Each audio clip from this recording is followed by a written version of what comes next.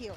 With this is already a 3v5 situation with 2 players down, and the rest of the utility used from Safe to prevent the push coming in from Sand is just beautiful to see. This kind of adaptation onto the Vice, onto the Tejo, is what is going to take them further into the competition. Yeah, and when you're 11-10 up as well to do that, they just play with so much confidence, and I'm glad you showed a Dirk round, because let's be honest, every round at this point is a Dirk round. Because Brent, we have to have a conversation about whether if he is or can become the GOAT of Valorant. That's what I mean. This event is really his time to shine as that GOAT status and cement it, because there's a lot of names that come to mind when you think of just the GOATs in Valorant in terms of just titles earned. But Dirk will be getting up there. I mean, he's been playing the game since the absolute impetus of it, and he is so close as well to reaching a global kill record in 2000. And the level of performance that he consistently puts up is just above and beyond a lot of other players into the scene. And I think if he wins this title here at Bangkok, it's a while off yet, don't get me wrong, but if he keeps performing the way he is, he has to be in contention, I think, for that status, if you're thinking about it, because he's already one of the holders of a back-to-back trophy, right? So he's already got 2 of them. If he gets the 3rd as well, he'll be joining, what, Chronicle, I think is the only other player. And that's an elite list of players that is currently going to be grouped up, and Durka is very, very close to it. Yeah, and I have to mention there, he will be the first player to reach 2,000 kill globally. Nobody else has done it. Not Aspas, not Yay, none of the Optic guys over here over and over and over again, and he'll be doing it this time around, Kakuka, with a different team. Yeah, and I think that he will get it for sure. Like 49 kills for Dirk is like 1 or 2 days in the office max.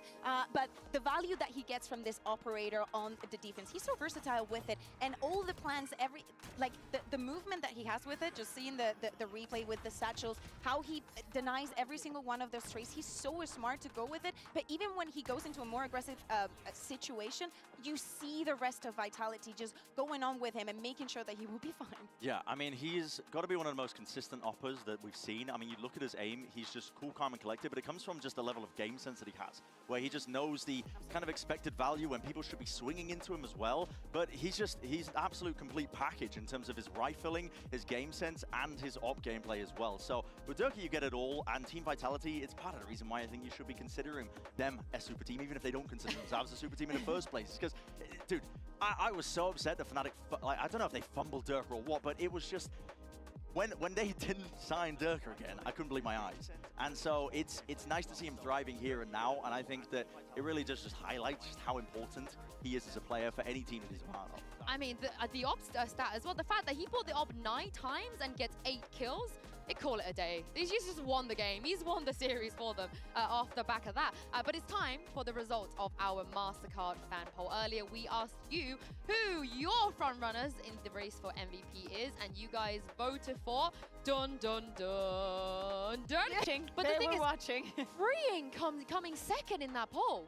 I kind of respect that as well, though, because he has been monstrous on the Tejo. It's a role where, I mean, you kind of get empowered these days, I think, as well. If your Yoru sends it in, you're going to be like 2nd, 3rd in. And so, but Freeing is the one who's like collecting all these kills. Players try and trade that guy out. He's getting 2 somehow in most spots as a rookie player on the stage. It's unheard of. So I can understand it, you know, closely behind. Both stories are very good. Like you have Durka coming in with a different roster, but still performing like this, or someone that is a rookie coming in playing for the first time in a global stage at this level, getting the MVP. I would absolutely love it. I mean, we heard it from Human as well. The Yoru players he watches are Durka and Jaw, so it's going to be interesting to see. He's picked up something from them. Durka was tweeting that he's going to bring back the Yoru clone. He's going to do it again. Is that wise? Do you think, is there ever a situation you're not shooting the clone? I think that we should do a highlight just to DRX players looking at the clone and being like, okay, it. we all look at it. We all look at, You have to shoot it, right? I would love Durka to run a fake clone play. But, I mean, there's scenarios where, against Vice, you run the clone in to try and trigger the wall, which is kind of what they were doing in that one instance where he pulled off the fake clone play, right? It was a bonus round against... Yeah. Was it? It was the game that qualified them. Yeah, the game that qualified them. He's like, oh, this, you know, it's the kind of game where you just have to do the It was funny foot. thing. It was foot. Dude, it was yeah, foot. it was the right time for it as well, and the fact that he pulled it off, I mean, just balls of steel, man. Honestly, just balls of steel. But that's what I'm saying. You have to shoot the clone now. It doesn't matter. It really does not matter what situation. Just shoot it. Just shoot it. But let's take a look at the predictions from the Talon team, of course, as well. And it looks like Mika and I are the only EDG believers. What happened, Bren? You went Trace yesterday. Yeah, honestly, that game is also really hard to call as well because I think EDG's map pool is all over the place. It could be incredibly good in terms of the 2 weeks prep that they've had, but I've just been... And the new comps, come on. Yeah, the new comps as well. I thought my Preds were doing worse than this, I'm not going to lie. Am I actually 2-2 or is that a mistake? I thought I was worse. Oh, I thought I was like 1-3. I didn't even see the stat. Are you leading? No, I'm like 2-2. I'm like even, but I was expecting to be worse in the coin flip. I'm like 3-1 because I believed in Liquid. Wait, hold on. You can still believe in Liquid. They'll play tomorrow. I still believe in them. They will play tomorrow. Let us know your predictions at home as well. But today is all about the battle of the #1 seed, a spot at playoffs, the all-important championship points as well. Get ready for DRX versus Team Vitality, followed by EDG versus G2. Day 3 of Masters Bangkok starts right here, right now.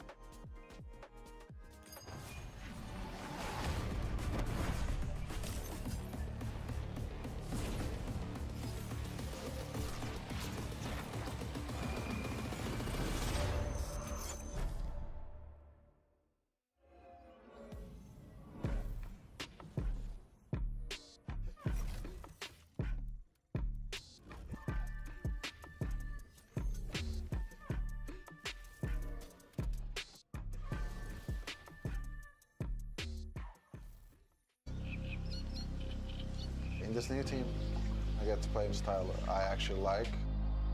I give some reads to the team and just try to play like myself. Let me answer it. They're not clearing him! They're not clearing! Dog, bro. DRX라는 팀이 정말 강한 팀이다라고 생각밖에 안 드는 것 같아요. What just happened? I think in this team, we just try to enable all the players. That means you need to trust your teammates. 현민이랑 영혼의 듀오라고 현민이가 못하면 제가 하고 제가 못하면 현민이가 해주고 만약에 100% 상태면은 누가 와도 제일 잘하지 않을까라는 생각이 듭니다. Yo, I think yo, it's important to be yo! humble outside of the game. I'm here. But on stage, you show no mercy. Ah, not this camera. Here we go. Sorry, guys. Last I year had been on in the EG, we didn't toilet. make any events, Don't ask. but I did go to champs last year, and I was a spectator, watching all these guys play on the stage. EDG winning live. So it kind of brought back my motivation. Saying, I was Hello, here at Sonata. one Hello, Disco. Hello, Poopsoup. Hello, Craving Pickle. Hello, Lation. Hello, Succulents. Hello, Sub Bro. Hello, Pickle. Hello, Nanto. Hello, No Skills. Hello, Totali. Hello, Milad. Hello, Tomisek. Hello, Seafeld. Hello, Lalith. Hello, Titans. Hello, Odin. I hope I didn't miss anyone. Hello, T-Bay. Hello, Rahul. Need to tweet as well.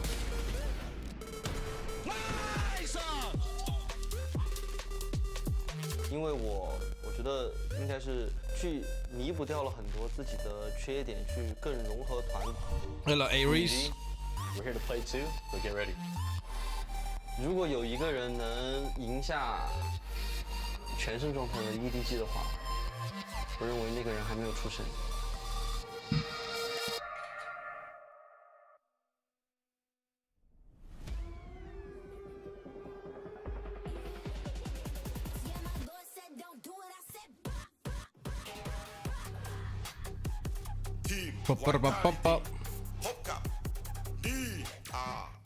It's time for the best of. Sorry, guys, writing a tweet, and we're back. Pacific, the super team facing some of the best rookies we have ever seen in the game, or for a spot at playoffs, and one step closer to the first global trophy of the year.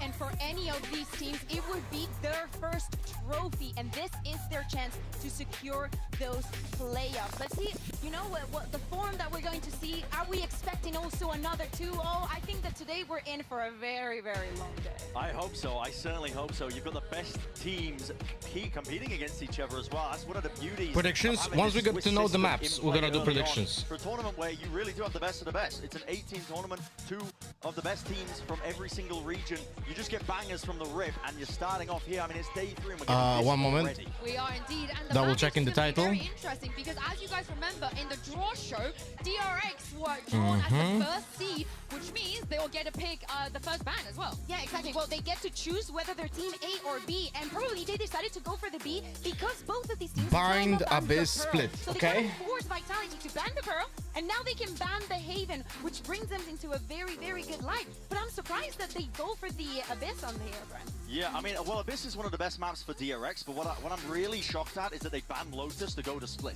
Yes. That, for me, is the decider, because Lotus is another map which they've looked really good at. I mean, we were talking about how they changed their compositions on that map specifically, and they were looking really improved.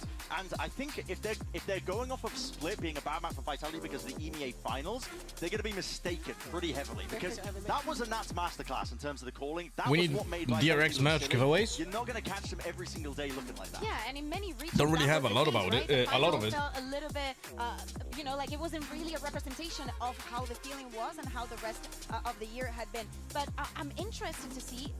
I think that the decision comes from we already played it in this tournament. This is a very important match. This 5 secures minutes our voting playoffs. time. If we have prepared something else that they have not seen yet, that they cannot prep for, it has to be the split. Yeah, and it's very interesting for Vitality to pick Bind. Usually when they play Bind, it's the other team that pick it into them. They prefer the Haven, they prefer the Split here, but obviously the Haven's not going to be a choice, so I want to see how DRX... Oh, but by the way, guys, I am trying multi-streaming on my LoRHS YouTube channel, the old YouTube channel. Can any of you check if it's working there? As well, and they've changed up their stuff again, running this Yoru gameplay.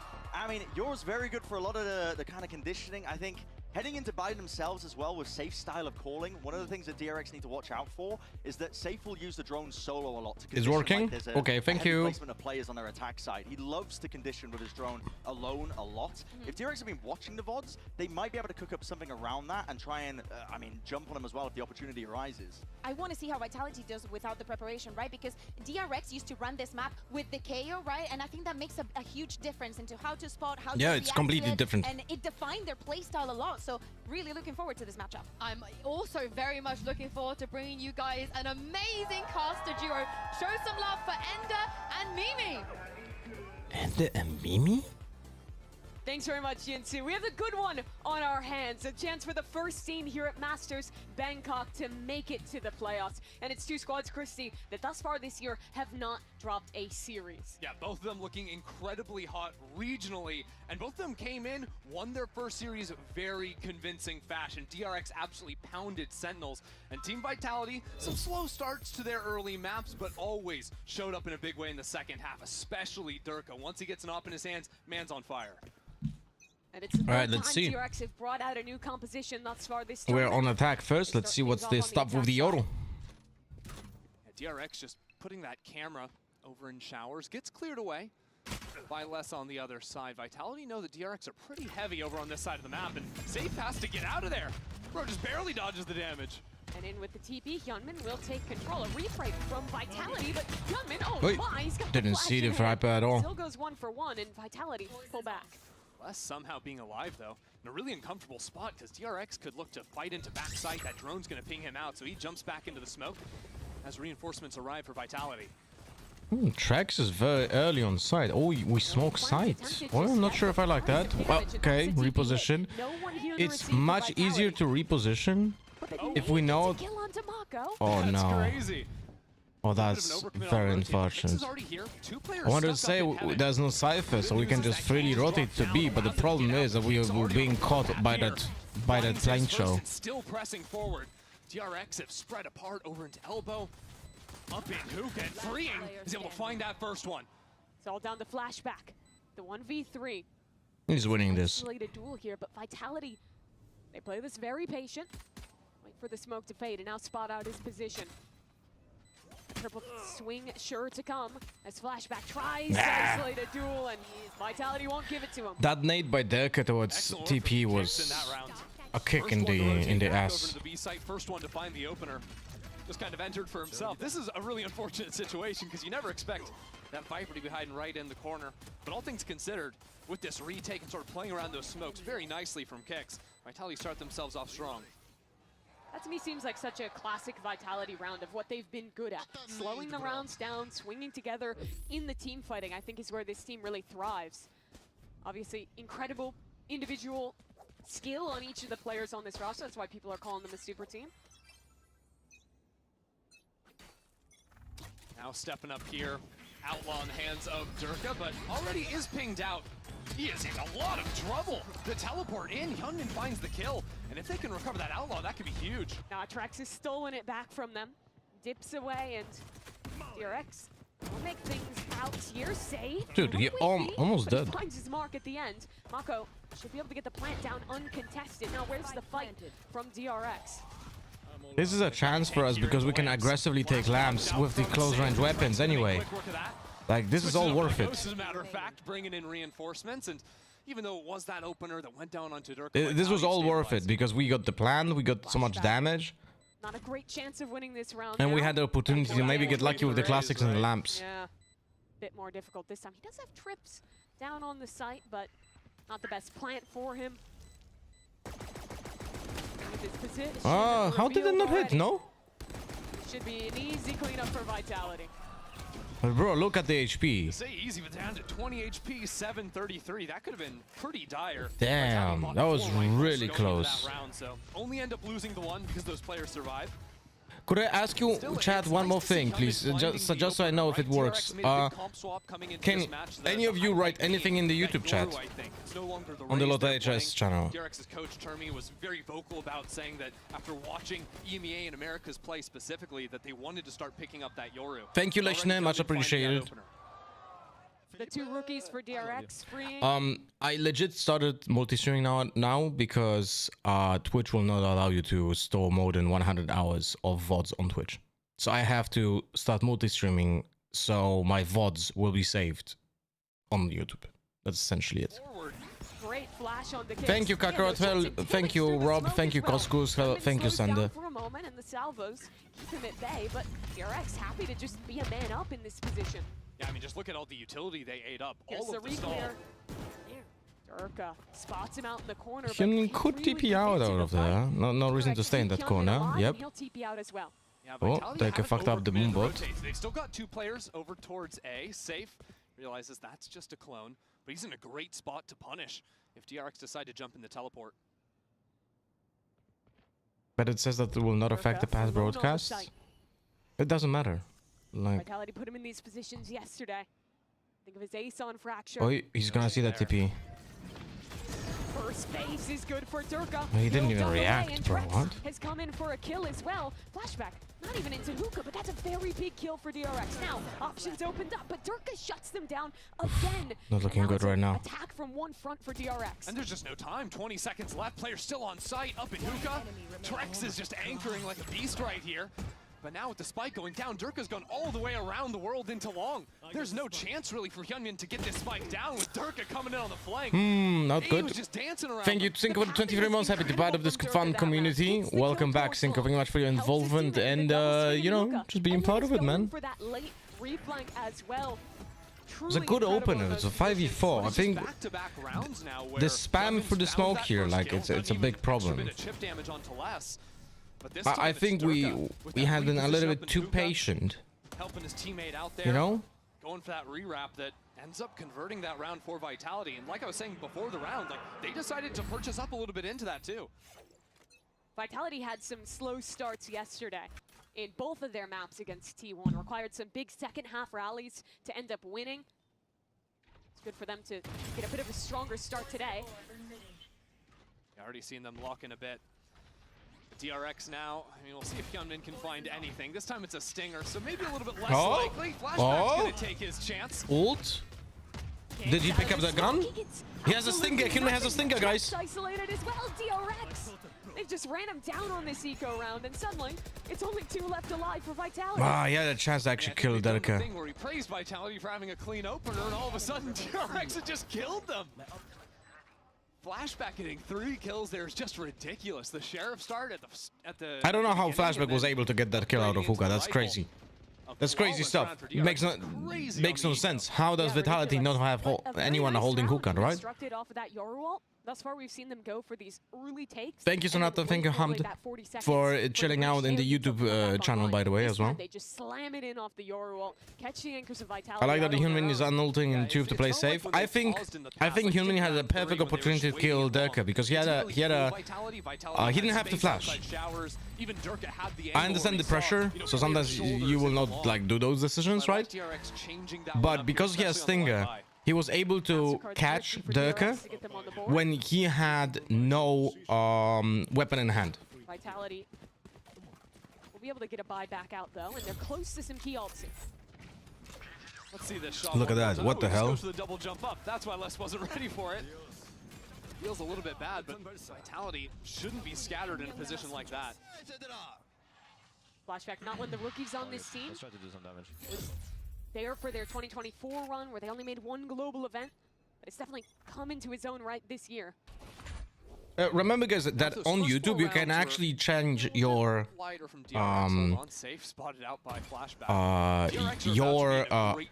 account name to not show your real name on YouTube, right? All of those heavy hitters, they got 4 monster ults that are going to be coming up very soon.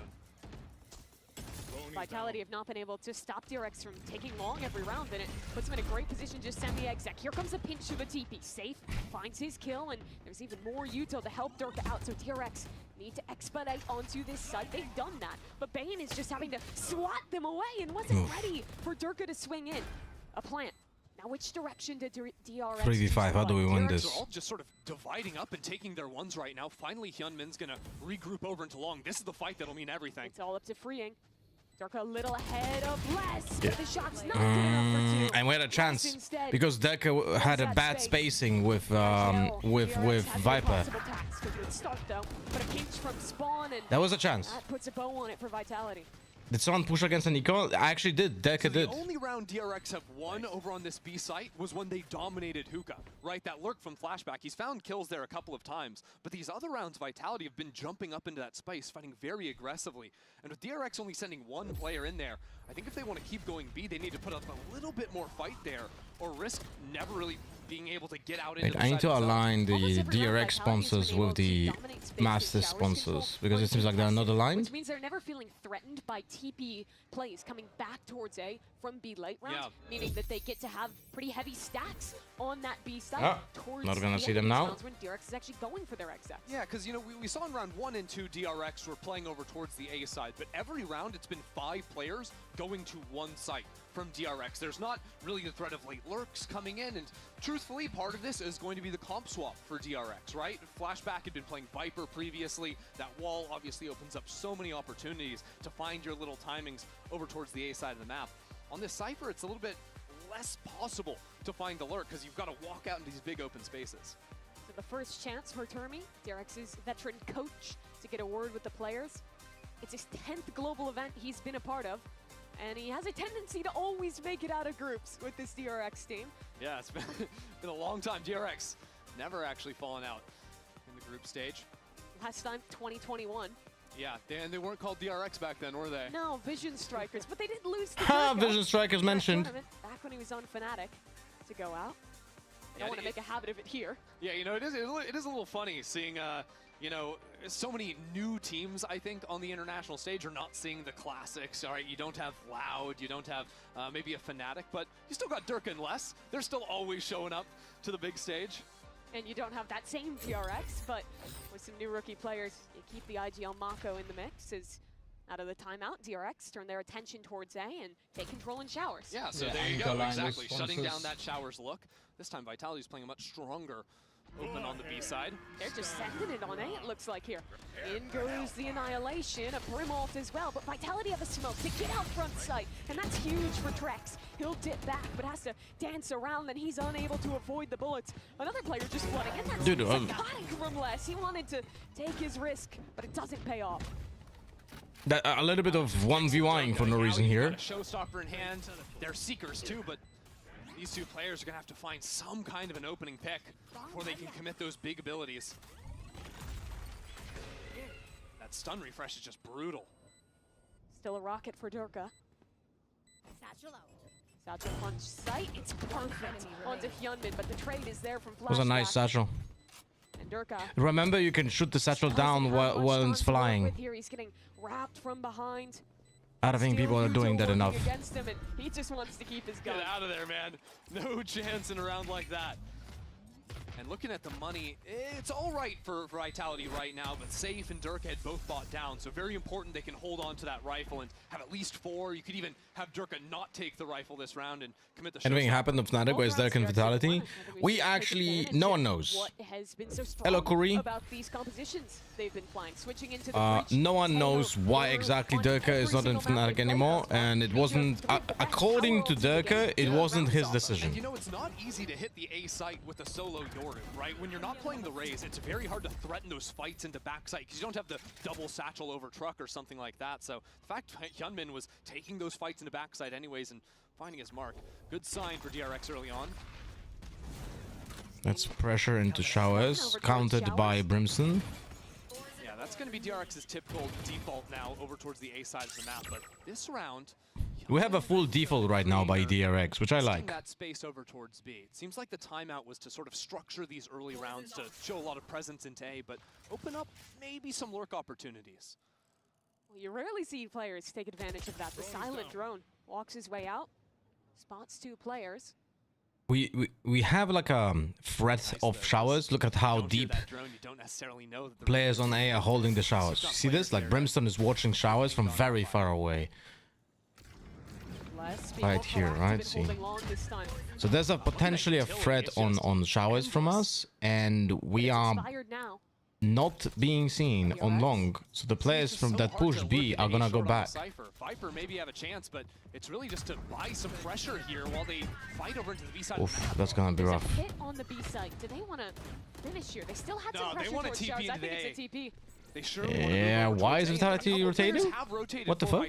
I mean, that's good. That's good. What the hell? I don't understand. But thank you. That's our chance. Still has that showstopper. Ready to go top drop. Only 20 seconds. DRX. Need to get this plant down quick. The ult goes wide.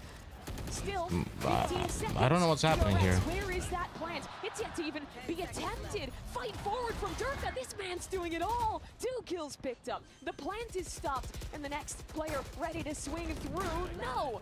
The spike makes it down, but it was never enough. Very chaotic. That was absolute mayhem. Very chaotic. 2 kills over into lamps.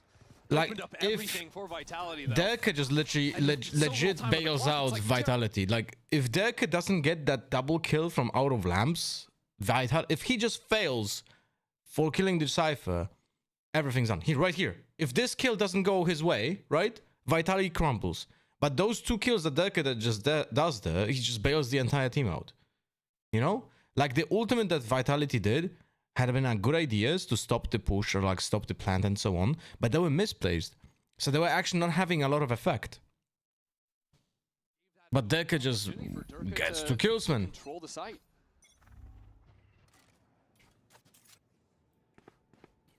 DRX go back to the well of B. Good stun, catches on to kicks. Young's past it. Here's the replay from Vitality. It's excellent. The decay catches 2, and Vitality cuts them all down. Flashback has found the time to walk out, but the smoke from his teammate, less a bit of safety to isolate these duels. And in a one-on-one, you know Les is just gonna pick them apart. No double swing out of the smoke. Some miscommunication by DRX. Come through this time around. No, sir. Just a complete lockdown. Honestly, I've really liked how Kicks has been playing on this map. This time it's that fight supporting Les very nicely into long. But really my eyes go towards this 9th round. DRX need to salvage something towards the back end of this half. They've got the ultimate on Hyunmin to work with. Looks like they're Let's see if there's gonna be some ultimate stun combo. Go, go, go.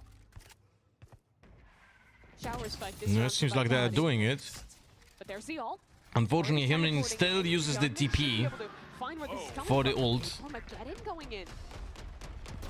Doesn't really affect Hold on, them. Hyunmin's all the way up in heaven. Bro's throwing out a flash. He's out of this, looking for someone.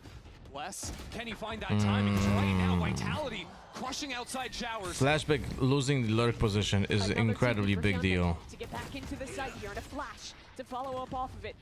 It's a very weird one now. Vitality on a big Not a island. fan of those Showers, TP but you know flashes. exactly They like where give Hyunmin zero is. value. Satchel, good, but not enough. Safe, guys. There's no Oh else my for Durka. god, He's dude. got the Durka shorty. is just... Goes back in. Durka is just not Down. getting shot. He's And like in Vitality, Matrix, man, the entire they're split match. up at this point. Another possible 1v1 for Hyunmin.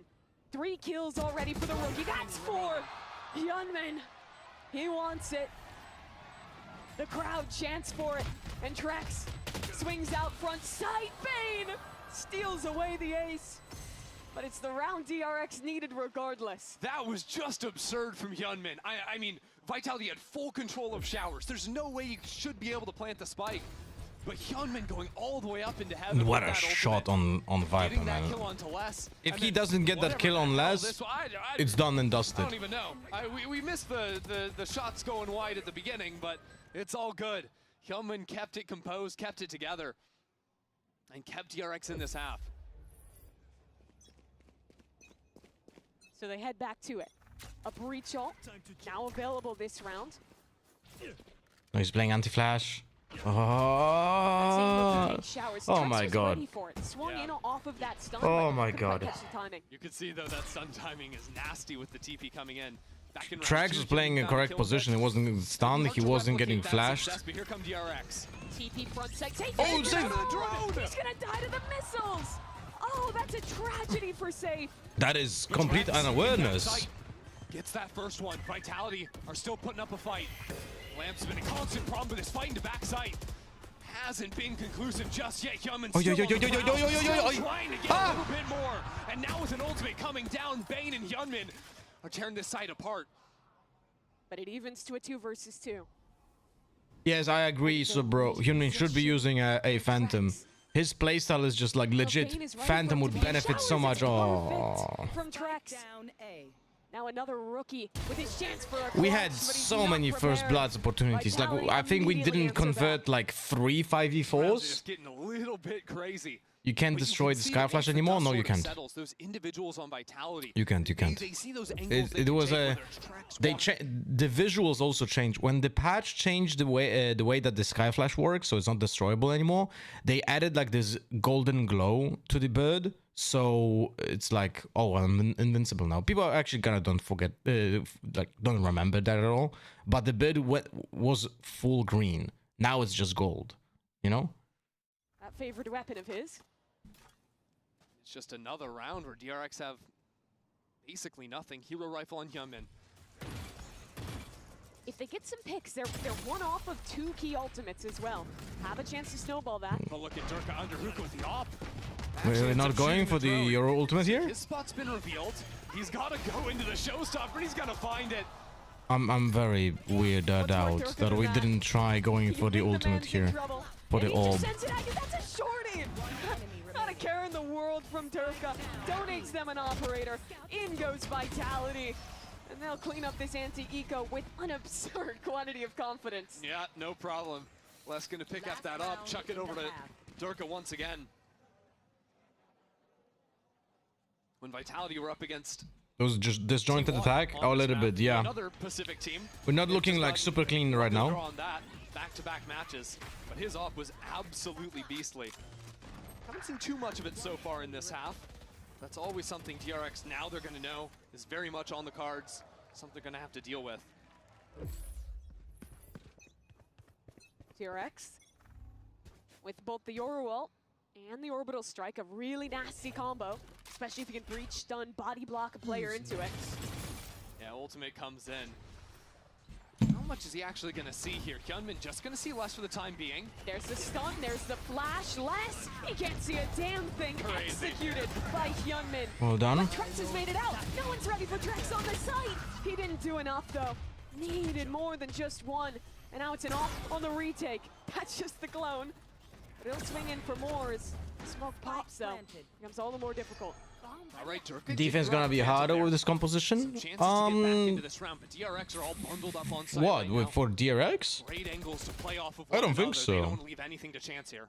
I don't think there's like a big change because Yoru's at Fantastic at taking off angles. Smoke fades. Basically a chamber, but with worse TP. First Oh contact, no, that's oh very no. good from Durka, but Hyunmin in the corner Oh taking down as no. well. We That's didn't play incredible from contact. Durka, and the Trades come in. Oh no, we Somehow, threw this round. The IGL's in a 1v1, but Mako. Thank God, Mako. Thank God, Mako repositioned, like in a completely unreadable position. DRX get a little bit going there towards the end. Not the best I thought you said them. Viper is very important since the P and then Brim only has 3 smokes. Viper is even more important for attack than defense, because of the fact that you have permanent like pressure points on short, but when attacking with like the orb on orb and a wall combo on lamps, right? On defense, she's important on the rounds when she has the ultimate, which doesn't happen that often anymore. And the wall on B, like, think about it this way. If you don't have the wall on B, you just play differently. Like, you have different protocols. Like, if you don't have the wall Viper on B, then you are able to play a little bit more aggressive because you don't want to play off the wall. So you're trying to, like, get early space on long or deny the space on long.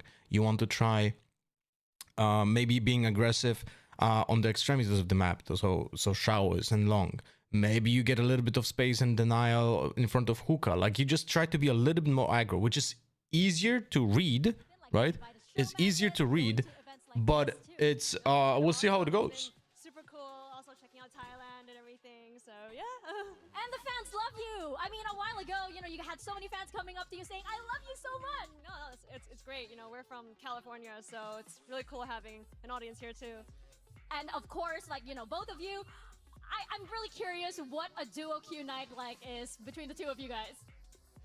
It's me, her, and Baby Bay, so it's okay. Oh, okay.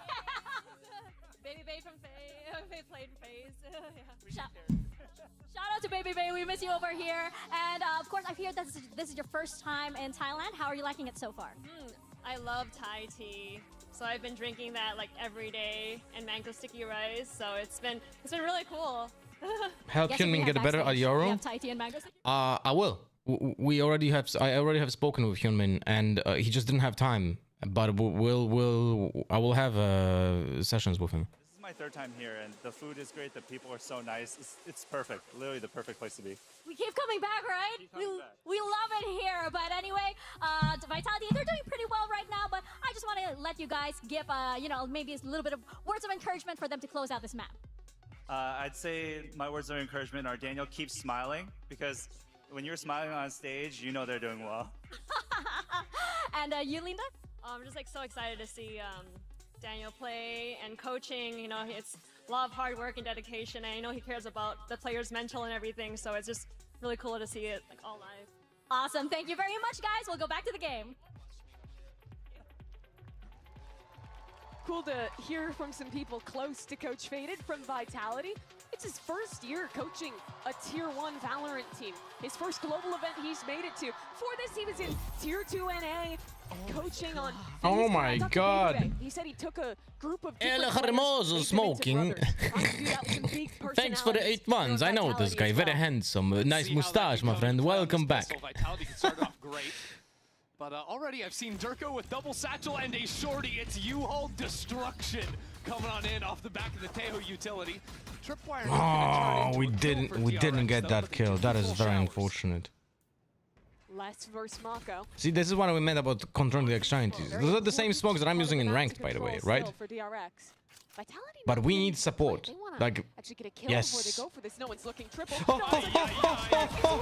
Oh my God! Oh my God! Oh my God! Flashback is not hitting shots today. Oh, but It's pandemonium. And Darko only has a shot. Don't go close to him. Don't go close to him. They have him trapped.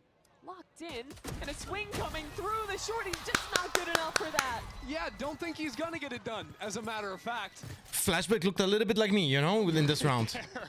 I don't know. DRX somehow with Flashback sitting here on triple. There's a smoke right there, so Vitality don't really respect the fact that someone could be hiding there. And it turns into a bit of a mess. Kicks finding 3 kills. But it was such a like what was important is in that round, but Flashback had Mako's back because controlling the extremity of the map is important, right? Up and tossed over, kicks through that to Durka, and there's 4 players on light armor. Deca goes for that scream strategy. 2 players on light for DRX. That's actually a great call if Mako made that. And this is why I don't like this fucking gun. This is logical. This is a good play. I like it as well. I like the fact that they played that attack Outlaw. But the problem is that's garbage. Like this should not be possible. It should have been the difficult site, but somehow they should not have an operator for free. Still, that's not. So not for free. They should not, like, you lose pistol round. You should not be able to buy a gun that is like an operator. That's it. Makes no sense, no? And Freeing's gonna walk straight into Drax, even getting the timing. That's now a Spectre picked up. Vitality of 5v3, and they just walked in with an Outlaw. Mako a chance to save it. Down goes Durka and Hyunmin, a 1v1 as well. Getting overwhelmed by yes! 2. Hyunmin, he's good oh for my it. god. Still not out of the woodwork just yet. Vitality, they've walked their way up short A. Vitality is throwing a little bit. Thank God. Got a flash to play with. They had a 5v3 and then went with 2 players, Hookah.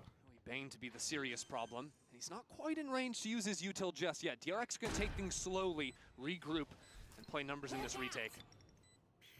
So we know where the sky is. Will die to 1 shot of the Outlaw. But thankfully, Bane and Mako both good with full armor. After shot on to save, he barely gets away. Nice. Hyunmin swings in and takes care of him. So We know he is. Kicks alone, and surely there's enough odds for DRX to just overwhelm this. Nice. Oh. They'll shut it down. Oh, that was so Yeah, good on DRX to sort of settle down and equalize. dramatic, man. Once they'd fallen down in numbers. Thank God Vitality just threw it around. On something there. How low because it was a 5v3. DRX. They have a lot of great tools for active re-clears, for retakes, but in the mid-rounds, Vitality can really work them on the rotations. It's primarily once either Cypher is going to die or that util ends up being cleared away, right? Because Vitality find that opening pick, and then all of a sudden it's like, well, we have no real anchor to rely on here. It's kind of hard to play that, because really when you look now, at this, what I don't like DRX, is you're going to be this. seeing a lot of these rounds where it's Right here. where Cypher's going to be on his own. No longer on the Viper, Cypher much more no-no. self-sufficient. And DRX have the tools to fight forward with this breach pickup. Why?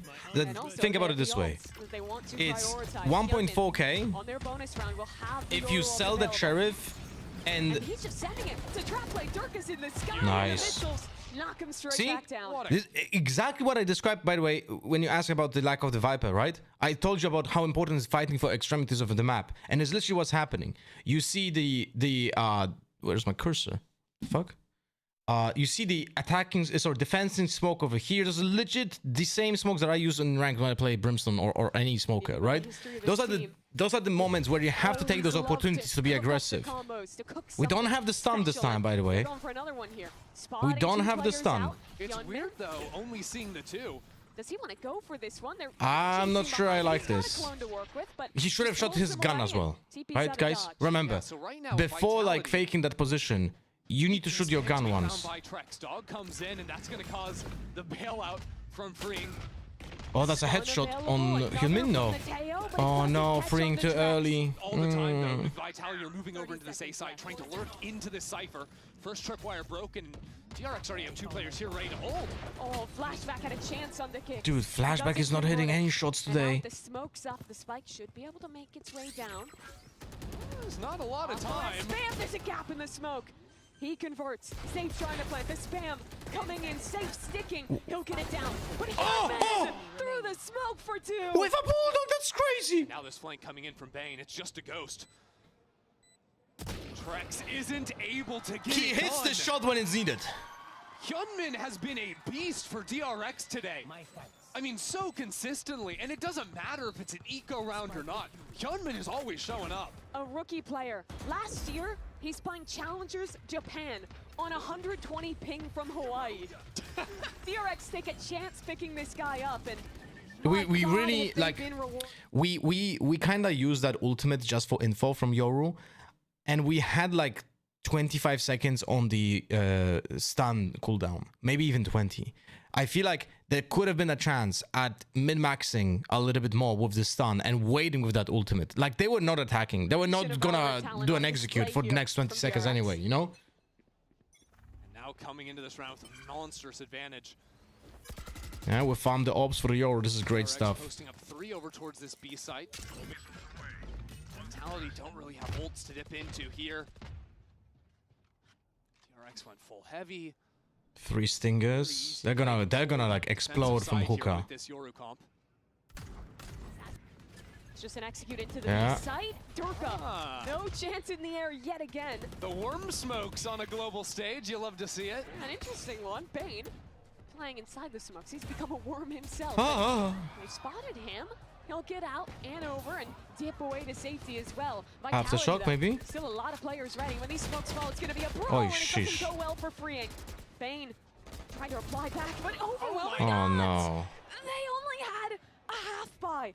And Vitality now up 4-2. But Hyunmin, the hero I don't know of what last happened, to be round, honest. We didn't see. arrives yet again and knows exactly where Les is. Can't take the risk yet. When will he fight? Perfectly timed. Hyunmin, another opportunity, and he rises He's to always that good occasion for as 2. well. But was it enough? And the 1-on-2 is flashback. Spotted out by the ult. A double swing from Vitality. And they win the Thrifty.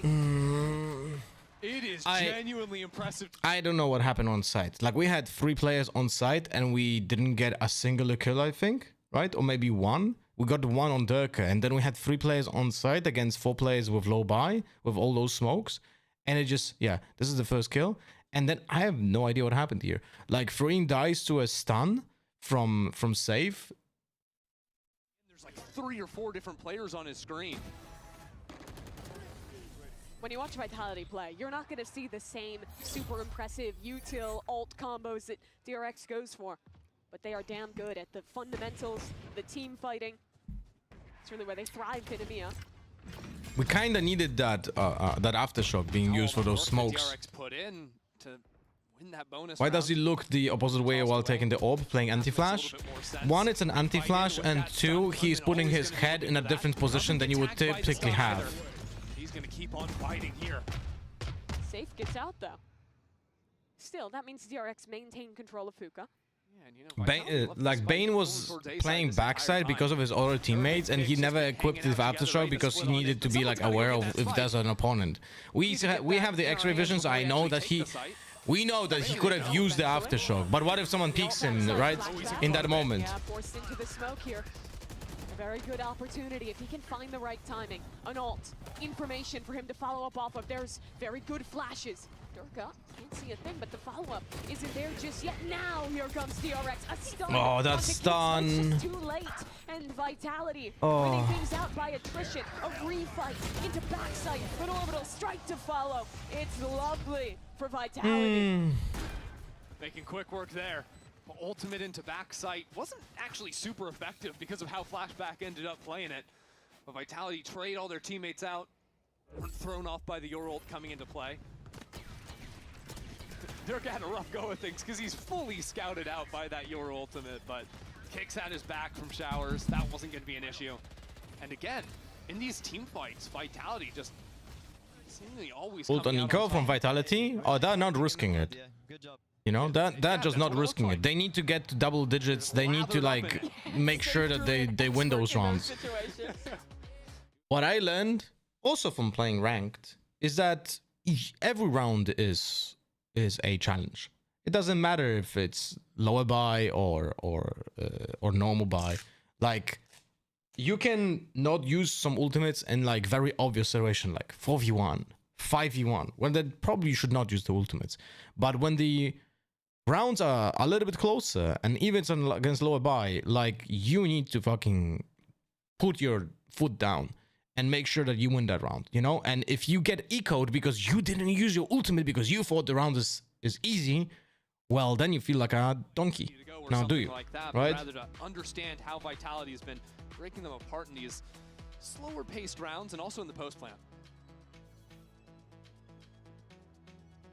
really has come down to those final seconds, those final fights where Vitality has thrived. Fundies have been strong. I also think Vitality have just gotten a lot of space walking into the Cypher side of the map. I'd like to see a DRX with a look where they maybe fight there a little bit Interesting more flash doesn't affect the players out of hookah. That could be this round. Freeing, is he going for this one? Stun connects on to save, but he's out of it just in time. Fade will make another attempt, and he does better to trade his teammate. Yunman's already teleported up to A too. Him and Flashback could lock this down. Please, flashback. Get to, please. But catches on the flashback. A nade at his feet. A sky flash as well to fade. So well played from Kicks. Still problems. 3-bit technique. Yunman dropping down into sight. Showers control isn't coming in anytime soon. Yunman's That's the spike. Can Hyunmin TP out? No. Fuck. Not gonna end up happening. Vitality have the site and Durka's still pushing. Durka's still looking for Bane.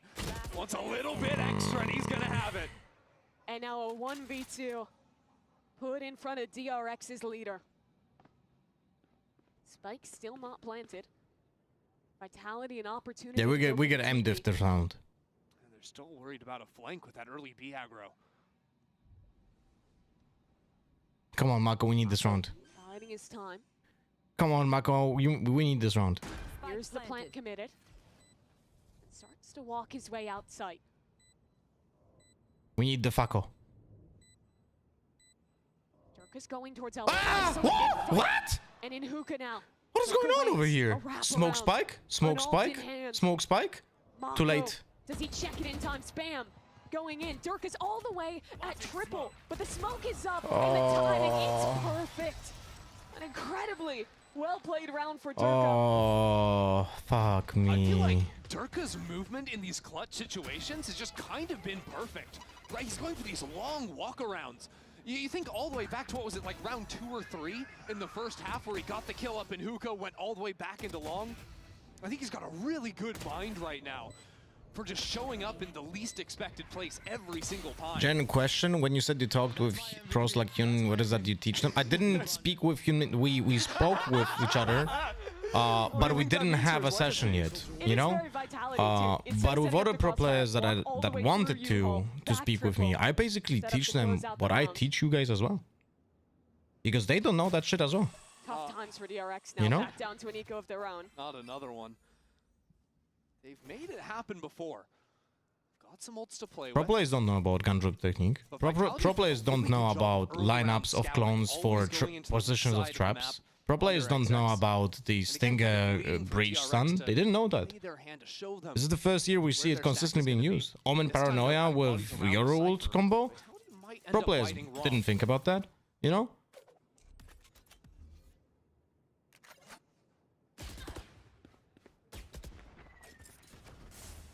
Bit of damage done towards short, but Vitality not committing there. Yeah, it looked like the original plan was going to make presence be long and then TP. Instead, walking in, freeing, in some trouble. Missiles at the feet to try and stay alive. Oh, he missed the stun. Ah! Now here comes the split into the site. Ain't no one to really help him as he's out wide from the missiles. Durka's rocket is good. And Hyunmin, HP just so low, will be traded out. But the TP, okay. Dude, flashback needs to hit. Flashback needs to hit those shots on the important rounds. And a Vandal recovered off of it. Because this one is almost unwinnable. Shots back through the spam. Mako trying to isolate a fight. But both these players on an island. The Ghost not good enough in that position as Vitality make it to that point. 5 rounds down. No worries, DRX guys. Need to put up something now that they've actually got rifles in hands. Gonna have the ult advantage going into this next round too. Now, Vitality have done such a good job of just playing these slower, simple rounds.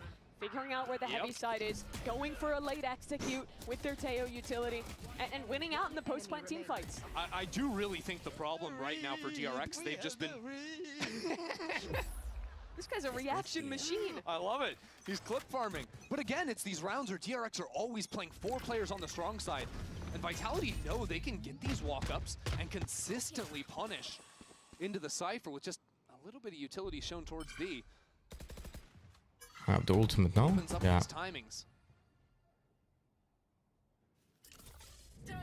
Viper's pit out of showers. But they're planting from short. How did DRX respond to that? We've already seen a teleport come over. High camera is broken out. Flashback Bro, isn't no. good for it. And now this Oh, site's just flashback falling has been Dirk is still in a warpath. You're big getting all up inside weakness the smoke. point. Spotted out. Ultimate to come back on in. DRX have no one to follow off of it, actually. And Ultimate is going to come down for freeing. Hyunmin blasting his way through the pit. Sees two. And now the sole hope for DRX on this retake. Hyunmin flashed up, and Kicks takes care of him, but the pit is dropped in the chaos. Bane. Do we have will smokes claim for one, Spike? and it No. evens 2 versus 2. No smokes for the Korean squad, and safe on an off angle, somehow freeing, wins Oh, it. thank God. DRX stay alive. We need to, if I would be the coach, I would be calling a timeout right now, and make sure that we can reposition Flashback. He is playing in the same position almost every round, and he's getting completely outplayed. He's peeking into angles that he knows that there's someone there, and he's shift peeking, you know? It's like he's getting baited by the fake flash from Sky. Like, that stuff needs to be repositioned. Like, we are getting punished because it's too easy to read what Flashback is doing, you know? Like, Those rookies have been so good. we for have the DRX. exact same traps almost every round. Did Deca get body blocked in the Deca ult? It was accidental, not on purpose. Finally, Vitality working into this space early on. Drone's gonna spot out freeing. He drops down, but here comes the fight into long again. Good droning from Vitality. Sees both of the aggros. Everyone's getting caught out by Util. Durka up top with a smoke to play within. But freeing, he's found a gap beneath it. The one way for Durka works out, but the trades are We really need to start excellent from using DRX, more and phantoms. Vitality don't have a foothold in the site. Finally, they'll walk out. Bane hears everything. Waits for the fade of the smoke. But Vitality escaped towards long. We have no smokes. Mako doesn't have any smokes to block off long. That's not after good. This one goes down. So they're just Wait, walking flashback. across here. What? This isn't gonna let you have a Why? chance with that. Why? Oh no. Mako didn't have his weapon in It was a hand. 4v3 He comes in go. on the walk. Flashes in. Flash, not good. Isn't blind, and it's only one man left to stand. Bane, an isolated fight towards long, but time is ticking. He needs this last kill onto Kicks, and he needs it quickly. Sticking onto the spike, trying to get halfway. But Kicks I mean, puts it yeah, we didn't deserve the win on this map. I'll be honest with you. We threw so many like advantageous position. Like this last round was a very good indication of what happened here. Like, we have a 4v3, but Flashback peeks out of sight to long and just dies. And then Mako is completely alone and dies. And then instead of having a 4v3, we have a 2v3. So it's like those small things need to be cleared up. That's for sure. We'll see. I'm Batman.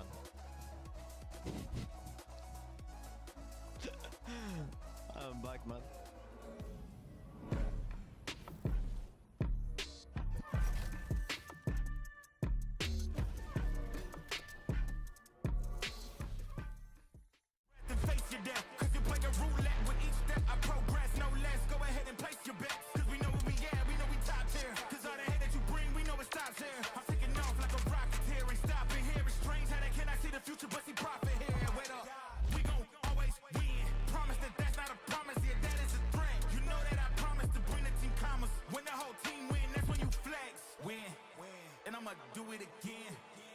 Uwaga, uwaga.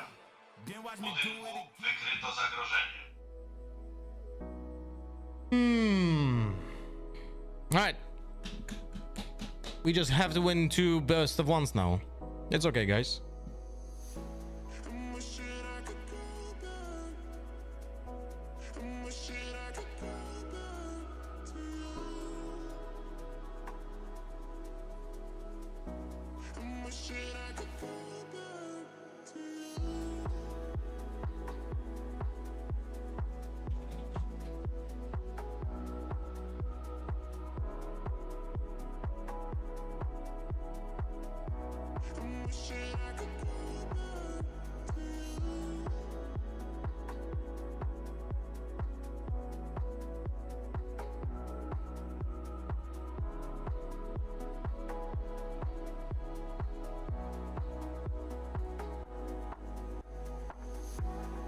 Shit, I could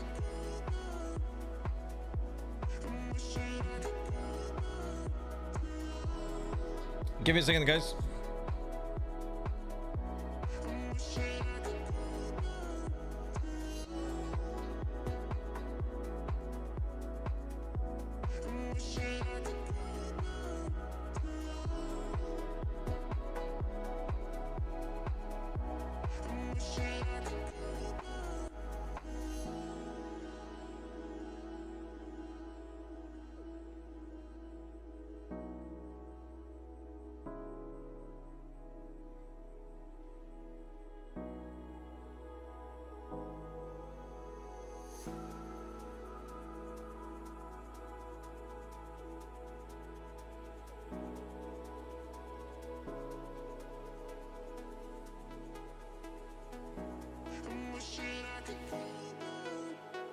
Alrighty. Just change the YouTube settings for the stream there. Oh, predictions, right.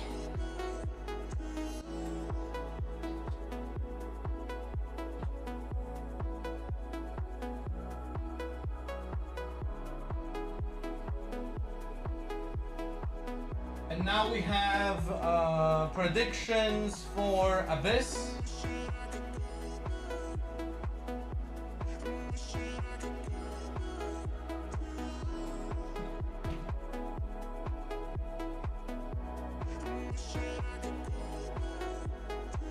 Here you go.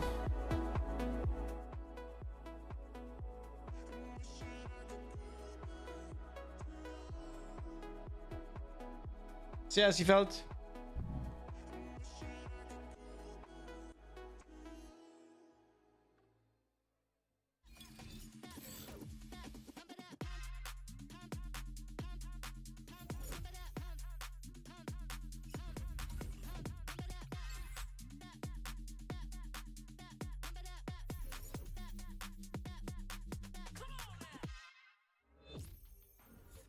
I'm here right now with Faded of Vitality. Congratulations on that first map. The team is looking good, as usual.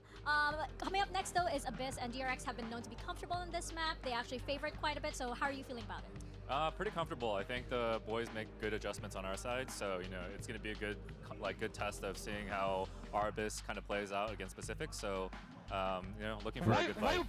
Why are you pushing? It is a good day to be a Team Vitality fan. Their win streak continues. I am your host, and I'm back here with Kakuka and Bren. What happened in their second half? What happened? They took over, man. They absolutely took over. Vitality, though, they look like the real deal, just in terms of just the decision-making on the fly that they made. They're such a good team in terms of just switching it up as well, the conditioning. They slow it down, they speed it up, they get proactive, they're re-clearing. Like, DRX couldn't get comfortable the entire map. Yeah, exactly. Seeing DRX going on to the aggression. There was some microplays and some adjustments going with the composition that definitely took some effect on Vitality. But as you said, they just walk back, you know, work with the timing, work with the utility. We go back to the drawing board even in game. And it doesn't matter that it's a different composition. They look pretty ready. I mean, for DRX, it is not for a lack of trying, because as we take a look at the HyperX reflex moment of the day, Hyomin Kakuka, he's just incredible. He was onto something. The other day, when he was debuting with this Yoru, the ults were a little bit hit or miss, but this had to be one of the main characters of this bind. His ultimate usage on every single round had so much impact, and this one in particular, where he gets that kill onto Les and then manages to create all this chaos and ends up getting 4 kills in this round. I love how quickly he's mastering the agent and all the cool things that you can do with it. There's so much micro stuff that he does in this clip as well, where he's inside the smoke and he has to spam down on one player. I mean, there's this reaction here, but just the presence of mind to leave 3 bullets into the clip when he knows that the reclear is happening here. A lot of players are spraying the entire clip there, reloading, having to pull out the secondaries, but he's just so disciplined in the right moments and so smart with the way that he takes those fights that this guy's the truth. Mastering the agent, right? Yeah, look, Sabro is like world-class player, and this is like his first international event. I mean, just yappering. Like that. I know that they ended up losing, but you could just see from an individual basis that Hyomin was like lights out. He tried his goddamn best. He tried. Absolutely. But also, you mentioned the reclear, so let's take a look at the round 8 and 9, Brent, from Team Vitality. Yeah. Talk me through this. Vitality was so damn good at just re-clearing space when these execs were coming in as well. And I mean, this might be a little bit slow going, but when they see this hit coming in from DRX, They get pushed off, they get poshed off from this angle, and then they make the call to, oh, well, we've got the snake bite, they're pushed up, we're going to re-clear this space, we're going to make them feel really uncomfortable here. Never really, the first few rounds ended up starting where Vitality were happy to let them in and stall them out of this util, but from past that point, they didn't even take a timeout to make this decision. They started to actively re-clear space as the hits were coming through, which that was nothing to do with playing Euro. Well, it did, because he was able to get to Heaven, or he's not getting to that position with any other character apart from Omen. So we have to bring up this head-to-head between Human yeah, and but Vitality, other than because that, even it though had Vitality nothing to was do on the with side, Euro. and yes, we But talk about the effect that Human was having.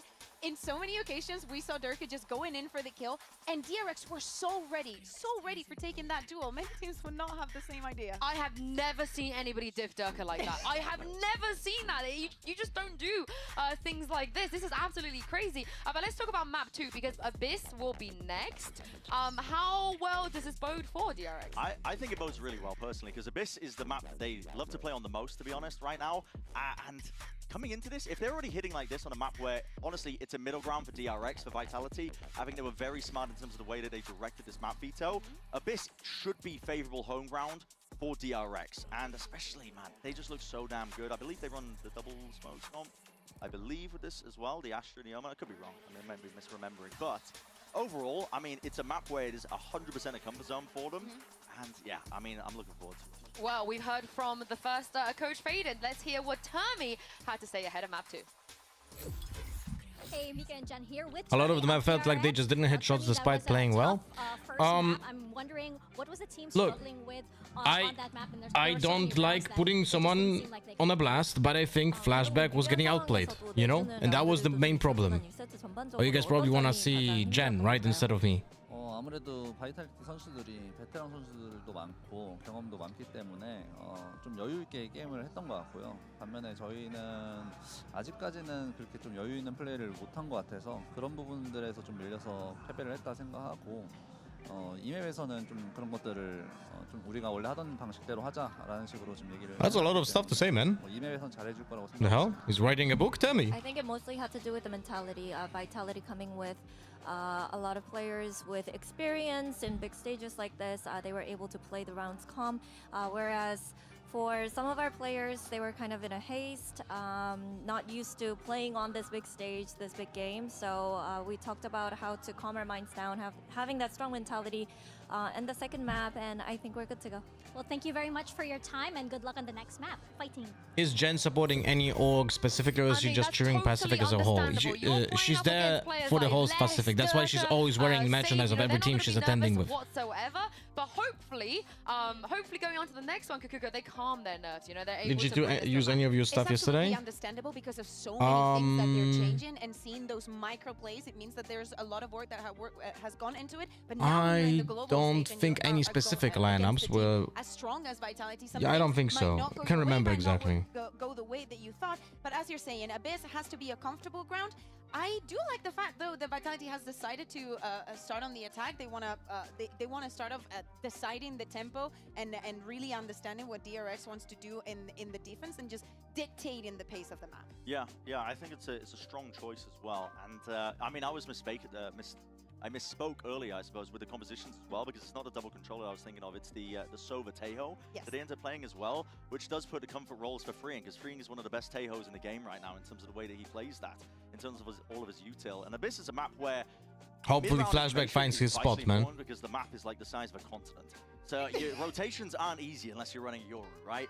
And if you can do it with double info initiators, which they run with the Tejo and the Sova, that kind of shores up that gap and allows you to heavy stack players, but it also gives you a ton of retake util as well. I mean, DRX use it to great extents, I think, when you see them trying to either flood defend A, for example. Bane is amazing from Heaven on that angle and the Sova, so it's pretty awesome to see them play this map. They even make me excited to watch Abyss, which is rare. You don't like it? Do you know what I love about Team Vitality's a bit? It's either they go overtime or they 13-1. There is no in between right now. But as we take a look at the agent select, Heoman is Yoru main now. Yeah, I was gonna say, like, are we going to expect this to extend to every single map? Because so far, he has only I'm not sure. the Yoru. Time and time again. Mako just moving away from the Astra, just going I on to feel Yoru. like I'm so excited for this. if we go for the Yoru on Mako's moved Abyss, off the Astra onto the Omen, the way he's been playing this, we should probably go for the breach anyway, right? And Mako's the one taking contact to create space for Hyunmin to be the playmaker, which is a totally wild and different way of playing this comp. Yeah, exactly. And Vitality not having a Sentinel, I want to see how they do on the defense and dealing with mid. On the side of DRX, they have that double drone, a lot of information, but I am going to be missing that extra stun coming in from Breach that could come in clutch. And of course, Durka, he is ever so closely edging towards that 2,000 global kill record. Ender and Mimi, let's see if he can break it here. He has a chance to, but on the other side, Hyunmin back on the Yoru. 4 out of 4 maps. DRX changing their comp, but this one, Christy, is comfort territory for them. Absolutely, and honestly, I think having Mako go to the Omen, you heard Bren talking about those teleport entries, how he can support the site as well. I think also... By the way, the banter with G2org on Twitter yesterday was so funny, and then I see like 8 comments of the same number, no PFE, actually thinking you're upset and not bantering. Like they were reacting as from a response with angry emote spam, it signifies you're upset IRL. I can't with some people. Bro, it's... away from being the first team in playoffs. I don't know. It doesn't matter what I do. I'm the bad guy, so I guess I'm gonna have to live with that. Gonna choose to play full retake. They do go for an early drone though, so chances to get out of the smoke early, but there's a star waiting right on that exit pathway. Hyunmin doesn't care. He's just gonna get that kill, pop out the flash to make sure they can't get punished for the stun. Aggressive Vitality trying to find a duel, and Durka does well to start things off, but the flash not there in time, and DRX just floods in. Do we have Only any... 2 players left alive, but Trex takes one before falling, and Where's Les? Oh, he's a world away. Has to use the pull. We're blocking it? No, not block. But we already have half. And surely that stick is forthcoming. Successful lurk? Almost. He's just not fast enough. Bro, flashback is not hitting. So unfortunate for No? Les there.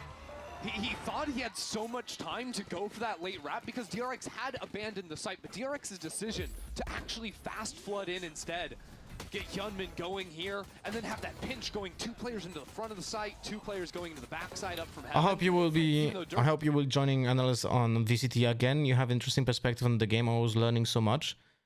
I would love to. I would love to be on the desk again, but it's not my decision, and I don't have any answers. So it's like, what can I do? You know? Around for DRX. It's another outlaw purchase for Durka on round 2. He loves this thing. And this time, 4 light armors from DRX. This is something teams are going to have to start prepping up against Vitality because he's proven consistently he's going to go for it. Brings drone, spots a couple for Got the B, jump and peek. jump spot. Oh, it's brutal. Man, we are not learning anything. Round 2 in a row now, where Durka's gotten an opener with the Outlaw, and Vitality get a chance to play the 5v4. Like if they bought the Outlaw on Bind, they're gonna definitely buy it on Abyss. Rotate out of there because his drone saw nothing in A main. Vitality, just like on Bind, love to exec into the Sentinel. They know DRX plays strong fundamental Valorant, so there's no one ever fighting up in front of the Cypher util. And they have both the Teo and the Sova to deal with those strips. Flashback. Doesn't really catch anything, and no one breaks his start. The flood in for Pink. Bro, come on. Him, and the whip from Flashback. He falls too, and Mako yet again has to try and save the day. But the odds are overwhelming. Over the top comes the Sova. He needs to find the shot. Not like this, man. Not like that. Kix is just jumping around, having a time with it. Oh, it's heartbreaking. We're just not hitting shots, I feel bro. like I'm watching Bind all over again, you know, not just the Outlaw purchase, but then execing into the Cypher, then fighting up on top of a site. It looks like Tube on B site Bind. Like, how Vitality took I don't say this very often, but we are literally not hitting shots. Like, we're watching people shoot like 10, 15 bullets, and none of them are hitting. You know? Our reaction as well. Love how much fun they have with it. Really looking to be super friends, as Durka said. Yeah. Very cute, too. the other big narrative to look at this game, of course. Those are all the important things. DRX going to go for a walk over towards A, but Vitality with a player to contain and ready to just react into the B site here. Oh, Safe might get caught on a bad timing. Oh, no way he jumps out. But that means they get to keep walking and might have a pretty strong timing here. Yeah, but at some point, Vitality are going to realize what's going on. Even if they don't expect 4, they're going to know that DRX are trying something. Unless they manage to find the perfect timing past Safe here. Safe thinks they're walking mid. Surely he turns and checks. Yeah, and Les is down underneath Heaven. He's now not he turning. realizes, okay. 1 for 1. Les isolated. And not looking down at Bane. That's another gun to fall, but Bane, even with that rifle, this should be too much. A 1v2. A high-low from Vitality. Dark, the jump, and Dirk is too good. Yeah, even losing the rifles there, it's not too much of a problem for Vitality. They won round 2. They're going to be set for the foreseeable future. Wait, what was the composition of G2 on this map, by the way?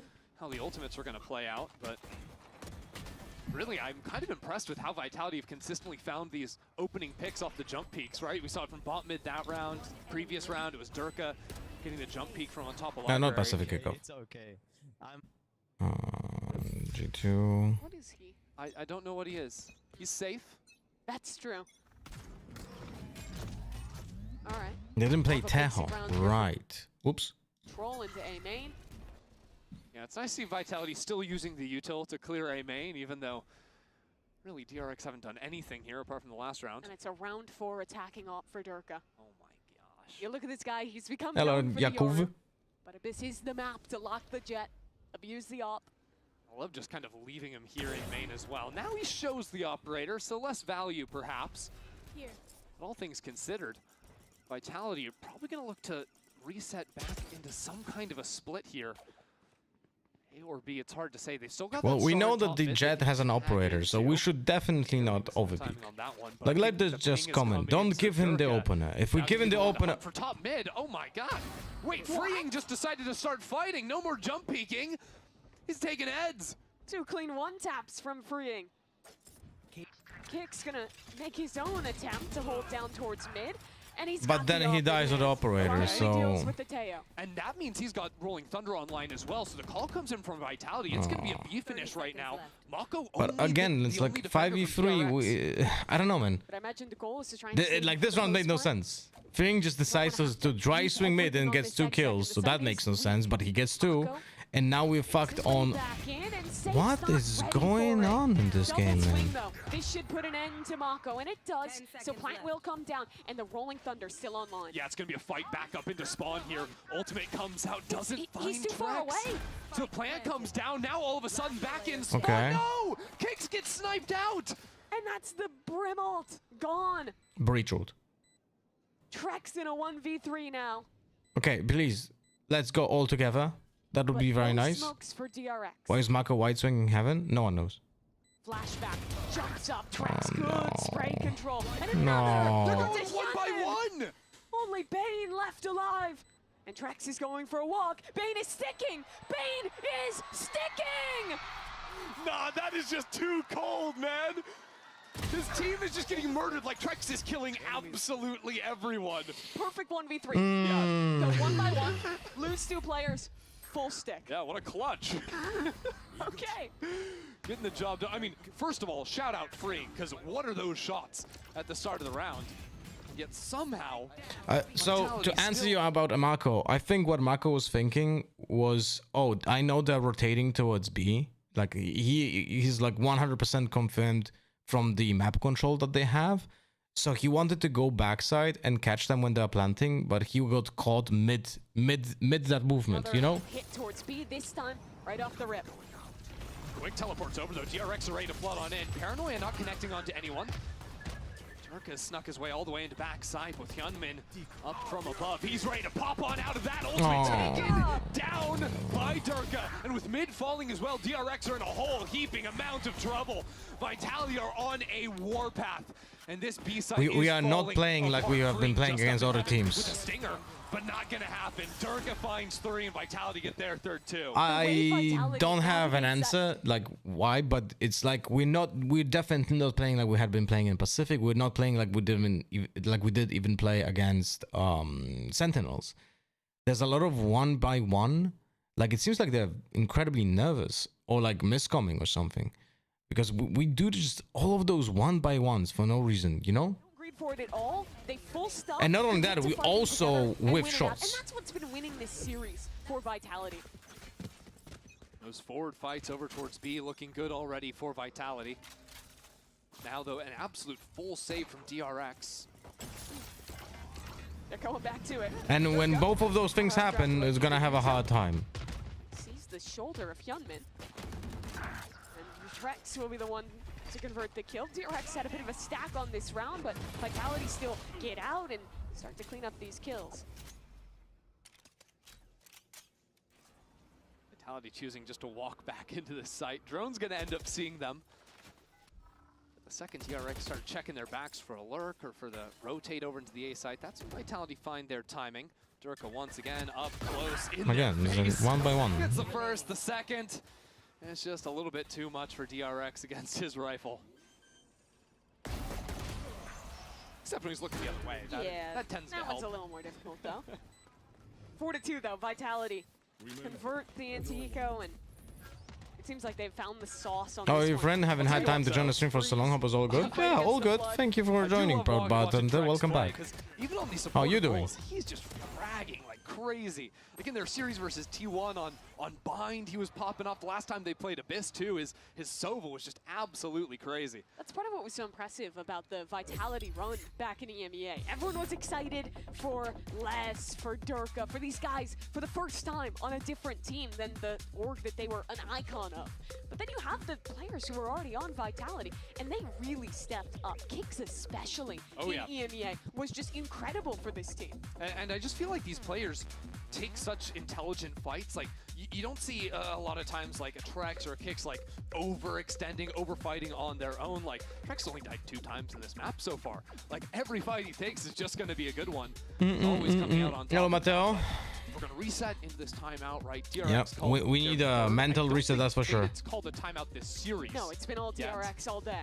It's just a bit problematic, but really this is going to be a monstrous swing round, right? Like DRX buying down to nothing. We've got 7 ults online for the 2 teams. Yeah, might be a bit of chaos in this round yet again. The issue for DRX is they don't have the same amount of power ults that Vitality does. You don't have that breach ult, you don't have the We have stun, the flashback combo, on the KO site. ult either. It's a bit tougher. We swapped the Cypher from A to B. Because with the Omen ult and the Yoru teleports, what they can do is fight up into A main for the first time really, except on the eco, and still quickly reinforce flashback on the B site. Anti-Durka trip goes up top. A little bit nerdy. Yeah, I think he just wants the kill on the dashing jet, and then wants to get out. There's Durka. Oh, he's not in time, not in time. Oh, never mind. He's in time. Just in the nick of time, flashback gets his kill. And the ultimate, finds a tag as well. A kill onto freeing. That's an astounding ult from Fuck Trex. me, I had such a good advantage. Oh no, that is so unfortunate. Check out Kick's position right up Because flush on the wall. he's like a crucial part of the retake. Nullifies the first wave of the retake. Okay. But the drone tag is good. Flashback hasn't Flashback, please, for the love of God, don't go too far. Never mind. Where was this flashback on Bind, bro? Come on, let's go. We need you back. Single-handedly holds on to B. Unless we'll be overwhelmed. Okay, okay. Round from Flashback. Flashback's crisp with it. That reset on the 4th kill was Are you surprised with how good Vitality are? Surprised? No. It's not the Vitality who are good. We are literally bad. We are not hitting shots. We're picking 1-by-1. It was the same on Bind. It's the same on Abyss. This is the first round when we actually do something correctly. Getting them is massive because we heard Coach Termy talking in between maps 1 and 2, saying some of the players on DRX just didn't feel super confident. By judging by what Termy said in the interview, and judging by the way that the game looks, it seems like our guys are nervous. From DRX, a TP up for Mako. I think a dart to follow that up, but no one got caught in the fly trap. once again, Vitality, you see these early round aggro and reset away from that. This time making sure that Safe's going to hang out. We have a very aggressive trap on B main. He's got the drone too if they So we have like pretty deep understanding of how opponents are being placed on B. Dangerous game running past Durka there. Wait, are we going for the ultimate here? What's the play? What's the play? He was going to ult A main. A main with the paranoia lined up. Flashback's got to be great again. Vitality just want to bully this kid. Yeah, I mean, I agree with Ender. He was getting... That's an ult in A main. That What? no one is there to receive What? it, and instead it's Flashback under pressure. Oh no, we were gambling. We were gambling with that ultimate. Out of his position. Trex, take it down, Okay. spike on the floor. I don't know what Vitality is doing this round, but also Dirk, how did he get that kill? Isolate another duel as he dips back and joins with the rest of his team. Reinforcements have arrived for DRX. Bane gets the spam shot, and here they are, right up in front of the Cosmic Divide. DRX on the prowl. Youngman taken down by Durka. He had good timing. Duelist, the support staff has to step up in a big way. Flashback's been good, but Durka is just better. He wants his record this game. 4 kills from Durka. A round that didn't look all that good for Vitality again. DRX starting off with an opener. Get their player out on site. But it's all Durka all day. Yeah, that Teho ult was a gamble. So why the Teho ult happened in A main is because there was nothing happening in B main. But the camera wasn't seeing deep enough to make sure that it's not B. So I don't know, we'll have to listen to the calls, right? But it was a bad read. It was definitely a bad read. Safe drones in towards A. This time, not as big of a trap like, and Durka's just running past one ways. Okay, this guy doesn't give a damn. Playing within the missiles, eventually gets caught off, and Bane has a gun from that. An isolated fight onto that's... Kix, but Kix won't let him get away with it. Right. Another challenger. Winnable. The gun picked up into the hands of Freeing, and he's better at the task. Finds a kill and more from Freeing as well. This is the round where Vitality does the dumb shit and peaks one by one. You know? And this is like, yeah, you can see how not having good spacing between players is just literally just throwing, right? We have been doing the same shit. They have been doing the same shit. And the team that does that loses. Freeing. If he doesn't seize that timing, DRX don't have a chance for this round. Great movement on the last kill from Freeing as well. Like, too much confidence from Vitality right now in that round. Let's hope they don't wake up. Let's hope they still feel that. If he needs. This time, Hyunmin stepped down into mid. Could be a big fight coming up soon. But no one's really going to be on those angles that Durka wants to take right now. Hyunmin had to be out because he had taken damage. Yeah, down to 48 HP. Now a drone to re-clear into A main. It's been fairly light for DRX on this side of the map. Could actually see DRX reset into more aggressive A main space. I like the walk up. Oy, oy, oy, oy. This is risky. Taking a timing there. He backs away and refreshes. We just checked B main. We just got info there's nothing B main. So we are rotating towards A. Exactly. Now Hyunmin can get over into the Like, site. You realize Vitality, and this is why Vitality now fakes into A. The drone here buys the rotation to A, so the Vitality calls to fake A and go back B. But now it's too much time has passed, so we still are staying on anchoring on B, and we have the rotation. So this is very good for us. This is very good for us. Flashback, darted out, Durka up in the Fuck air. me. Down goes the Cypher, and Durka trying to navigate around this Oh utility. no, oh no, oh no, oh no, oh no, oh no. Vitality still waiting to fight. Low time, they don't care. They're still gonna brawl and come out ahead and doing so. Mako! How did he find that? 3 kills out This of was nowhere. And Trex, really rough. with only 7 seconds left, has to make a run. Okay, we got it. Oh my god, it's too close for comfort. Too close for comfort. DRX's leader is the hero. A 3K out of nowhere. Should be. Playing the clock. I mean, Vitality. I'll be honest with you, it's a chaotic round. It's hard to observe, but I should be watching the minimap because there's no way we can read the round with just watching what is happening on the screen. This kill, but I want to see how Mako did this. Kind of absurd what he managed to pull off. So the first kill was player not really looking at him. Then he steps up for the pop. Oh, he just got 3 kills. No one's looking at him. Yeah. Just takes the perfect timing. It's been a long time since Mako was that guy, a rookie player back with Vision Strikers. Now, this round though, this was like the opposite of the Teho ult round. We actually had the good reads, we actually had good calls, and Vitality called correctly as well. But they have taken too much time for the rotation. But I don't think there's even a way of having a faster rotation there, because the map is just big, and how the map is constructed, you have a faster rotation for defense if you take mid, while the attackers don't have a way of faster rotating even from mid, you know? A lot of jump peeking from DRX's side, but it's been a little bit soft there, I would say. Yeah, a lot of the times with these tail comps, you can threaten using the missiles to break the doors, kind of pressuring a split into A, pressuring a lurk up there in the mid round.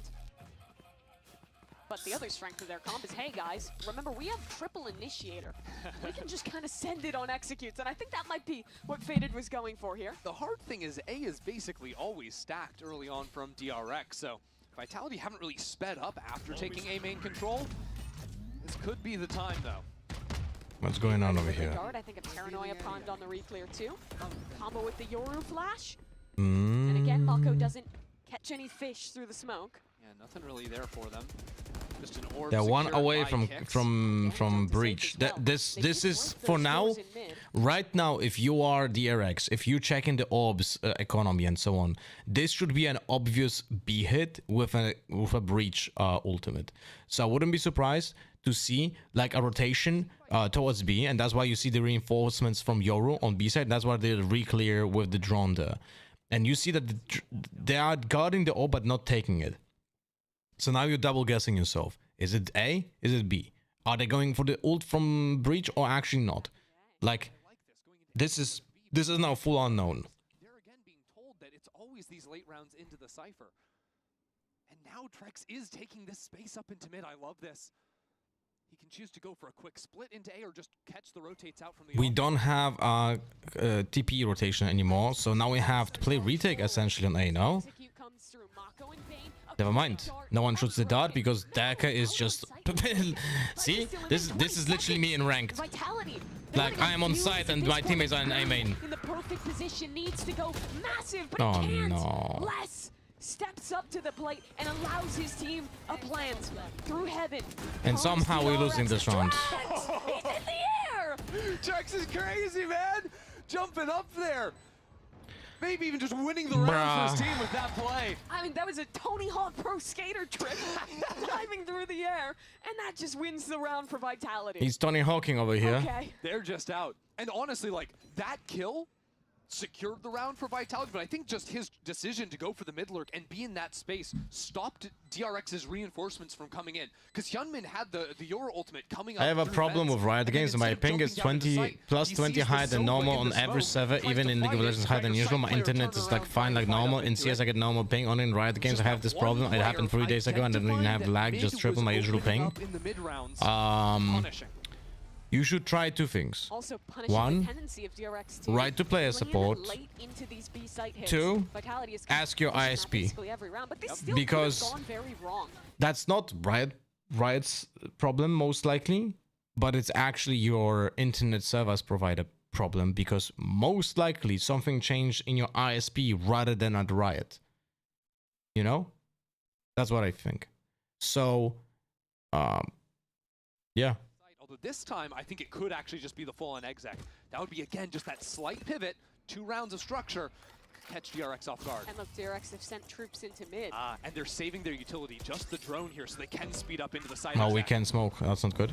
Pistols, Durka dashes over the top, and the Okay. angle of Mako, he's good for it. Bane again tries to get out onto this site, but the ult will push him Mako back. gets 2? I don't know. He gets 3. 3 kills for him. It's all Mako. Oh, thank God. 6-6 is not terrible, not great. It's just the Mako show. Switching sides. These last rounds they're winning, he's just putting up numbers. It's the Fako show, guys. Absolute beast on the anchor. And DRX, from what was a tough start, have tied this game up 6-6.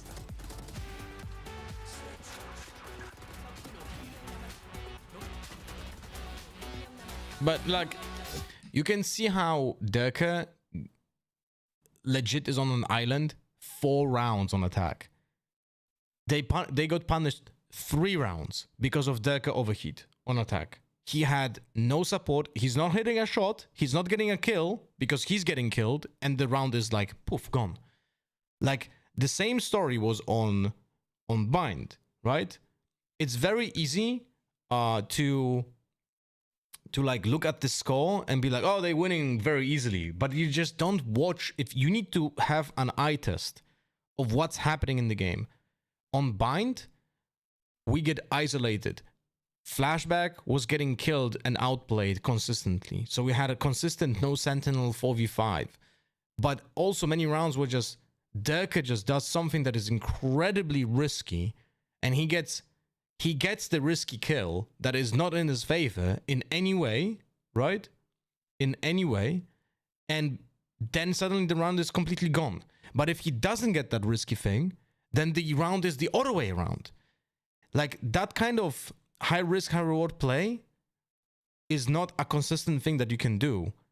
And sometimes it just works out, but people don't look at the game critically, you know? Of one of their strongest maps, and this is where I think Hyunmin has a chance to turn things around. This is a playground for Yoru on attack. You don't do the reviews of each map. I'll be honest with you, my mental is shot after the last week. I don't have the strength to like motivation to like do those writing reviews. Like the amount of hate I was getting in the last week is too much. I lost motivation. Smoke swinging through the same time as the Yoru.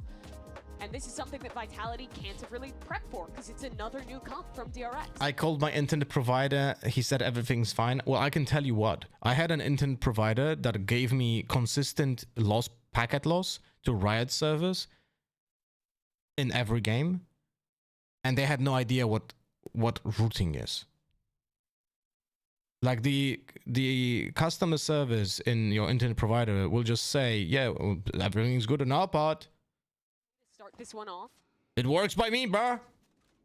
Just early cage, camera in mid. A lot of times you'll see Cyphers just play this. You need to find someone at the internet service provider that actually cares, is a gamer himself, and he knows what's up. That's what you need to get when you call someone in the internet service provider. Like, you can do shit. They can just blame someone else and that's it. Over and over and over again. Abyss a map that favors that. It didn't feel like they were ever really going for slower rounds on Bind. Yeah. Maybe even trying to sell some kind of a fake. There are 3 players from Vitality on B holding fairly aggressive lines, so... Like, you have no way of checking that. They will just blame someone else and you have to believe them. Less with that top side angle that's become What's funny is that with 2 different internet service providers, I had 2 people that watched my stream actually help me with those internet service providers who were working at internet service providers. It's kind of funny. That happened 2 times. He's taken down, and that's a great start to this half for Hyunmin. Durka around his teammate's spot, trying to find something here as DRX starting to lose out on the time. No, we're doing one by one. See? Good from him to take oh down no, both. And we also did the one way. Oh no. Gone. And only 17 seconds. Bane has to try and shuffle out, but there's we 3 just players holding. look. Shut see this? Mako just did the one way for the defense. Look, right here. This smoke that I'm talking to you that we should never be using in ranked is legit the reason why we're losing this round. Look how safe is holding this. See this? They cannot push. They cannot push. Like, we cannot do anything with this smoke. When this smoke is up, we cannot push main. We're getting punished every time. Doing his job. Someone thought they were going to buy Durka the outlines, that he decides to go for it himself. One of the biggest things to look out for Vitality's second half is Durka getting an operator online. You think Durka doesn't pull himself up by his own bootstraps? Very individualistic. No need for handouts from his teammates on this half, at least. All right. Flash comes in and hold on. The Classics are doing way too much. Now, Trex is still an issue. I don't know what's happening, though. That's just a ghost in hand. Durka's got an outlaw. Safe's got to be really effective here with the rifle. Drone into the site. Both teams, in fact, saying hi to each other. Front sight. The missiles are going to be huge, though. Dashing. Going to swing off of them, but the Outlaw, second Come shot, on! finds its mark. How's he No, still come on! alive? Durka for 2. We are getting just missing shots, man. Vandal, but there's missiles on freeing. And time is starting to become a factor. But Durka holding strong with the Outlaw. One shot goes wide, but he won't miss twice. We're legit just losing a round because we didn't hit shots. This is legit what happened on Bind. Legit what's happening again here. Like, we're just not hitting shots. We had advantage. We can kill him. He misses 2 shots, swaps a gun. With the Outlaw in hand, then switching over to the Classic and getting the kill. No scope. Yeah, let's double Outlaw shots. Look at this. And he has 10 HP. I guess the no scope is the one that missed, and then he was like, okay, I guess I'll go in. Can't go for the montage. It's kind of been a montage. Man, that is so unfortunate. Kills. And we had been picking 1 by 1 as well. Like Mako, Hyunmin there, like that was definitely some miscoms. Players on regen shields for DRX. Those make some good victims. 4 safe now, Outlaw, as the Vandal's been passed over to Durka. Hard to get these fast execs into the B site though, because Kix always has the stun ready. DRX this time bait that out, now into back sight. Leslie's still top sight. Is anyone looking at him? Hyunmin, just in the nick of time, takes a peek above him and deals with the Brazilian as Hyunmin himself. Just gonna take this site basically alone.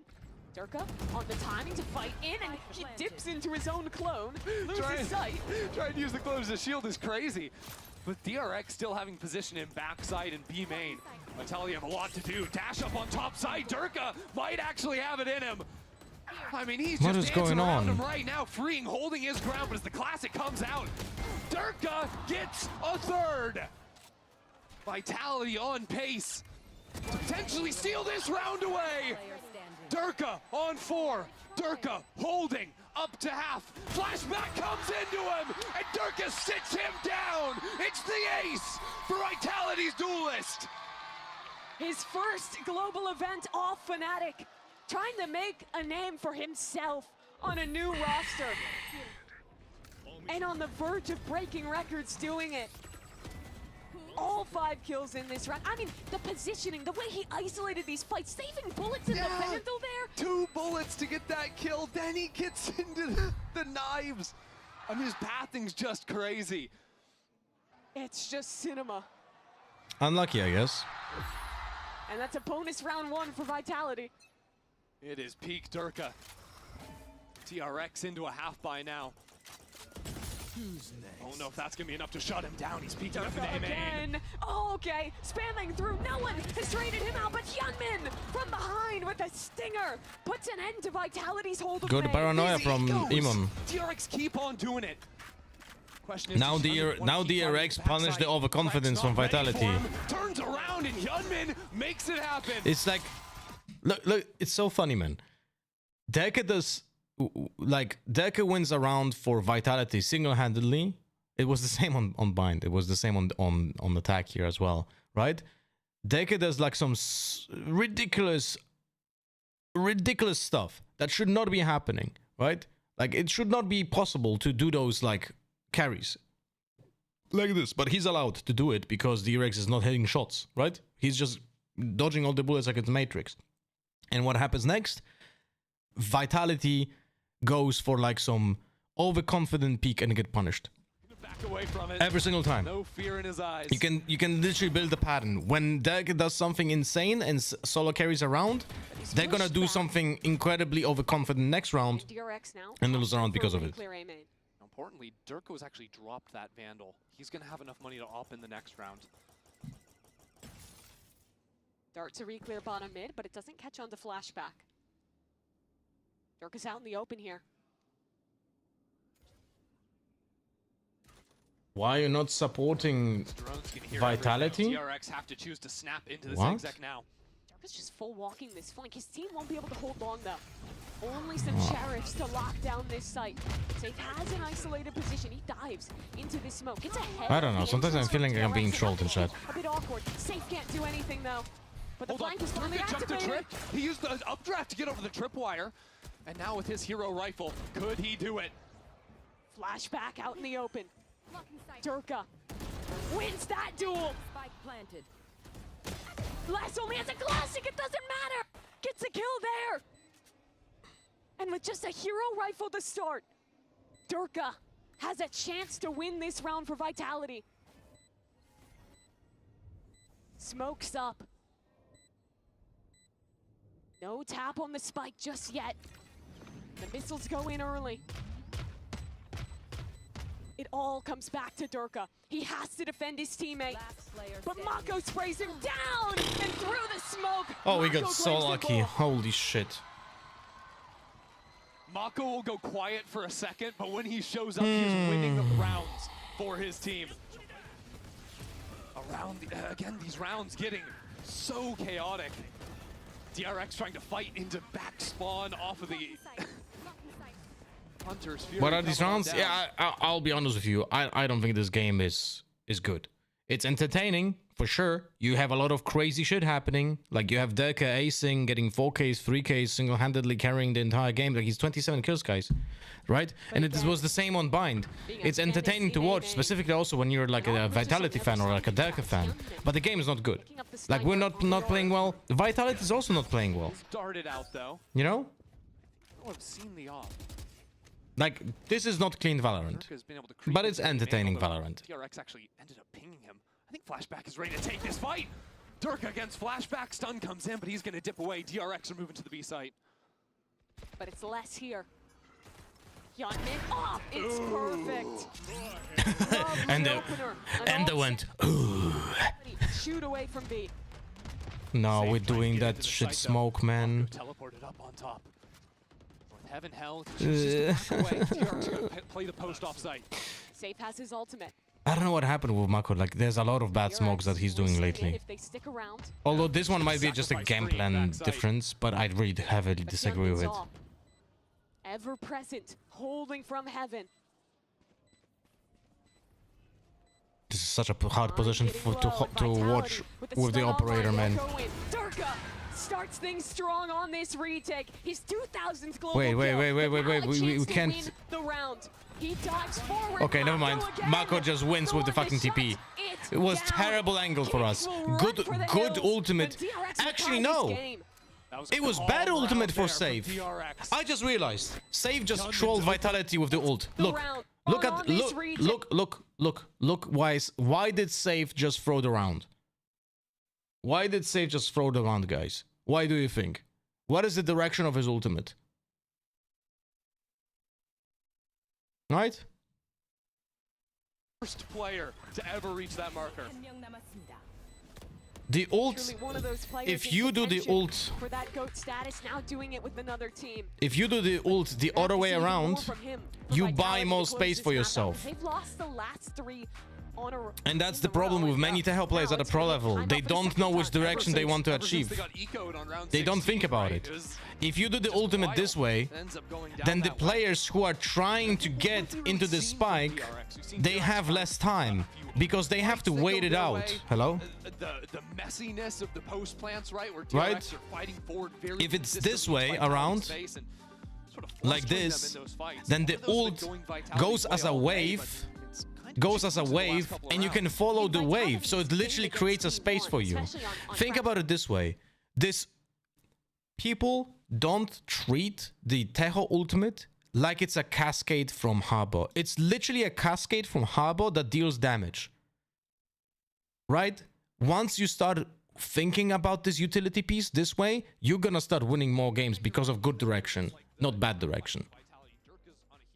It hasn't felt like he's had the fights actually coming his With way. Omen TP, it would change final result because he would TP over anyway. Doesn't matter. Like, why? I hate when someone has the Strawman argument. Doesn't matter that he misplayed because the Omen TP counted it anyway. Bro, let's do the wrong direction every round then.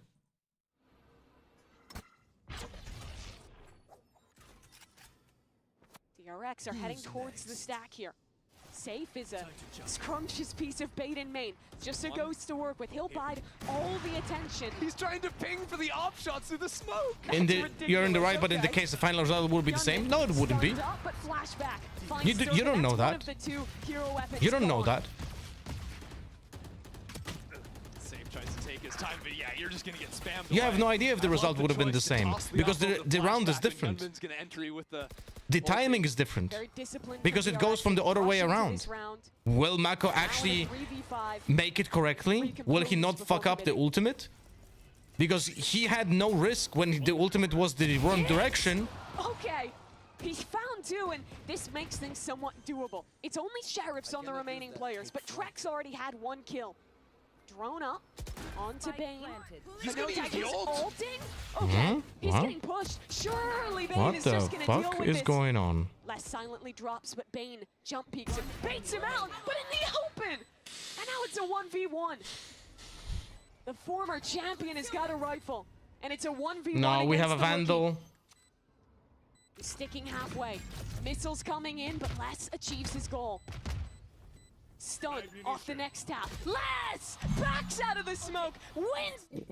We're throwing rounds. Like, that's about it. Like, here, right here, freeing should also... let me explain it again. Something that I explained to you when we were stress testing Teho. When you are in a 1v1 post plant, you can't use the missiles on the tap. You have to do the missiles before the tap, because otherwise you allow the opponent to get a half every single time. Okay? The stun gets the one tap. And that's the momentum for DRX broken. What happens if you lose this? Vitality advances to playoffs. We need to win one more match. Even use the rolling thunder. Hold that thought, Turka still fighting on sight, pushing forward right up on top of Yunmin. Ring will trade him out with the ultimate coming back on in. Or DRX are getting Oh my wild god, with that's it. How's he done that? Diving out from heaven. We just had the Dark round, but on Mako. With his life as well. I thought it was the ult, but it was a double TP. Yup. He's been a monster on the Omen these last few maps, and they'll leave him alone on site. Right here. A sacrifice, but still a challenge for Vitality to get past him. Missiles available, but it's a 1v4, an IGL versus IGL. Mako just ready on the swing. In the 5v3 when we still was an A main, should they have rotated to B though? I don't think they should have rotated. They pushed and lined up, so one of the players from Vitality got a double kill when we went for a triple peak. The triple peak was lined up, so it was not well done. But I think the call to go A, it's a 5v3 against a lower buy. I think it's okay if you push for 5 versus 3 to a side. It was just not well played, you know? Like, rotation there doesn't really give you much, because they're gonna have 3 players moving in unit anyway. Guardian in hand. For the push down. Now they have another bad buy, but as Durka gets spotted out, he's got to walk on back here. So yet again, DRX do a good job at pushing Durka away from his early aggression. I love the purchase here too. The Outlaw in the hands of Flashback. Just to lock down mid control. DRX are Why is he still doing that smoke? So we've seen him use that smoke to TP. Like Mako uses that smoke that I hate, right? The one that does the one way, because he's trying to like TP. Problem is, it's incredibly risky, but it worked now. So Rolling Thunder. There's still a stun. It's hard to break into this site.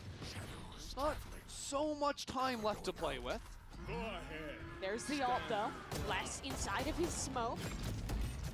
Can they get him out of it? Freeing runs in. 1 for 1. That's a great trade for DRX. But Kicks, with only a Sheriff, doubles up in this round. 3v2 full info. Value up there before, but this time DRX not giving him the Better angles. not to They're take the dipping back stack off the basically, second but to they pull it have off. Morty. You have no idea in that 5v3 round. You have no idea if all the 3 players are on site. What if someone is holding your flank? Trying to win the clutch for his team alone. He has missiles. Both players for DRX co-located. A swing ready through the smoke, but it's a Nice, good crossfire. bait. Good bait by Bane. He DRX are just clawing this one back. loudly rotated behind the smokes, and Mako stays and holds a crossfire. So Safe peeks into the loud footsteps and gets killed in the back. It's the Outlaw or the Op a couple rounds back. I like the way they're not over-committing to these fights on site. DRX have really started dipping back into these off-site post plants, just sort of abusing the gun advantage where they have it. Not letting themselves get bullied off the site by Vitality's util. All missiles away. So a new look for DRX. Heavy pressure in towards mid. This is going to draw a lot of players off of sites. I really like this, because Vitality, you know, they've got a lot of active util with the drones. We destroyed the doors? No, there were those safe destroying doors, no? He destroyed the doors and drones into A main. Very weird. Did we destroy the second pair of the doors? I actually don't know. I like this too. That's... Because Mako has... I never thought about this, but it's actually so annoying that we cannot see the doors on the minimap. No? Leave flashback as a second As for observers, like viewers, why don't we see the doors being on the minimap?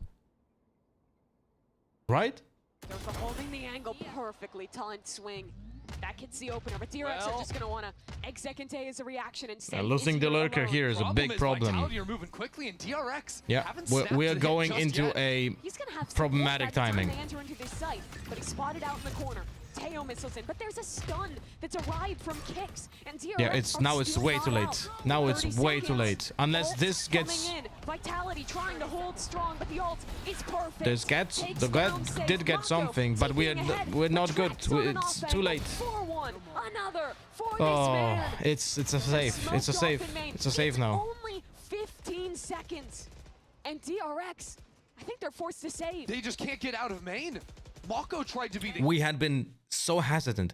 The moment... So this is something that also happens in ranked a lot. When you lose a lurker, right? Because the lurker overpeaks and dies in a bad timing when no pressure is being done. We had been doing no pressure on this side of the map. So the lurker just gets hit by a guy who just holds an angle. That's it, right? So when that lurker dies, there are only two ways of playing that round then. You have to instantly push the site, like instantly. The lurker dies, you instantly push A main. Otherwise, the other team will just rotate and you will get fucked every time. Done such a good job at Or finding the gaps in the you utility. abandon the execute completely, right? So let me explain this on Valorant.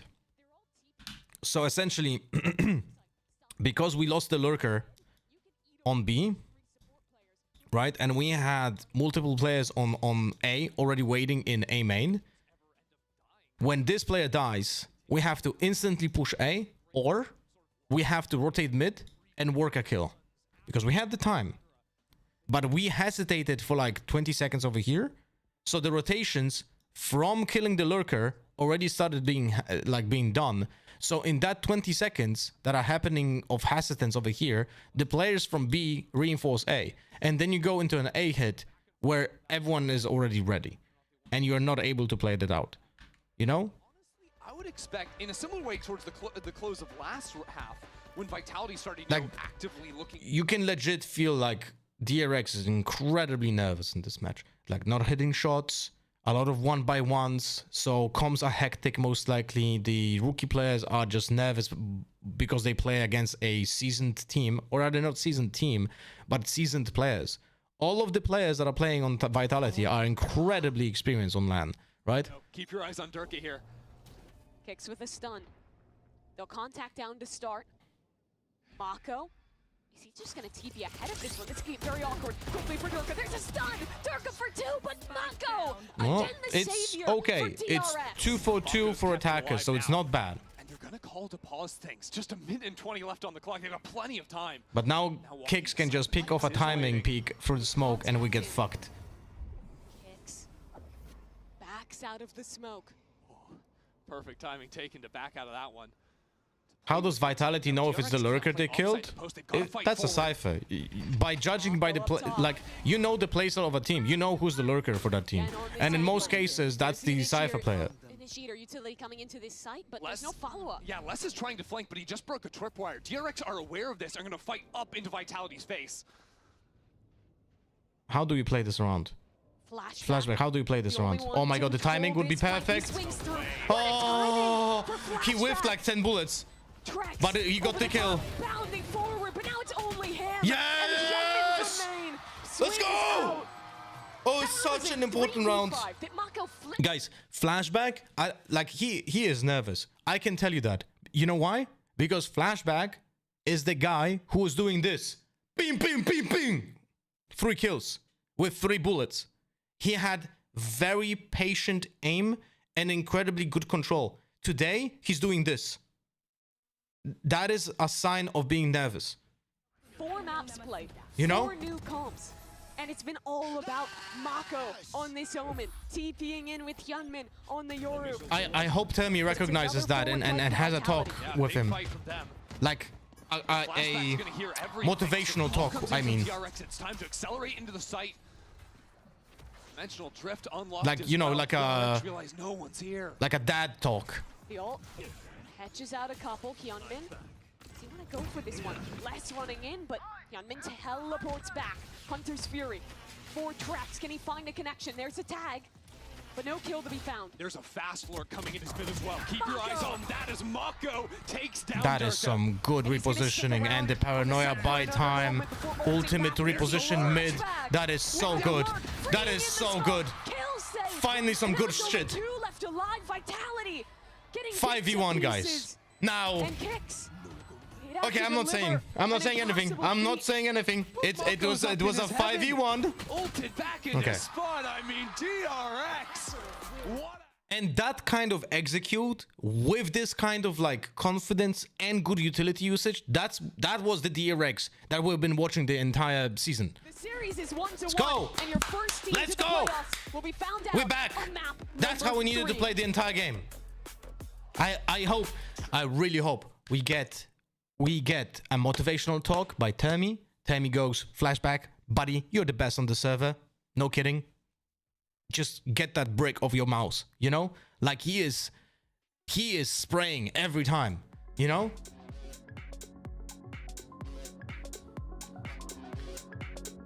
Woo! Let's go.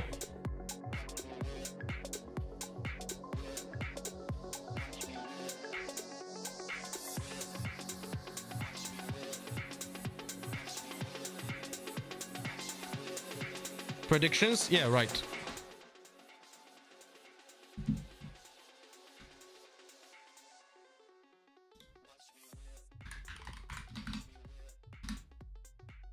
Choose outcome. Oh, you guys are winning points. What is the last map? Split?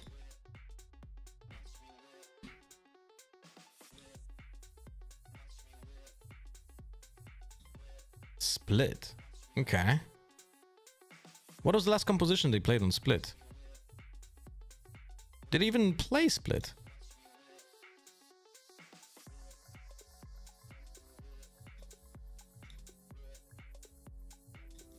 Hello?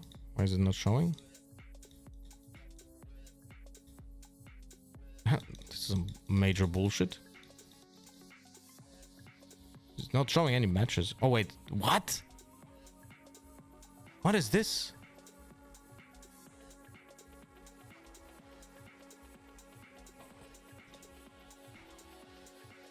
What?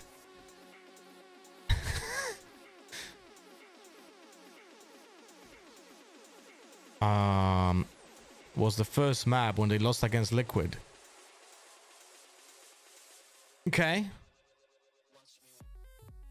Strong comp. But standard. Pretty standard. Like, actually, no, not standard.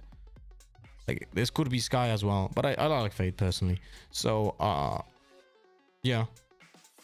By the way, this comp, if you just put in Yoru instead of Raze, you have an incredibly strong comp. Incredibly strong comp. You can also play Teha for less synergy with Yoru to have more brute power, and you have also incredibly like strong comp. Oh wait, prediction. Star prediction.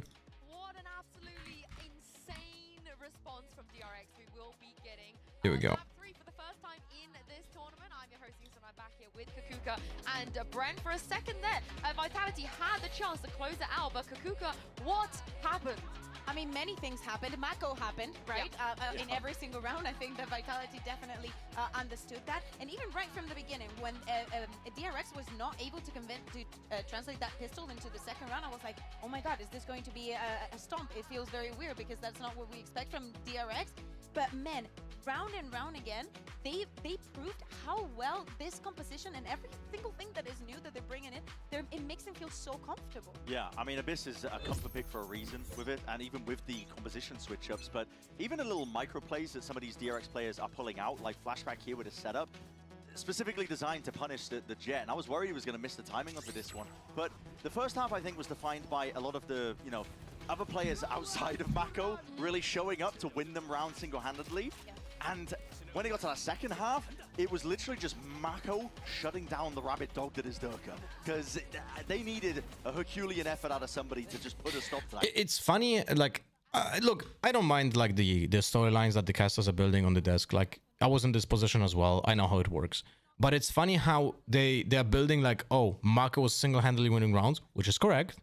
But let's not kid ourselves. It was Derke who was winning the rounds by himself on Bind and on Abyss. Like, why are we not talking about that as well, right? Having so much effect on them. Yeah, and we have to talk about Mako. I felt like we could talk about Mako for like this entire post-map because we heard it from Termi, Brent. The players were really, really nervous on map 1, but Mako, not him. Yeah, and he's that veteran presence. He's been asked to step up for this roster as well last year, to step into the IGL role, something that was uncomfortable for him, and to lead a team of of rookie players, and he's kind of had to do it again this year. But in this map in particular, he was the player stepping up. He was the one putting up the numbers, getting the multi-kills, Blood defending at the right time, creating chaos and making incredible plays. There's no one more consistent, I think, at spamming smokes into the post line than Mako. Post changes with the pings. Absolutely. Not uncomfortable for him at all. He was riding, and I think that he was riding that momentum, right? That DRX were getting. He was spearheading it. 34, 100% happened. What's 34? For an Omen play. Someone pushed against an eco? And he suits him so well. Like, oh, well, yeah, definitely happened. Behind the side, he is so independently good at just making himself look at like a duelist. And Caster said time and time again. I mean, it's not just that he did step up; it's he has to. If you have 4 other players that are a little bit nervous, that are more. That was also lazy checking a corner. To global events 10 times. In these moments, you have to step up, and he did it against the Durka that dropped 32 kills. Kakuka, and in doing 1-digit kills on save. Okay. To make 2,000 at global events. I'm happy that it's him, You should be there with the guys, says Omar on YouTube. It's a surprise, but it's just Omar, I don't need to be in Bangkok. He needs to keep that in his for anything. He had a good performance. They weren't able And to I'll be close honest that with you, map. I think watch partying from live on stage is kind of sucks. Unless you're such like an incredibly big figure like Tarek or something like that, then it doesn't matter. Then it brings like new value. But for me, it wouldn't bring any value. Might have fumbled the map pick bans ever so slightly here because they had the option of going into Lotus as their third map. They don't encroach against the Sheriff? I don't think so. Split, which I think that it's a bit of a fool's errand because, as I said right at the beginning when we were going over this matchup, if they're watching that from the EMEA finals, it's a very... I think it's an outlier. Nats outcalled them super heavily. Vitality are not normally bad at Split as a map. But the trend that we've seen is that DRX are constantly experimenting and twisting and changing their compositions just a tad with little tweaks. So they might have something up their sleeves again for that third map. There has to be a reason that they went to it, but they may be kicking themselves that they didn't opt into Lotus. Yeah, exactly. I also think that in EMEA, for example, Liquid was very good with this traps, but this could be a trap. We're talking about the new compositions and everything they're bringing. This match is so important. I didn't understand the sentence. Your playoffs, yes, the points, whatever, but it gets you out of the Swiss stage. It gives you a week, almost like 6 days to take a breather. If you have something prepared, if you're going to change everything on every map, go to Split, show us. And I need this team Vitality to prove everybody wrong, because when they made this roster, people said, yes, on paper, super team. But how can their mental handle when things don't go right, you know? Because some of these players, you know, they have been accused in the past of maybe being a little bit emotional, tilting here and there. We have never seen this team losing a map like that, Bren. So if they can bounce back, I am so sold on the super team. But if they can't, then I'm going to be a little bit worried for them going into tomorrow, potentially. Yeah, I mean, I'll be upfront as well and say that there's been a history of Safe underperforming at the global events as well when he gets... What the fuck is happening with those votes? Are you seeing this? Prior. Now, obviously, different circumstances, and he's surrounded with such a steady and rock-solid roster at this point as well in terms of talent that he doesn't necessarily have to be the heavy hitter like he has been on prior rosters. yet still, you got to keep it going. And I think that they will be able to do that. I mean, Dirk is dropping like, what is it, 32, 34? I don't even know, man. But he's breaking records. You're going to be able to keep that going no matter what. And as I said as well, I just have to reiterate, if DRX have opted I disagree with Brun. that it's a weaker map for Vitality, they're going to be sorely that might be the thing that might be a team's downfall. Great ideas across the board. Look, I think, like, I doubt that. I doubt we that have they both only Mako seen going that one map 25-16, and decided to go Derke going together, haven't had, like, that 32-17. much On time, Bind, like, right coming before, it was the event. But I agree with you. And to your point, Yin, 21. By the way, this rating is bullshit, man. Just get me out. Just get me out. How is Trex having the highest rating here? Like, this is some straight up bullshit. This is some straight up bullshit, man. Don't look at this rating thing. They just were the better team. Don't look at it. It's even better to like just look at ACS first. Even though that requires an eye test, but the rating thing is bullshit. There's people out there praying for their downfall. Don't look at that. People out there that don't want to believe in the super team, but if they can bounce back after what happened on Abyss, honestly, I would be so incredibly impressed with them. But on the other side, though, the momentum is like, DRX. I heavily disagree with what Bren was saying, because Bren essentially said, yeah, one player carried the team for both teams, by the way, right? We had Abyss being carried by Mako and by Dirke, and Bind was single-handedly carried by Dirke. Like, I heavily disagree with what he said, because what he said was essentially, oh, if he's frying on 2 maps, he's definitely gonna fry on the 3rd map. Like, if you're that consistent every game, then it's, why does it matter? It's not, it shouldn't be even a talking point, right?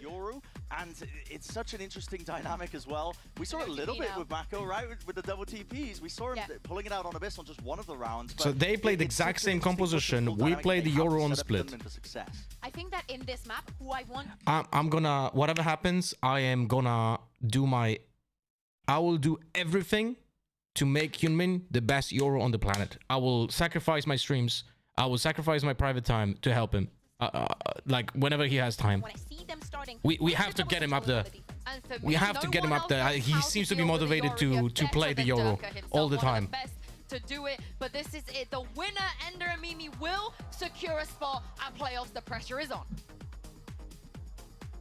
That it is. Both these teams yet to drop a series in their 2025 season. And for Team Vitality, after losing that second half, they are on the ropes. Dirka dropped 32 kills to lose that map.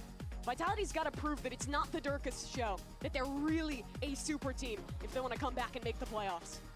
Absolutely here for DRX again coming into the comp swap. Now seeing Hyunmin still on that Yoru, but with the breach to back him up. That combo is so effective. Back on it's not only that. It's more, first and foremost, it's the Omen paranoia. The Omen paranoia is just so important for that combo. Please be aware. Be aware. Be aware. Be aware. He's walked all the way just not fair. Demonic from Dirka. And you know what? Put the Dirka versus Mako to bed. You know, Mako had a great second half, but Dirka finds that opener. Now, A-Site is going to be weakened. Actually, Trex has nowhere really to go. Gets out in the nick of time. Still taking that fight because there's no smokes without the Omen stars to come down. Somehow DRX have to get out. We need to get really, really good at kills right now. That's it.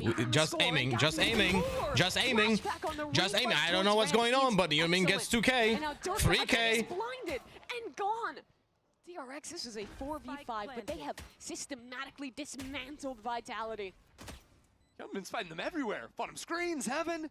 Now he's back on ramp. Just give me kills, give me kills. He's asking for it, he wants it, but Les is still in play. Hold on, it's a 1v2 now. Korean does have missiles and a drone that Les is just giving up on breaking. Okay. Poor guy's revealed now. Okay, that's actually incredibly smart. That's actually incredibly smart. I love that by Freeing. I love that. I love that. I never thought about this in like this particular context. This is amazing move. Like it's funny because it looks funny, but it's actually incredibly smart because it's so hard to destroy it. Remember that if you shift with the drone from there, you can still hear it. You can still hear it when it jumps. You can still hear it when it moves around. But when it jumps and doesn't explode, it's so hard to destroy it. So he just jumps like this to not make it easy to destroy. And he just buys so much time. It was so good. That is really smart. And really, I think Hyunmin's going to be the pivotal player. On defense this time, Vitality don't invest in We have that. already 4 out of 7 for Yoru, guys. Wait, he got damaged, no? Yeah. Last is at 31 HP. To make him get that. It's the attack side where if you get spiked down, it's a little bit more forgiving. Go for that purchase. Let's see if Flashback walks into the 4 stack in mid this round. He's looking for the insurance. He's just This is our lurker player getting all the info about the rotation. He needs to wait. Peek on in here. Sees Oh, was a little bit too early. Very reserved from But he him. didn't get punished, thank God. Vitality with the classics. Why was he too early? It says someone in chat. He was too early because we were not doing pressure on side. We were planting, but we were not shooting. We're not doing anything. And they have a chance to fight back in and lock this one up quite cleanly. I'll tell you what, though. The kills are going in all the right places right now for Yeah, DRX. Hyunmin is 1 away. He's halfway up to his Now, ult. I wouldn't be surprised if we do a swap. Hyunmin gives the Bulldog to someone else and goes for a Judge or a Stinger. I wouldn't like him playing an Phantom right now, or a Vandal, but we'll see. His young players were getting a little nervous, making mistakes. That has not been the case these last 2 maps now at all. I think DRX have done a much better job at slowing down these rounds, not panicking in the chaos, and actually beating Vitality in the team fights. He's on the Bulldog, man. The older guy is the one that's I mean, he had some crazy kills with the Bulldog so far, like... See what he can do, but already Hyunmin's got that Okay, Yoru ult, let's go. Yes. Drift on into the site. And he's not TPing, thank God. But he doesn't have a TP setup. Oh, no! What is going on? Vitality are trying to flood out to help him, and Les is the first to arrive to the fight. First one goes Oh, I his way. hated that ultimate. Still more players enter the fray. Vitality are doing an excellent job of holding on to this site. The smoke to anchor them in, to pinch back into Pillar is exactly what they needed So, to take this. this is done and dusted, most likely, unless Flashback gets some nasty, incredible stuff. But let me talk in that moment about the Yoru ult. Why did I hate that? So, the problem was that he didn't have a TP setup. You know, and he played scared because he didn't have the TP setup. So you can't TP in a risky position and try to get a kill because you cannot TP out after getting it. Right? I'm not sure what's like, that's one of the things that Hyunmin is like missing. In his ultimates, he is either using the TP to like TP into it, which makes no sense, which I already explained yesterday, right? But in some of the rounds, he just doesn't set up a TP for backfall, like, sorry, not for fallback. So you have no, like, what do we call? Insurance, right? Sure, he's Flashback saves here. He doesn't need to save. Look at the cash of the team. He actually should be getting kills here. I heavily disagree with saving here. I think it would be important to get any more damage on the opposing team because they still have full buy. Any damage on the opposing team is a hurt on economy of the defenders. So in that 1v3, I think he should be still trying to win. Or like getting exit kills. Vitality answered against that very well. We saw a glimpse of it here with getting 4 players onto site, fighting together very nicely. I think if DRX are going to really challenge on this attack side, I'm going to see some slower rounds and try to poke some holes in the Vitality defense. Like imagine if they would have lost one more gun, right? It would matter a lot. They would be on 2 lower buys. Go for a bit more active plays, TP back, go for hits late. Ripper doesn't have that luxury, but he has still been taking liberties in his positioning. There was a corner from those Teo missiles where Les was totally fine in mail.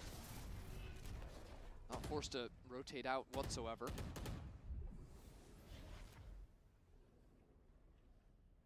DRX doesn't follow up off of it. Oh, by the way, someone said about it, and it's a mystery to me as well. I have no idea why the Americans are saying Derka. I have no idea. It's Derka with an E at the end. I have no idea why the Americans have a trouble with saying that. Is that like a hard thing to say? Like physically for them? Applying split without the raise, you do lose a lot of the oomph on those early attack side plays. Normally you'd see like a double satchel up mid, satchel up ramp. It's a bit harder to make those work with just the TP. Absolutely. Let's see DRX now go for a late round side hit. All gonna stall them out for the time being, and Vitality are already here. Look at Drex just running at them. There's a Seize nade. Oh, we don't know what's happening. Too, and Track's still waiting for the perfect opportunity. We literally don't see Another anything. pink shells off of Durka. Vitality shutting down, but DRX, okay. They've replied for a couple kills, but there's only 20 seconds on the clock. Yeah, and Safe's got this late wrap into heaven. Flashback needs to be able to isolate Durka, and it's not going to happen. That's the spike out in the open, and that's Vitality taking care of business. That's the Vitality special. Figure out where the late site exec is coming in. Get out. We don't have words that end in an E pronounced that way? Really? Durka. Durka.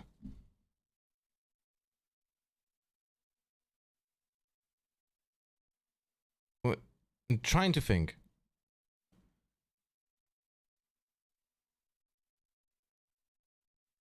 Really no words ending in an E? Kind of silly, but I think DRX need to see some Wally. space off I mean, that yeah, user to literally. What about Wally? It's the same thing. Durka. Wally. Done this B hit a fair few times The this same. half already. All missiles away. Stun, missiles in, but again, Vitality have 2 players out on site. Durka's gonna get out as well. And a paranoia, but DRX this time, the ones to win out on the brawl. They fight backside, they get their 3. Nike. Just every Yeah, half right? goes their way. Oh yeah, you Americans are saying Nike Down out of for heaven some as well. reason. Gunman's gonna be on the hunt. Just a picture-perfect round from DRX. Didn't catch exactly how that fight went down inside of the Omen smoke, but I don't think Safe had his gun out. Mako just sprayed him down with a stinger and opened up the entry pathing for Hyunmin. That's not the same, lol. Wall-E or Durkee.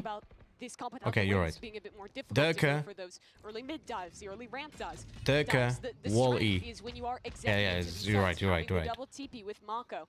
It is so cool the way that DRX are playing the game this tournament, because across all of their maps, they are playing almost exactly the But same. the point is, we're 5 years. Like, teach the Americans to say Durka properly. I'm actually weirded out that Durka is not doing that himself. Maybe he's underwater. Every single map, and it's really rare in Valorant. You see a team that's so willing Candle? to commit to one Candle. Durka. But it's worked for them so Is that- far. The work has paid off. DRX secure a MasterCard drift. You feel like they're just getting them non-stop. And there's that TP for Mako. Yeah, so it was a paranoia that Safe was trying to cast and just wasn't ready for that fight to come his way. That was a great reset of a shot, too. Taking it from heaven back towards spawn. And by the way, Nike is should be pronounced Nika. Just so you're aware, from Latin.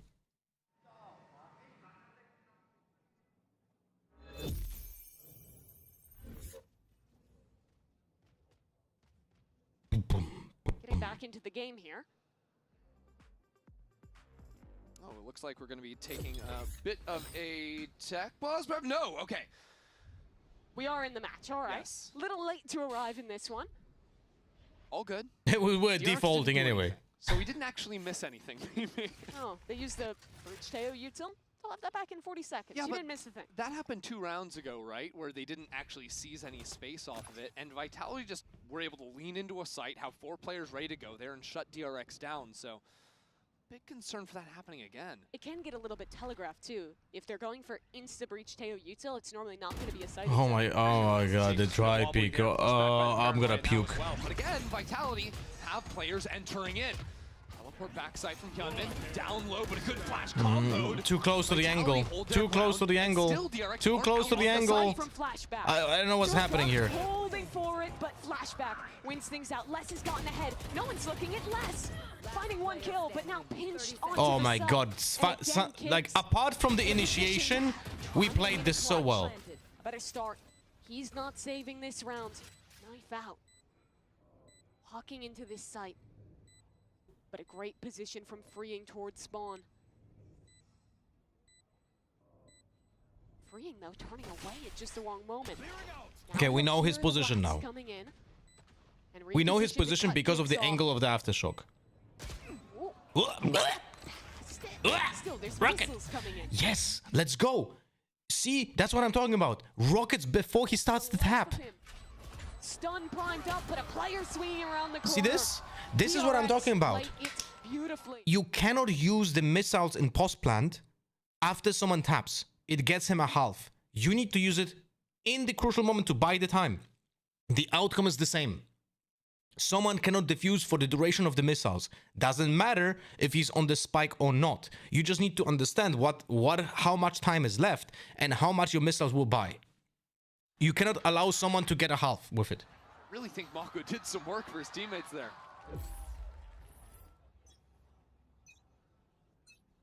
Looks like the same ult already in mid for DRX. This time, Hyunmin's gonna follow it up What? and get an opener on Okay, the then. There you go. Finally got what they came for. At the same time, Vitality. There's no way he walks. We to the take that. smoke again. Yeah, he's the hero rifle though, so he's gonna get a little bit aggro. Playing the off angle instead of the full aggro piece. You know DRX are waiting for something. Smoke fade. Uh-oh, he knows he's in the corner. Flashed up. Mako kills his teammate, but Dirk is still alive. Satchel gets him out of dodge. And DRX will look elsewhere. Yeah, look at them run. We Going know to that defense, two but players safe B, as so we your go friend. A. Doesn't catch him. Oh, what is going on? All right, it's fine. It's We fine. know that both players on B. We need to plan for heaven and make sure we don't die to the showstopper next to each other. Fine. First time in a while, we've seen a plant on A. Freeing has a nice crossfire with the Cypher towards heaven. Yeah, don't worry about Durka's ultimate. Don't worry about that. He still would need a kill to even risk investing it. And without heaven control, this should be a done deal for DRX. This might be Delke in disguise on the right. Durka will Haha! see Kicks try and get Fall back in shame. 3 off the rolling thunder. Nice. The scouting TV on out. And now, check this out, Freeing is wrapping around from heaven, so gets that shot. I like the way DRX are calling right now. I think they have a chance to kill Durka. Flashback is already towards heaven. Mimi! Oh yeah. Oh, I'm he's gonna getting missiled out, DM you too. on Twitter in a moment. Flashback dives in and the gun is gone. I think they're gonna kill Durker. Like he's a kebab. Well, Bro. the anti-eco, you know, Like not it getting pulled out by that. legit, I don't know why, but when she says Durka, it sounds to me like it's a kebab. I have no idea how to explain this kind of like mind puzzle that happens in my brain right now. But it's like, it's not correct. You know? I'm sort of wondering if there could be some kind of an aggro piece coming through from Durka with the rocket. I think A-Main has been surprisingly weak round on round from DRX rather.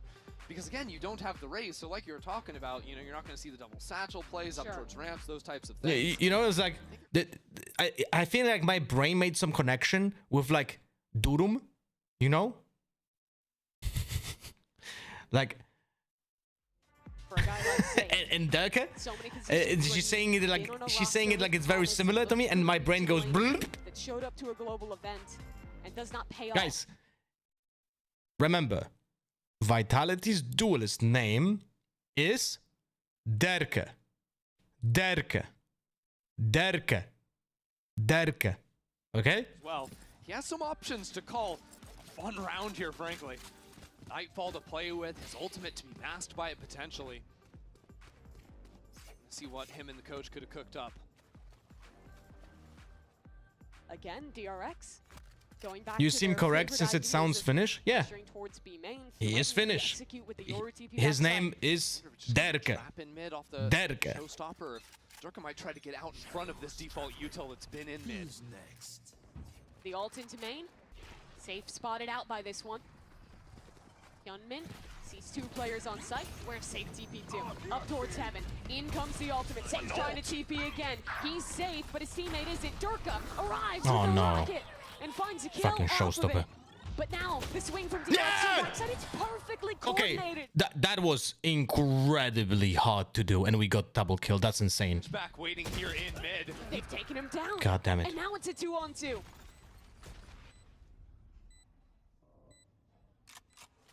Mako's been in his backside ever since he got that ultimate down, but It's very hard to pronounce. No, it's how not. do they Just call try around it, this? man. There's just smoke on site. A little bit awkward for them. Freeing the timing. He's What? getting spammed. No, what Doesn't just even happened? know they're coming from spawn. They're walking just on the other side of spawn. It's banned What the hell? What He's is in going on? spawn. Ben Kicks now as a 1v1. TPing across. What is going on? We have no position. On the spike. Freeing 1 HP. Yes!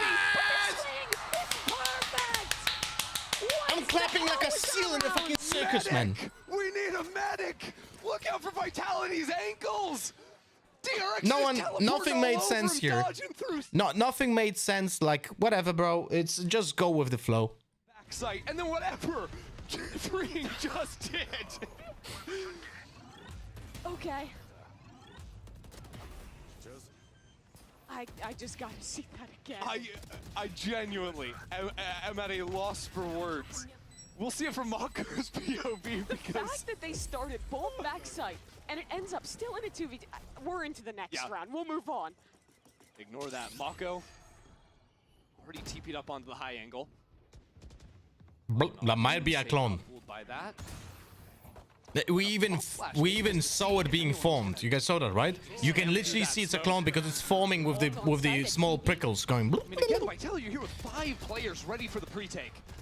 They don't have great weapons in Mako's position towards heaven. We get punished by the bad smoke, by the way. We get punished by the bad smoke. Oh, really, Mako is not doing great smokes. We're gonna get punished again. In the open. And there's still 2 players in main, but the players on site, they are in trouble. Util flooding in. Hyunmin waiting for the stone to fade. He gets a kill. Another! Oh! What another! What the fuck? And now a 1v1. Flashback versus Vitality's IGL. And Safe, the one to take it.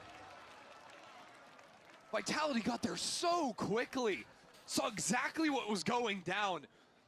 And then what Durka did moving into the site off the back of the Breach ultimate. Just pure pandemonium. What a MasterCard Thrifty to win.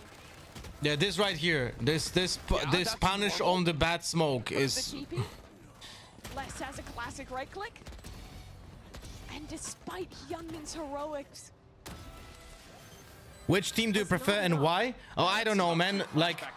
Catch that try and guessing. You'd think he could be going for the defuse, but he was just being hard held.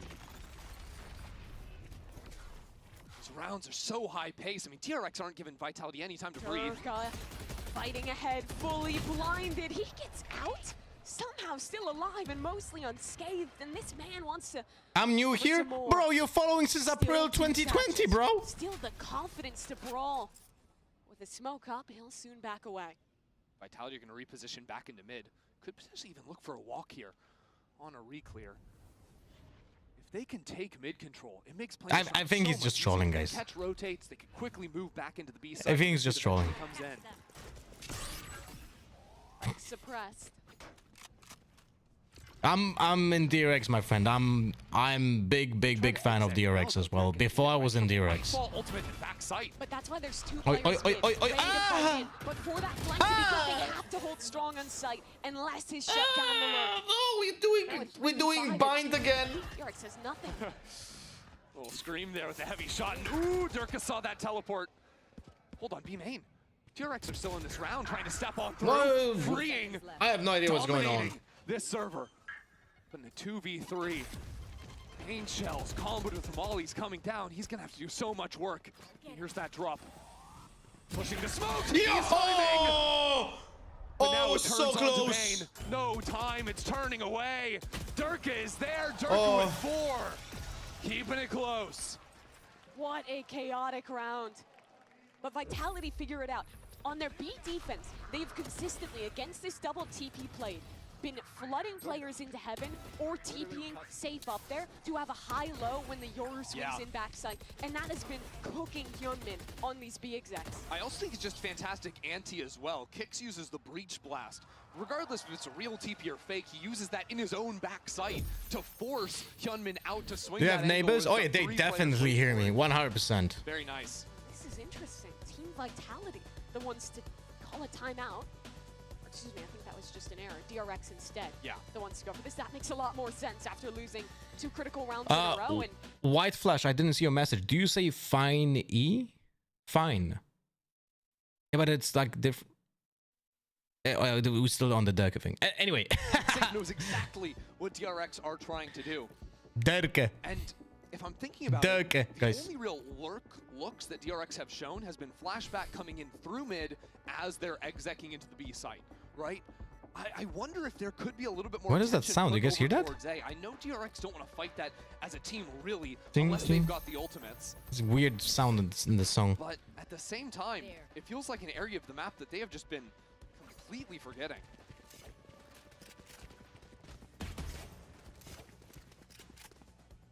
but Termi thinks they can go back to it. This time, no mid-lurk.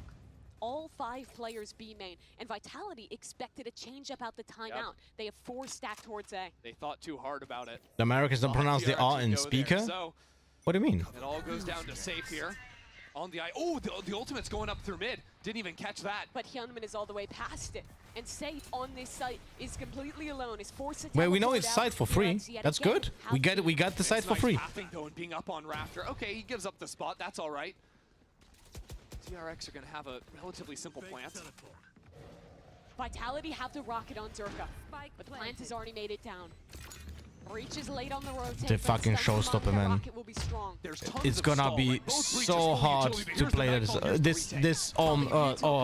If we win this, this is a miracle. Trying to find a target with his rocket. He gets Okay, nothing. that's DRX one is part put of back puzzle into that the we site. needed. Safe for the first. Hyunmin needs to reply, but he just hasn't found his fight. Vitality overwhelm, and it comes down to the luck of the draw for DRX as they desperately try and spam through the smokes. Kicks his hold. Why is it working? Rocco spams him again.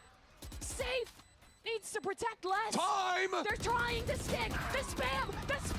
It doesn't connect. How? Did Vitality get away with that round? Are you kidding me? I mean, that round made no sense. Yeah. Vitality played their retake perfectly up until DRX. By the way, it wasn't planted correctly. Or was it? No, it wasn't planted correctly. You see this? Like it's planted in a way that allow the player to be in more positions, right? Like it should be planted over here, even lower, like on here, on this spot. But it's like, I'll be very honest with you. We should be happy that we almost won it. Like there was no way that we should have always lose this round if Vitality plays it correctly. But one thing I heavily disagree with on that previous round is that we didn't take any space. We had been playing post plant essentially for no reason. That might just be good enough. Is there a refight here? Yeah, Vitality want to fight back up into mid. Trex is there. But unfortunately, Tommy Sekmesh for the gifted, my friend. by a Cypher trip in mid. And now's the ult coming into A. It could just be the omens for a moment. It's a risk to go for the plant here. This spot on ramp could be everything. Here's the jump peak, but now caged Great off. cage. Safe though, tucks in. As Mako finally gets the plant down. Flashback could run on site and bait for Bane. For now, they're comfortable with the Oh, crossfire. he's not doing it. He's not doing it loudly. Cat catches onto a player in the corner. He has no Okay, help. nice stun. Stun from his teammate coming Good in. aftershock. Bane's doing well. He's pushed them Oh. back. But with only a stinger, it's not enough to kill Durka. And now flashback revealed. Bro, who? He gets knocked down by The Trex kebab? too. It's all Mako. He was so good map 2, but this time it's too tall a task. Mayhem round after. We could have like a 8-4, 7-5, but it's 6-6 on attack. Not bad. Could have been better. You know, it's like the map is very close to 50-50. I would actually say that it's typically like 52-48 for the attackers, right? For the attackers, like it's slightly favoring the attackers. So getting a 7-5 is like an expected result if a team knows what they're doing on attack. That's something that I always say about Split. At a professional level, in ranked, this map is just defense-based because your teammates will never know what's going on. So you can never have an attacking side on, you know. But yeah, that's about it. So we'll see. Pistol round is incredibly important. The pistol round is so important, man.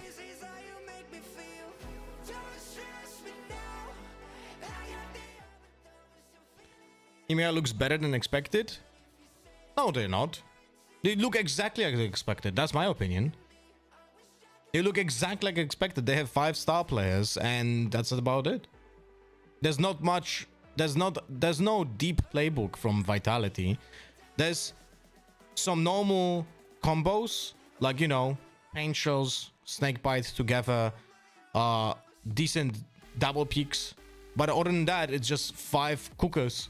You know? That's essentially it. 5 cooks, I mean.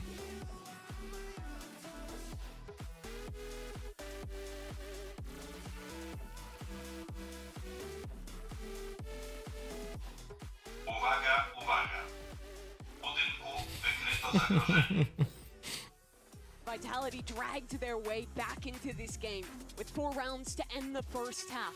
Now it's tied up. We By the way, there's a Polish saying where there's 6 cooks, there's nothing to eat, you know?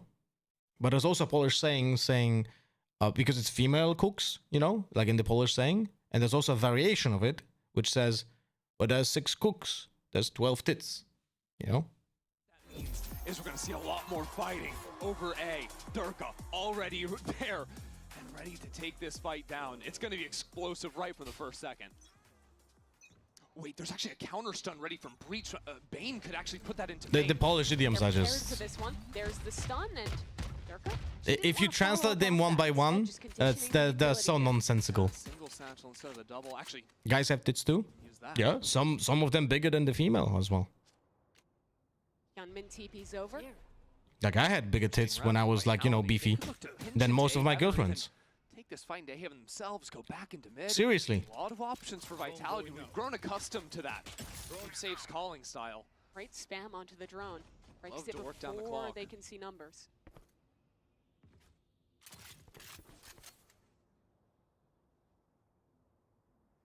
Stun ready to go into this fight. Back spawn. Freeing. Tagged up by it, but he gets out. Well, that's a very, very tough push to stop. All of them waterfalling. How do now they're gonna push CT? Oh no. Hyunmin, what's going on? Dude, what the fuck is going on here? I have no idea. I cannot read this. Now they're waterfalling. Into the A site, freeing. Overwhelmed. Still does well to find one too. Off of freeing. 2 versus 2, right? The site alone. We have the smoke. They're not planting. On Vitality, but there's paranoia. Flash for DRX. Aftershock is gonna be used now, right? I would not use it now. I would use it for the retake. But he guesses wrong on the plant position. Both players backside. Paranoia. A flash or a stun rather on Bane as well. That's a lot of util. Vitality called out by it. Imagine we had the Aftershock now, right? Bane holds. Trex. Jump peeking in. Mako tries to hold the line, but now it's a 1v1 and there's surely he doesn't do that. Oh, 10 HP versus 100. 1 HP? That's crazy. Unbelievable. Vitality taking back a pistol. Fuck. Kind of a crazy spot too, because what Freeing was doing on site here on the 3K was just wild. But Vitality kept their cool in this 2 versus 2. Oh my god. But like that's why I was saying about the Aftershock. I don't think the Aftershock should have been ever used to stop the plant. You're not pushing anyway. We should have been using that Aftershock during that paranoia thing. Just buy the space, buy the area when we're doing the retake. I think that's a crucial mistake.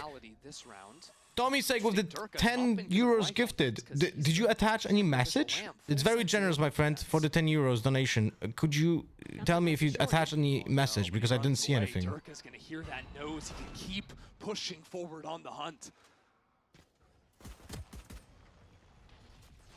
Youngmin TP's away, front sight, right into the arms of Durka. A nade through, and this is a masterful pinch from Vitality. Very nicely cleaned up. A post plant now on A, and Durka nice towards heaven, but that was just the ghost. Not an issue for Vitality. Yeah, it's nice to see Vitality run a solid anti-eco. Durum Durka kebab. Few too many of those this game. It's been a bit slippy slidey, but what it means for them is look at that, 4 rifles and a bulldog. DRX knew there were so many light armors, and Outlaw would absolutely carve here. I don't think they've realized it.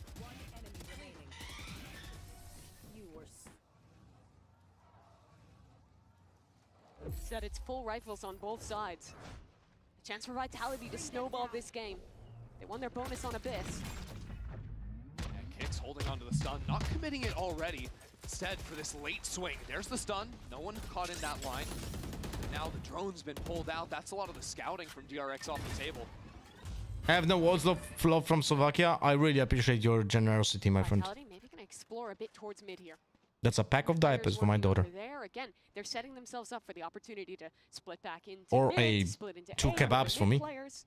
It's their pistol. I actually didn't eat a kebab for like 5 years. Approach on this map. Maybe I'll eat one today. Holding on to ramps. Reclear for DRX. But it's quiet. They just walk up. Durka! He has no business winning. Get out! The trade is good for Get free. out! She's not gonna butcher the Finnish name anymore. A couple of double blasts, but instead decide to move back over into A. Kebabs are $5 in Poland. Bro, they're more expensive than that. I don't think you can buy a kebab in my hometown, in Poznań, for less than 30 zlotys. And that's like $6.50. Maybe even more. Wait, that's more. That's like $7. Is Les gonna figure it out? No, they get caught off, but Prices in Poland are gotten crazy. Flashback spam No. by Les. And now Fring is alone in this We're segment. back to bind. No one is looking at Fring. He's whipping the shots. Oh, and it's only 1 for 1. shit. But still only 10 seconds. Plant has to come down and it'll be uncontested. 10 seconds left.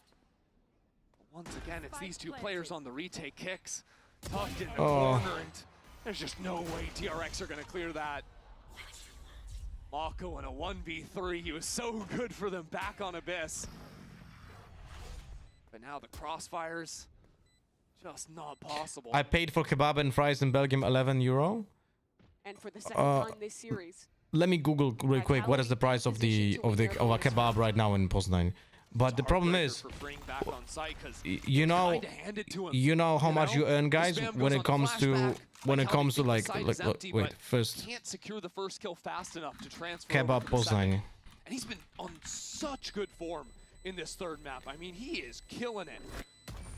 But to have that kill slip away from him, that could be the moment that loses this map. How much is it? How much is it for this kebab?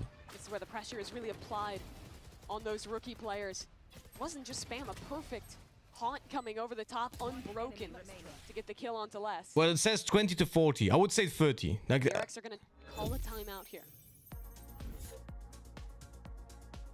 wait. DRX have to realize that right now their ramps is getting kind of torn to pieces. They're losing control of mid in the mid round, which is to be expected. Once you lose numbers on this map, you're always going to be Yeah, the stepping out Uber of that East is gonna space. be more expensive, right? But let's say it's 30. Let's say it's Also 30. gotta worry about their money, right? 30 PLN Hero in $2. this round. Not so So that's easy. $7.50 for a kebab. Now, average salary in Poznań. A lot of fans out for DRX here in Bangkok. A team that a lot of people underrated. So essentially, a kebab is almost your hourly rate. Yeah, all the hype of this tournament was kind of a G2. If you watch Americas, you think G2 is the best team in the world. If you watch Wait, what? EMEA, you think Vitality is the best true. team in the world. And if you watch Champions, you think EDG is the best team in the world. Yeah, it makes sense. Everyone's sleeping on DRX. And you know what? Maybe That after has to Bind, be people kept brutal. doing so, but This is way too much. They were This is always way too Pacific's much. Best team. The best team from Asia, even before Pacific was a thing. But then the first ever Yeah, trophy okay. for an Asian team. And this is goes quite a to lot, by the way. Genji. Not many people earn DRX this. last Not year. many people earn this, right? It's been heartbreaking But for guys this, like Mako, who've been on this team for years. 10 global events hunting for a trophy. this would be, let's say, a good salary in my hometown. This right here. This is a good salary in my hometown. And a kebab costs $7.50. Think about that. in this series previously. Being Stinger too, but we'll see. Right now, DRX have control over ramp. Vitality moving slowly back over into that So you space, earn and $1.4K and a kebab costs They're in $7. a good position to rotate on over with the And that teleport is a back good screens. salary. Having Bane up in heaven too, and his stun shouldn't be too far from coming back online. With how slow Vitality play, though, they're oftentimes waiting. What out is the those average game salary in flashes. Belgium? This time, though, Gunman gets in position. Oh, a chance against Les, but he doesn't convert. Are McDonald's for rich people? Yeah. Kind of given up Going to a having McDonald's is control, too. incredibly expensive in Bring on the Poland. Stinger, drop down into hell. He's holding out the ultimate. Maybe considering a re-clear. Oh, again, these timings just barely avoiding DRX. Bane does get his first though, and now Vitality finally showing the pivot. Look at that ultimate, completely dissecting the map. The spike forced away from the team, the rotates coming in. DRX have 3 players here and ready. Mako 20 again. seconds, they can still Has the rotate. anchor. Oh, Gunman, oh my god. Great flash converts off of Mako's paranoia as well.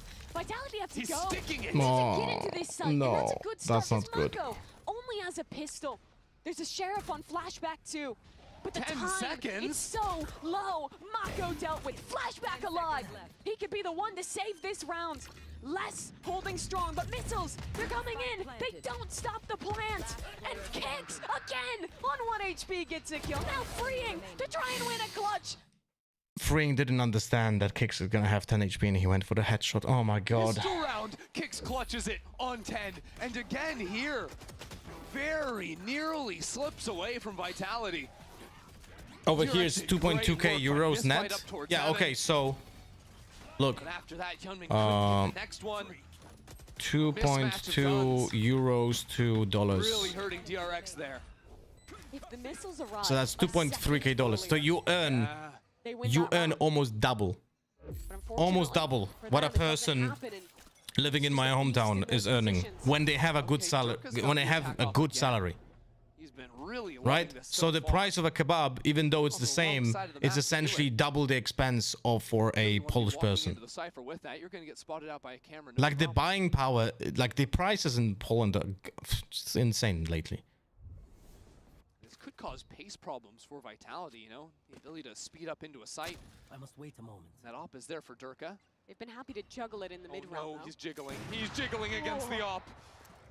Lucky to have survived that one. And now Durka grabs the orb. That's ultimate unlocked, so the speed problems are gone. He's just going to rocket straight into the site.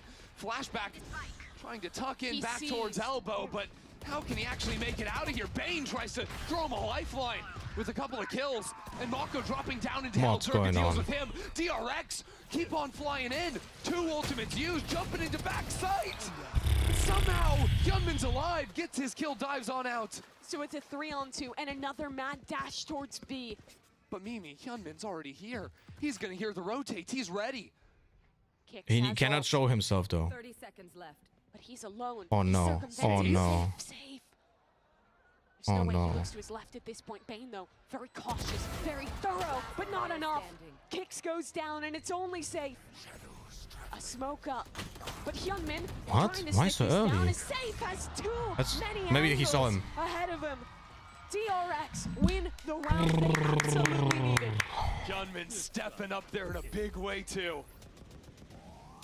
Want to see some of these fights. I mean, this was crazy. Bane getting those 2 kills right before the smoke goes down. Flashback is in a similar position like he was on Bind. He's getting outplayed. He's getting outpositioned. He's getting easily read. We need a swap on Flashback's positions. Like he's getting targeted. If they'd lost that round, it's over. Use every ult in the book. You can let out a sigh of relief. That's okay. Reset for the next. Vitality, though, have ults of their own. Imagine that it's 1.4k USD salary and electronics are also more expensive in Poland than US or even any EU country. Yes, that is also correct. You will get better prices for buying electronics if you buy them in Germany, for example. And that is true, by the way, for the last 40 years. Here's the trap play. It doesn't matter because Safe can just teleport out. All right, no problem. Vitality used that info to speed up in towards mid. Durka, first player falls off the angle. Doesn't want to deal with the flash. And now in a prime position to A-split late. The Viper's still tucked in towards main. A drone re-clears mid, but doesn't see these players who have walked all the way out heaven. Mahako. Oh, yeah. Really pressured here. Teleport just in the nick of time. Great util from Mako. Him living there is massive. Because now you've got 3 players leaning into A. Vitality, what, do you pivot back into B? You could have lost all of B main. It's too hard.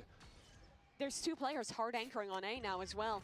And the stun's gonna come back online too. DRX over-rotated. It's only freeing back towards B. Then again, it's freeing back towards B. First shot, but he has to fall back. Durka's still back in spawn. It's a madness round from Vitality. They're going back to A. Spike is coming back into A. What 20 the seconds hell left. is going on? This is some melon time. There's no time. There's some melon time over here. 15 seconds. Vitality have got to move it. Into the site they go. But DRX. Flawless. They cut them down. That was incredibly overfought by Vitality. Safe is the caller, right? So Safe just outplayed himself. He was thinking too much about what DRX can do to be 2 steps ahead of his own calling, and he outcalled himself. Didn't feel comfortable. while DRX didn't do anything. After seeing Freeing take that timing.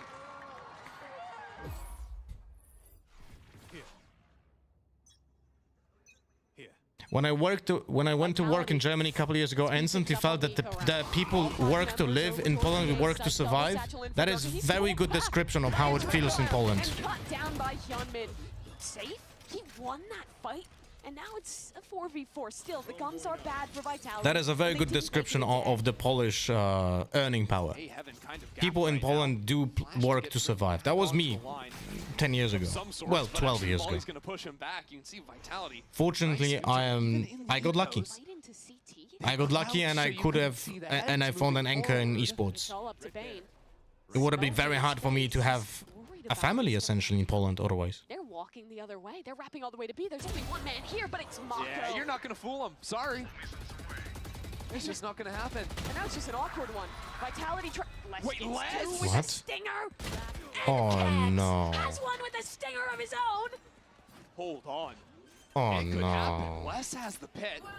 If they want Oh to, there it no, goes this down. was unlosable, man. Mako What to 1-2. happened? How many rounds has he been retaking down in numbers? Both players low. We need that smoke in the pit.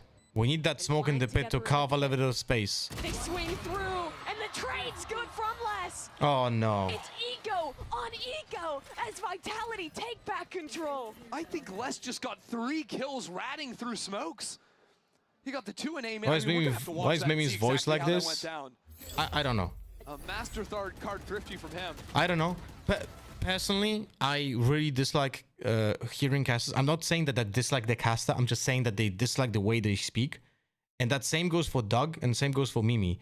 It feels like it's a whisper to make it feel like it's important, but it's actually the opposite way. You know what I mean?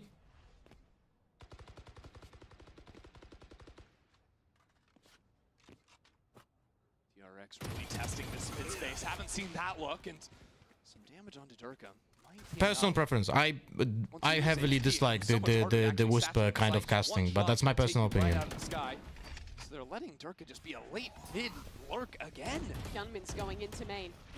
The clone up, but he's paranoid. Still Dude, he has nothing to fall back on. What's going on over here? Durka is. He gets the timing. He was supposed to be a sacrifice. Now Vitality have just broken open the round. And they've broken open the map as well. Yeah, with the player over in A main as well, they can rotate back over into Les. You've still got Durka as that late policy, and also from his position. It's funny how Ender says Durka's name differently than Mimi, but he's also wrong. There's only one player on the A site. Bane?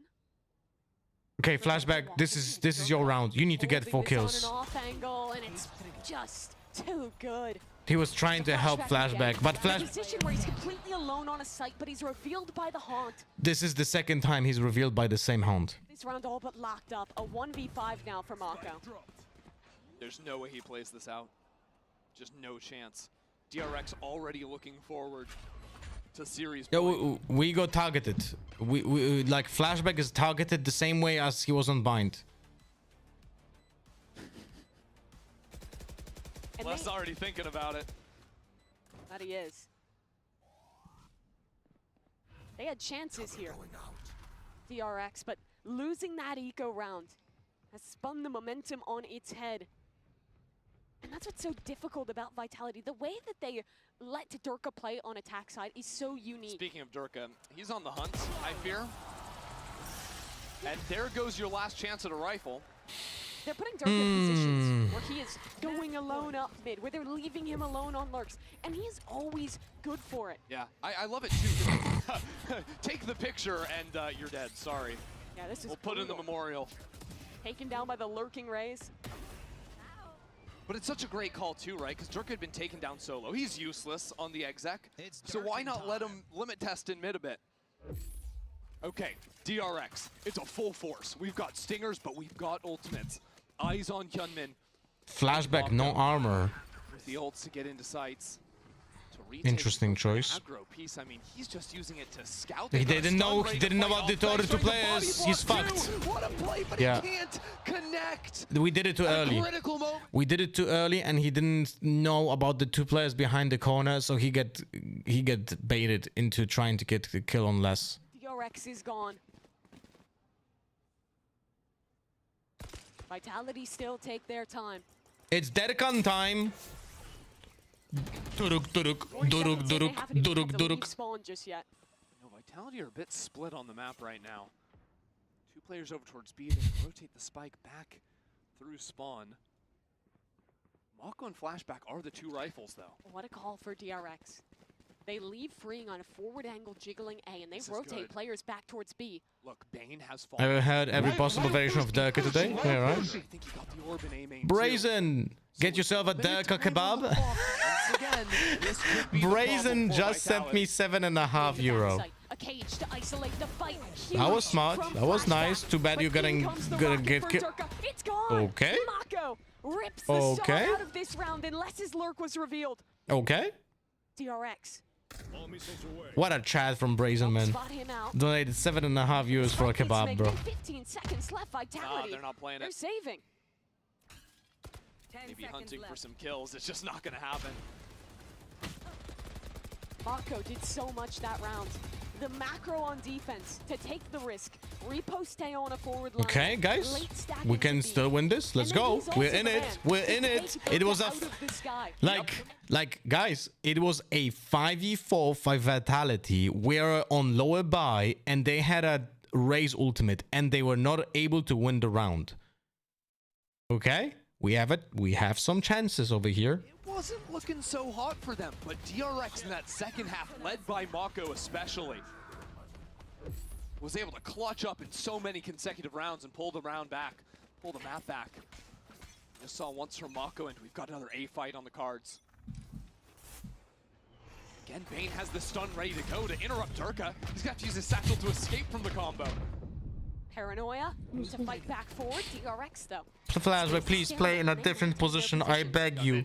Play Heaven maybe once. High-low setup. Do well. Hyunmin needed more though. It's traded out. Safe is low, and Bane has to dip away. How are Vitality going to carve their way out of this one? They've given information of all three players here, and Bane is just killing them. Mako on the trade as well. 2v1, please, for the love of God, play it together. Hold your hands like you're in kindergarten and going for a walk. That off angle. Call them, Tammy. And Mako swinging from heaven. DRX 2 rounds away from overtime. I'm gonna puke from nerves. I feel like Bane has been lights out on these A anchors. Like, unimpressive first half, but consistently we saw in the first couple A hits of the second half. Are they on lower buy now? They can't be, no. They still have the cash. They had like robbed two banks. Gotten on ramp consistently, but it's been really hard for them to push on through into sight.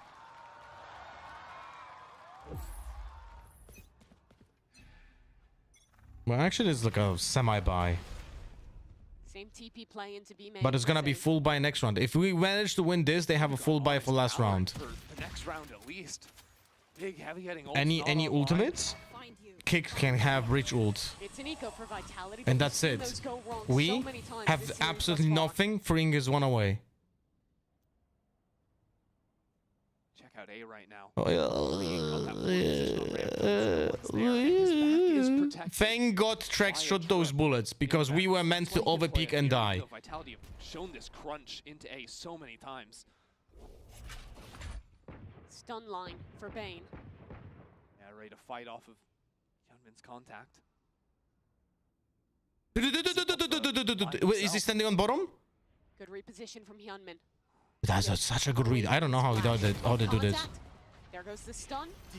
And Vitality are pushing forward at the missiles. Oh no, the missiles are not good. 35 seconds. I don't understand how they're not flash. How they explain in a second. Remind me, please. Explain the missiles, okay? Please remind the chat once we have time. Explain the missiles.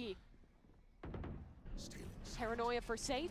doesn't catch Bane. His position in Hell is crucial. Where are they going with this? I mean, are they 10 even trying seconds. to plant the spike? Hello? You have to execute, and it's straight into Bane, 1 for 1. 10 seconds. Spike needs to come down ASAP, but they've gotten the kills to boot. Spam! That wins the round! Yeah, that's it. DRX stay alive No! yet again.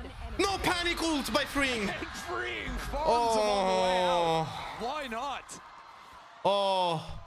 Oh. It feels like it's just recurring over and over again. These Oh, slow rounds well, for we lost the Vitality. ultimate, but it's okay. It's okay. It's okay. It's a very high stress situation. You cannot blame him. He made like he is not paying attention to everything that is happening because he has enemies in front of him. He needs to make a decision. Someone else should be calling for him. That is already done and dusted. But it's not his fault. He's trying to win. First year back at Tier 1 Valorant. He played First Strike back in the day, the Vision Strikers era, on a different team. Took a 2-year break from Valorant. Vision Strikers mentioned.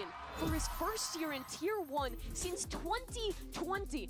And he's dominating alongside a guy who's only played one So, year of to Challengers explain to in his you career. the missiles, because we have time. Right now, 24. Freeing when, and this is He's only consistently died happening. 13 times. This is consistently happening, so I know this is a problem. When he's missiling this area, he does this. Do this. Why? Because this area over here is not important. It's cut out as an angle, so you force them into peeking, but you are 100% certain that no one is in this area after that. If you do this, then you gained almost nothing. You would have to re-clear this area, and that's a big problem. So always do that missile over here that just covers, like, it doesn't matter if it's outside of the map. It doesn't matter. Just cover those corners over here, you know? 7 rounds? That's got to feel good. Difference makers in this round. Kicks 1 off the ultimate. Durka 2 off. Vitality are going to close off. It's those abilities coming online. Could even be a less lurk. Breaks the camera, dips away. Another 1-3-1 round for Vitality. That flash timing there, making it uncomfortable to get into vents, but Durka realizes they've never really fought us here. They always get vent. Oh, no. They haven't broken this vent for the last few rounds. DRX have played so restrained at times, always falling back, not giving any space. Vitality Oh, picking using up the pace, missiles? trying to move on in, but again, get stalled away and pushed back You out. see, again, the same thing. They're just standing there. See this? Again, the missiles didn't do what I wanted them to do. That blast pack is trying to bait. Then it's going to be a push towards B. It's not drone. This could be a ton of information. Spots out the fade. And now I think DRX have to get suspicious.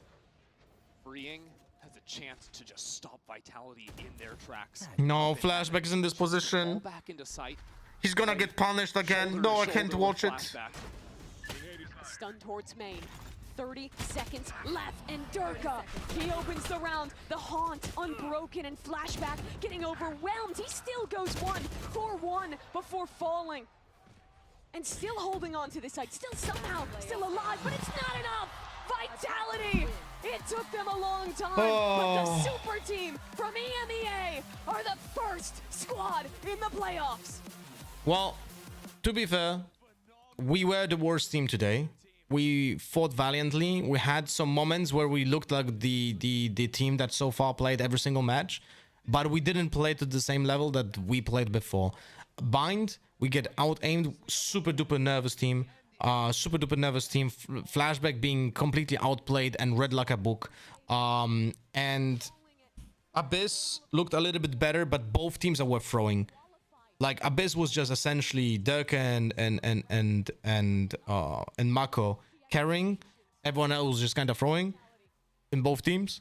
And Split was a repetition of Bind essentially, but this time with us also hitting shots and Vitality throwing a lot of attack rounds. So it's like, it was not a good match. It was definitely not a good match to watch from clean Valorant side, but entertaining match to watch. But definitely Flashback needs to have a deeper playbook or completely reposition, you know?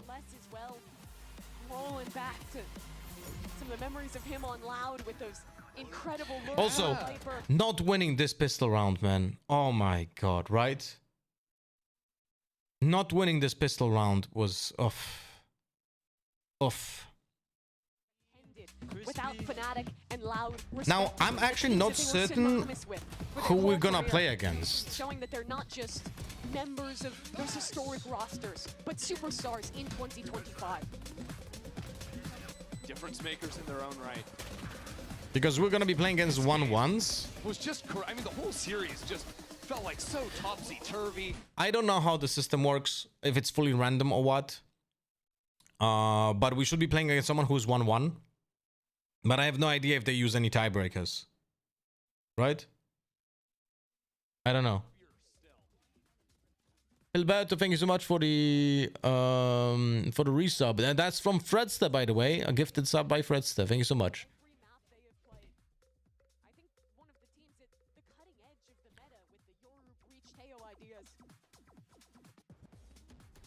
They're playing solo Yoru on mine. They're playing a split. They've forgotten about the raise. We'll see. Well, now we're gonna watch G2 versus EDG. We'll see how that goes. Les winning that fight here. Youngmin not finding that shot on the ultimate at the end.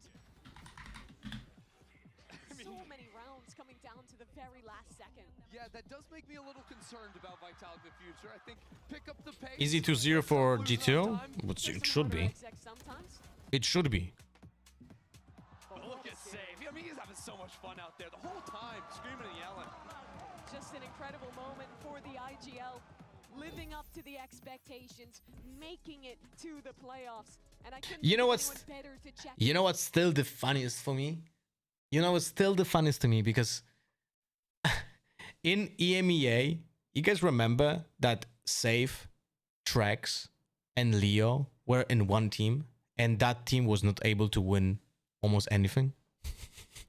Was Save from Super Friends Team Vitality นะครับตอนนี้ก็มาอยู่กับเซฟนะครับผมจากทีม I'll be honest with you, ก็มีคำถามอย่างแน่ I can handle cringe very well, so I'm gonna go take a pee break. Be right back. ตอนนี้เราชนะ DRX แล้วได้เข้าไป play off แล้วนะครับผม so first question is first of all congratulations and the question is pretty much how do you feel about the playoffs after beating DRX in such an amazing series?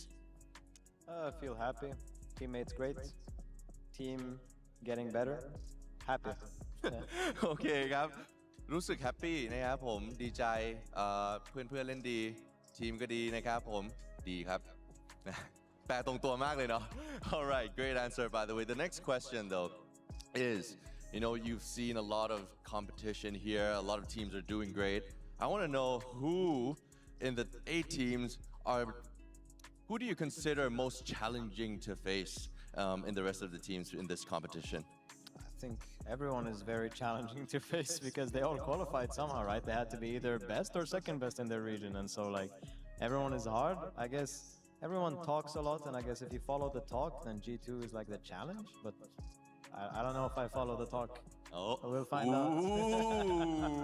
เอาเลยครับสำหรับผมเองก็คิดว่าทุกทีมก็ต้องมีเก่งอยู่แล้วนะครับผมต้องติวคำถามใหม่ก่อนเนาะเพราะว่าถามว่ากลัวทีมไหนที่สุดนะครับก็คิดว่าทุกทีมเนี่ยเก่งอยู่แล้วเพราะว่าผ่านเข้ามาถึงที่นี่ได้เนี่ยไม่มีทีมไหนที่ไม่กลัวหรอกนะครับแต่ถ้าเกิดว่าเอาจริงๆเนี่ยถ้าทุกทีมเก่งเท่ากันก็ต้องเป็นเรื่องของฝีมือปากแล้วล่ะนะครับทีมไหนพูดเยอะสุดซึ่งตอนนี้ก็น่าจะเป็น G2 แต่ก็ไม่รู้เหมือนกันว่าตอนเจอแล้วจะเป็นยังไงก็ต้องรอติดตามชมนะครับผม Anyways, that would be it for now. Thank you so much for your interview. Congratulations again on the amazing win in this intense series. And และสำหรับตอนนี้นะครับผมเรายังไม่จบยังมีต่อครับผม And for now we still have one more match to go, so please stick around.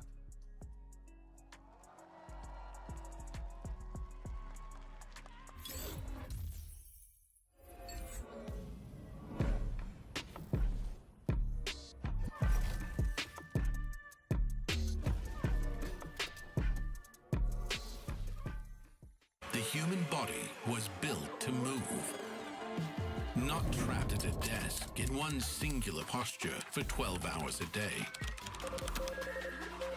It's time your chair evolved. This is Secret Lab Titan Evo. Ergonomically engineered for you, gamers, hybrid workers, artists, backing your every move.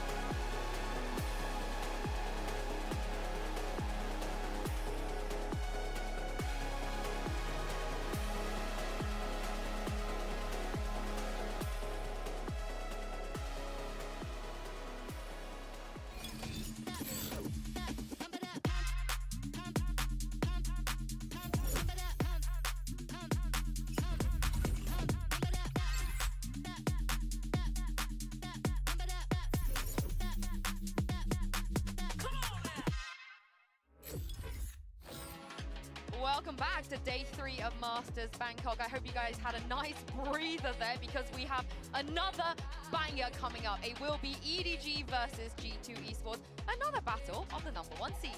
I am your host, Yingsu, and I'm back here once again, joined by Kakuka and Bren. You guys, I'm not doing so hot because it's so intense and it's so crazy. Do you guys think it's gonna ramp up from what we just witnessed? I mean, that's got to be some of the peak, no? Like, between two of the winning teams, you got to imagine. But that was like... I want to say the same from G2. That was intense. I know, that right? abyss, that split. Come on, we need 6 maps today. Yes. Yeah, I mean, I'm here for it, to be honest. You've got some of the best teams competing against each other. EDG, they've got like their 20-man roster up there on a stage setting up right now behind it. They always run deep.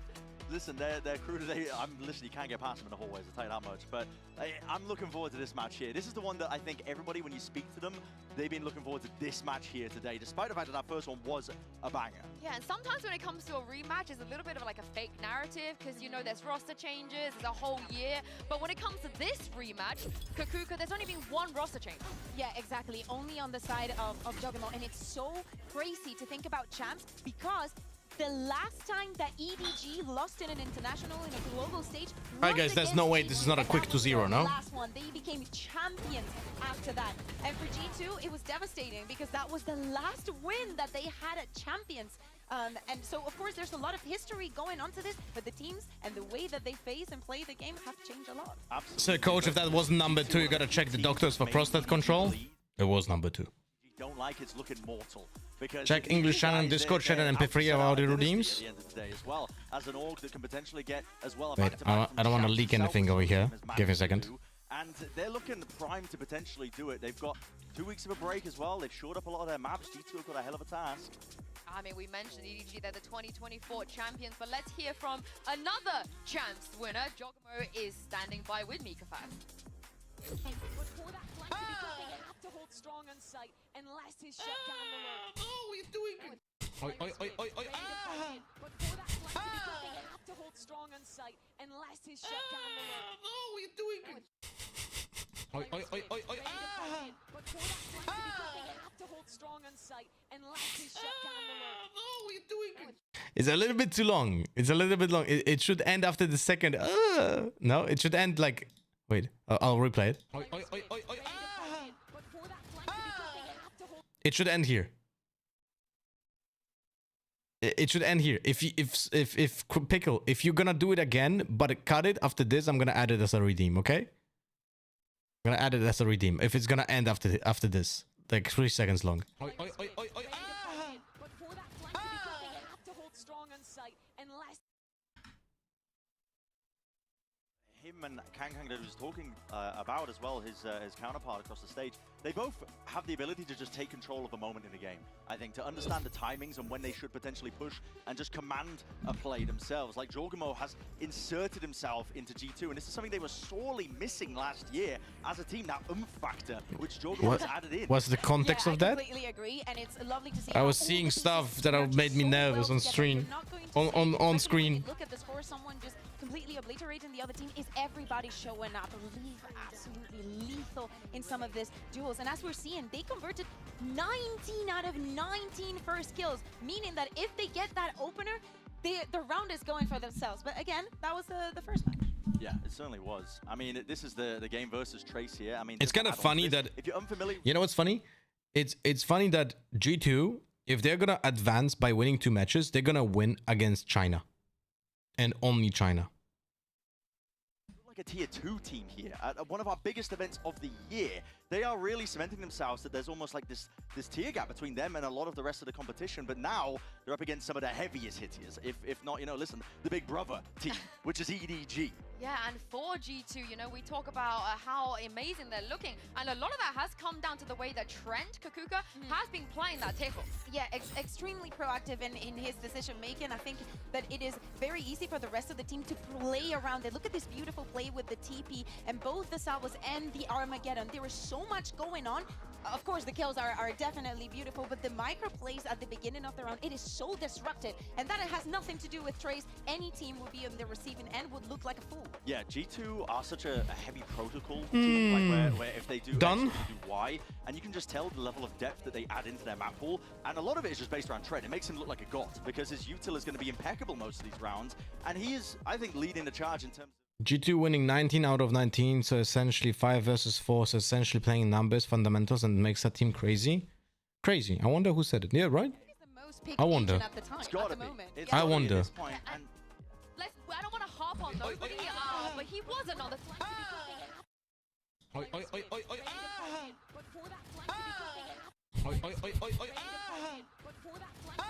How much for this? How much for this, guys?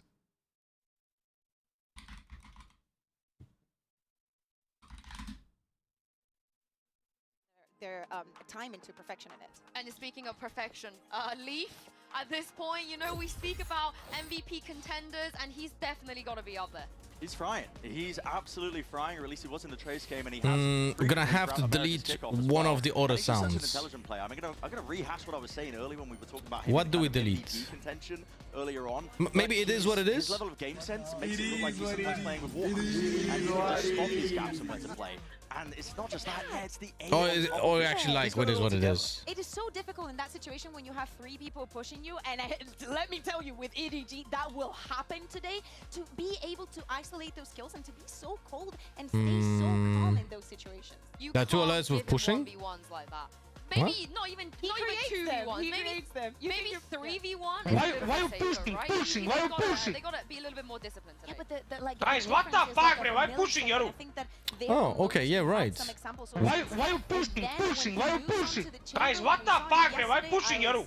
I mean, but those are iconic, no? Let's talk about EDG a little bit more, because those the are fans iconic. here are absolutely behind them. I think for them, the 2024 champs winners coming to Thailand is a very, very big deal. And we've seen just how loud they can be for EDG, and that's a lot of pressure, Brent. They were taking over the arena, and kind of said in our OPLs as well about how it's an honor and a burden to have the kind of eye of maybe left click, right click. But for EDG, they're a very unique team in my mind, because they don't crumble under the pressure. They actually just form into diamonds most of the time. When the going gets rough, and when you play against even tougher opponents, I feel like they just lock in. And the discipline comes through, the mechanics come through. You guys are right. Through, the deeper they get into tournaments. We saw that at Champs last year. I was counting them out nice and early into Seoul, and I was made to look like I had egg on my face. And I ain't talking about jobs. I think we're just gonna remove Knock Knock. But yeah, in regards to EDG, I really like the face that they're showing here. No, well, you have to be mad. They become even bigger when they go against big opponents, because regionally... No, we're removing this. We're removing this one. Some of the things that I see, and I think this is not going to work against this and this. This is like very specific because of how they play and what agents they play also in China, and how is like maybe not up to speed with what the rest of the world is doing. Do you like what we saw in terms of comms against Liquid? Absolutely love it.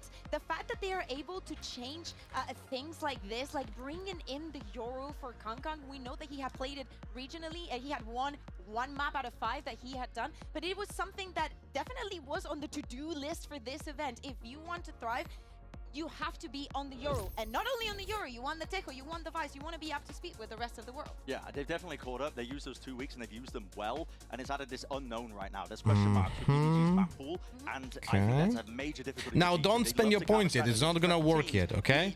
I have to make sure it works first, so give me a second. Mika caught up with Smoggy.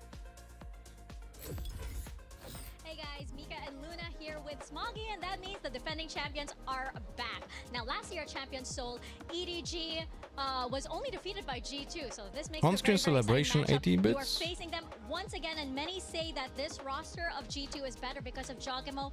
What's different about EDG this time around? Can I make it smaller? No, minimum is 10. Okay.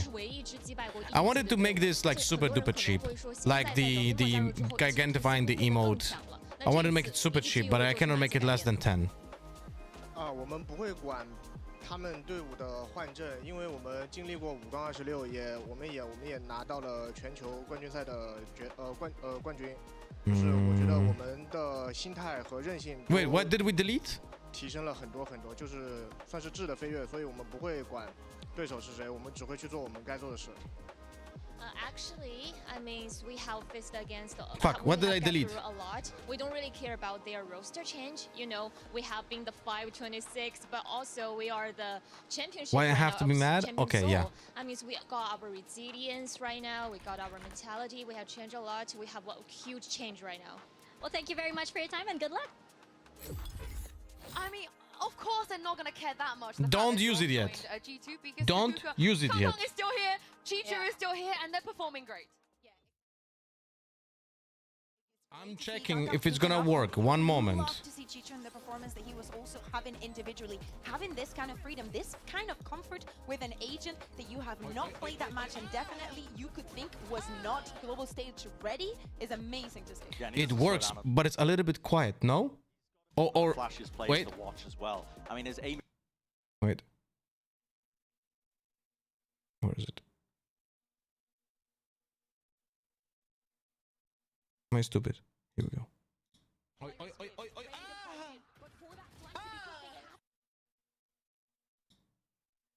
I cannot make it louder. I would have to change the file essentially.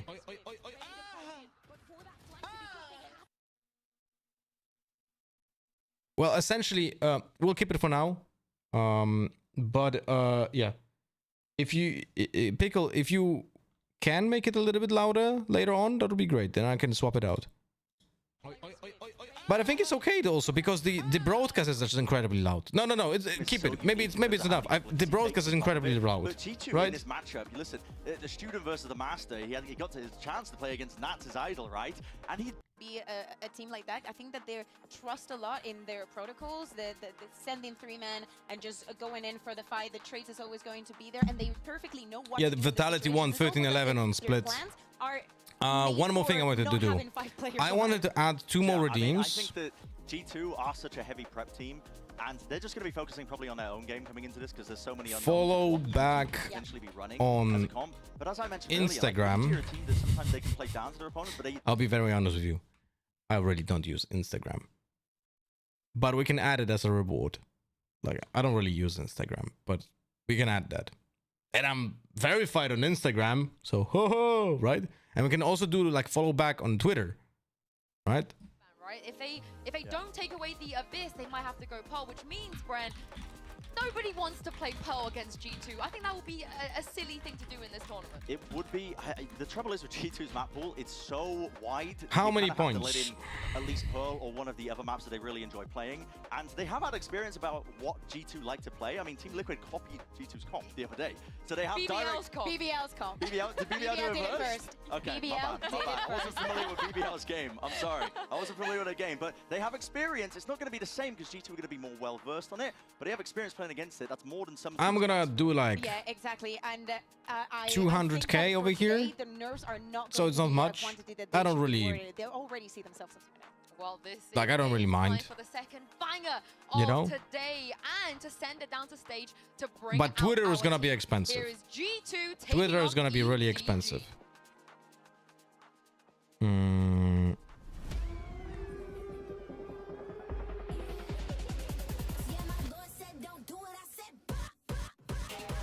Hello, turn it off.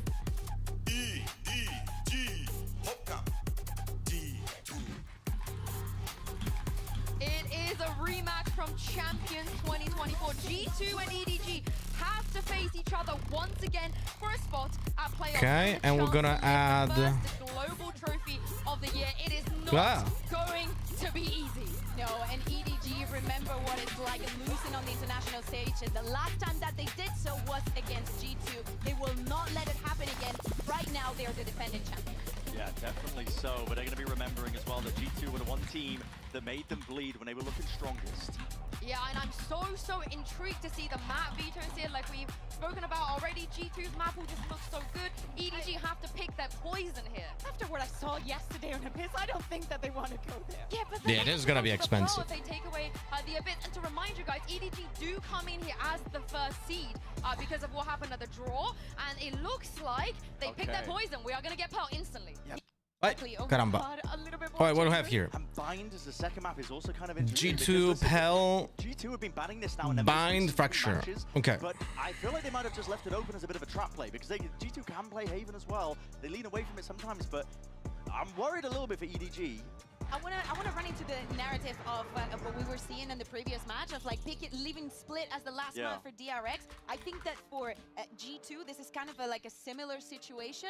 The Bind, as you said, First, wait, what was it first? Last 2 matches. Pell. It's a map that they've been leaving open. They have not played it yet this year, but they were happy to do so. It's just the other teams in America. 5 minutes voting time. Also, EDG, they just don't want to go to Lotus either. They decided to leave Fracture as the last map. So interesting because I feel like there is a gap between the Chinese teams and the rest of the world with Fracture because it was out of the map for a year and what not many things have changed. What is not going to be changing, no surprises, is the compositions in both of these two teams. Again, I see Leave on the chamber. I personally run. Yeah, this is going to be such an interesting game as well. And if EDG have done a bit more preparation as well, there's potential then for, I think, to really punish Leaf from his setup, the rendezvous, the TP. It puts the chamber in predictable places on Pearl. There's only so much you can really be tethered to those spots. It's my favorite sound, guys. For nobody to really play spoiler to him, I think, as well with the salvos at work. But this is going to be a bloodbath, I think, from beginning to end all the way. And the head-to-head between these two duelists, between Jogamo and what he was able to achieve in Americas, and Kankan coming back into the international stage. Well, I hope you guys at home are hungry because it looks like we've got some eggs in a pan on the menu. Enjoy this one. That was far too good. Thank you what? very much. Sideshow with Pansy? And I kind of have to highlight this one. Clash of the Titans, Battle of the Best, call it what you want. This is going to be one of the best games here today. Yeah, you have 6. You know, again, my own perception, okay? But I really dislike that kind of mixing of the pairs. There's a reason why casters are working in pairs. Like, it's really weird, you know? I like the reason why caster pairs are good is because those people build up their synergy over years, you know? So it's like, I don't like it. Specifically also on international events. I really don't like that. Trent likes to play over towards A main. It should be unexpected, and they can jump onto him as soon as they take contact. Trent gets to keep his life here. Looks like he's trying to back towards A. He was looking like he was indecisive, and he's punished on that. Effective trade, at least for now, until nobody tips the scales. Sight looking Well, Pampek is missing, but why do we get Mimi and Ender casting? It's going to buy time for the rest of G2 to get close. That, Jorg flashes out. you know what I mean? Like, They don't have why is Bren on the desk? Yeah, looking for that reposition towards Art here. 2 of them posting up in this post plant. Chichu dedicated towards the site, but G2 starting to take those steps, trying to be bold about it. Chichu, the first contact made. Jorgamo clears. Jonah P putting it all down. Smarty! What is that for a beginning? That's a 1v3 that shouldn't be happening. Yeah, it shouldn't. What a way to open. If that's a taste of things to come, we've got a treat before us. Red Bull Clutch coming out in a way that I feel like G2 should have been able to trade this kill. The final shot, though, through the box, that one's beautiful. Jesus Christ. Isolate the duel onto Jonah P wonderfully, doesn't he? They need, I think, heroes today, EDG, because, for starters, on Pearl, they're playing a composition that... Kankan's TP? Bro, Kankan is a terrible Euro. Leader in G2. There's no way around it. He's a terrible Euro. As you saw in the pistol round, I mean, when you're gonna see Kankan perform is when he's not gonna be using any Euro stuff. They pulled out. They're gonna need heroes to step up, I think. Diff in decision-making position, but then aim the flying fuck out of everything. Yes, correct. It's a 3v1. Should be done and dusted. I want to see this kept clean. G2 can certainly get under the skin, but for now, that's lovely. Kankan the one to really kick this off, but still, this is looking wrapped up with a bow. Very nice. Yes, they lose out on 2, but a round secured. Oh my god, that is filthy from Kankan as well. I don't even know how he saw the second player that he flicked to. I'm sure we'll get that one back. I need it in a replay. Yeah, that is disgusting. I know that it's just an anti-eco couple of kills, but look, god, that's fast. And I think we should be paying a lot of attention to Kankan's Yoru, because it's not something he's played a lot of, and it seems like they're pretty heavily indexing into it. And he's going up against Jorgamo, who looks like a second skin. Yoru, he's so comfortable in everything he does on that. Natural talent. But Kankan, again, it's great seeing this guy put with a question mark towards him. We know what he can do in those traditional roles. Now, Look, legit, we're gonna count how many times we see Kankan do something good with your utility, okay? They're so aware of where Leaf wants to play, and now they've completely isolated Jonah P. That clone, garbage. Goes forward in an angle that a real player would never go, right? But again, this is a pretty deadly round, even in the hands of EDG, with those 2 rifles there. Simon and Kankan can be the ones to watch. Close choke point being controlled. Jonah P, good for it. Leaf as well secures that push through, but the split's still on the way. It is, but they managed to reinforce for the moment. Leaf, he misses one shot, looks to finish off with a classic. Yeah, this is lovely. Again, Kankan's still alive. There's always a threat, but I want to see G2 look robust in this, look very refined in their approach, but Kankan's having none of what they're trying to sell. Already going to take away Leaf, and there is a Vandal with Smoggy. They're not out of the woods just yet. Jorgamo does succeed in his fight, leaving it down to 1 man. This would be outrageous.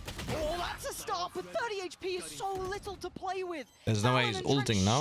Surely have got enough for this one. Half achieved, and Valen there makes it hard work though. G2 with their there was a spectacle, Craving Pickle, I think. Simply revolting if EDG had managed to win this round in another 1v3.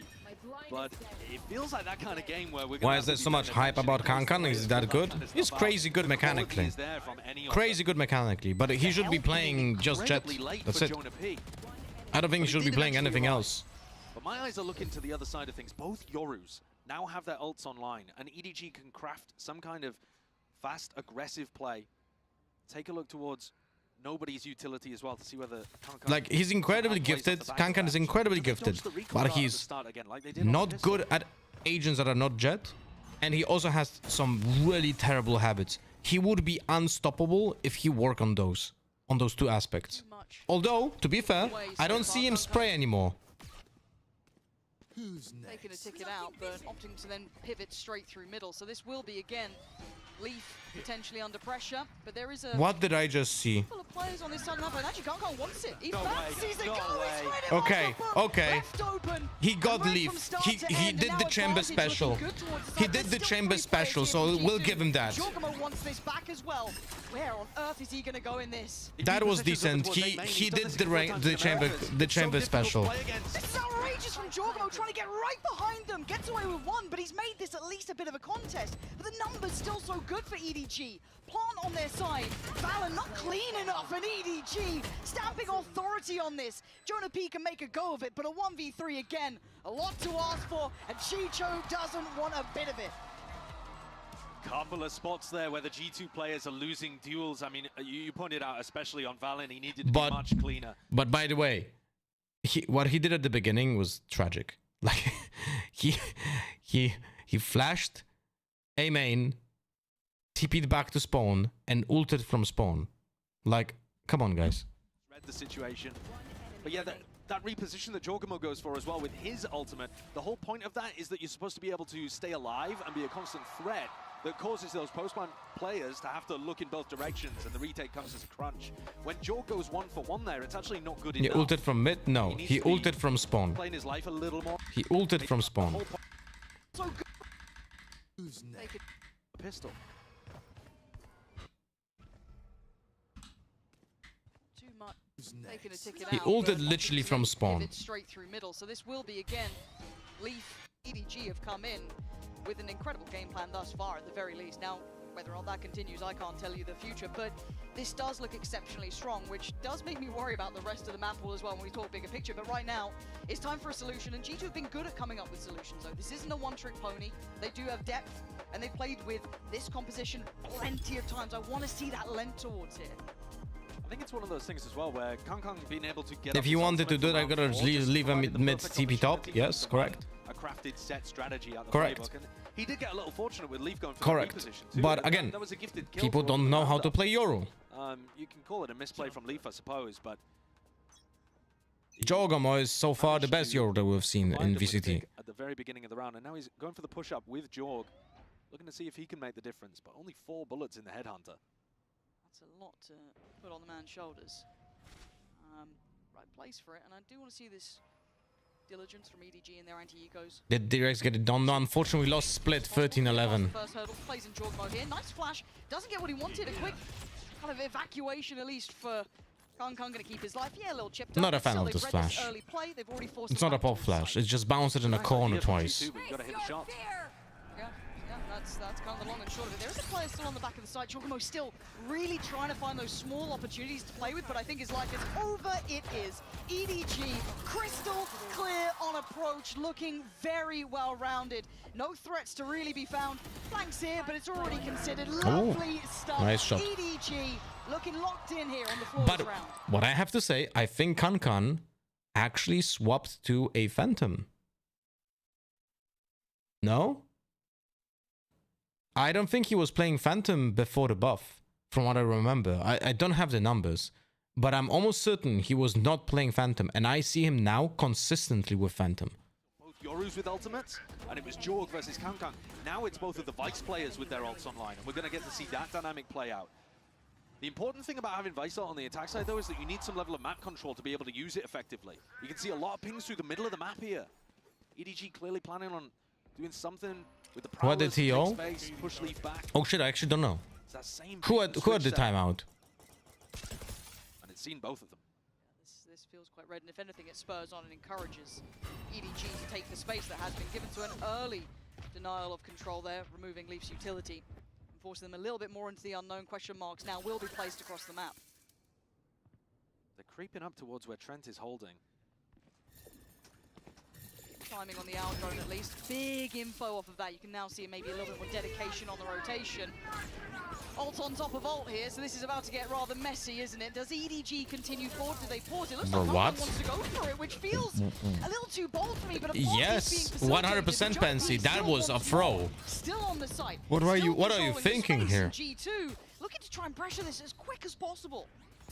They've also got full art control, nicely planted for art as well. Leaf needs to be a disruption in the flank, and it's shut down. Oh, Chichu, so on the money. And by the way, when we were watching EDG last year, I can remember who had so many impact kills last year, because everyone was like saying Kang is the MVP, right? And I was like, are we watching the same game? Because I was calling, was it Chicho or was it Simon that was the MVP for me? I can't remember actually. I think it was Chicho last year that I said, no? I made a tweet about it as well, I can't remember. Either Chicho or Simon was the best player in EDG for me, because they was having so much impact with so many clutches, so many like important kills. Snowball going. They've got the I can't remember who was that. I can't remember. It was either Simon or Chicho last year. A lot of us kind of, I don't want to say put it in the hands of G2. A lot of us very impressed with how they looked. I think a what do you think about free casters? CS sometimes does that. Not gonna work. In a game like Valorant with so much shit happening, free casters will only make the quality of the cast worse. Bring a little bit of blood here, but still Kang once again leading in the Astra ult just to ensure this plant goes in. But does it, if anything, encourage G2 for a swing here? Yeah, it looks like it does. Having a little bit of a glance, nobody almost went through that from that wall. Flash ready, he's going back for more. Jorgmo deals with him. Terrible flash, by the way. Finally, a little bit of a fight back from G2. Simon playing those really dangerous odds, trying to play towards the back of the side, leaving just two alive. Nobody still towards Jorgmo. Oh, no block. That's not going to get to no the block. top yet. Leaf gonna be but it's okay, they are holding a crossfire now.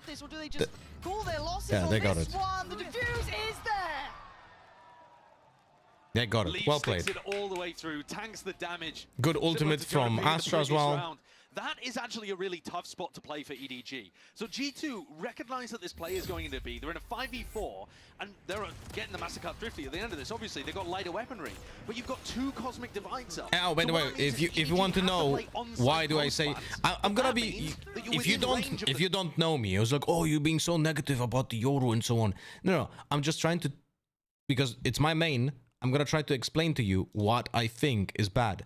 A flash that it goes like, he just bounced it like this, right? It doesn't have a good bounce for you. So you want, what you want to do is a bounce like this, so it's behind you.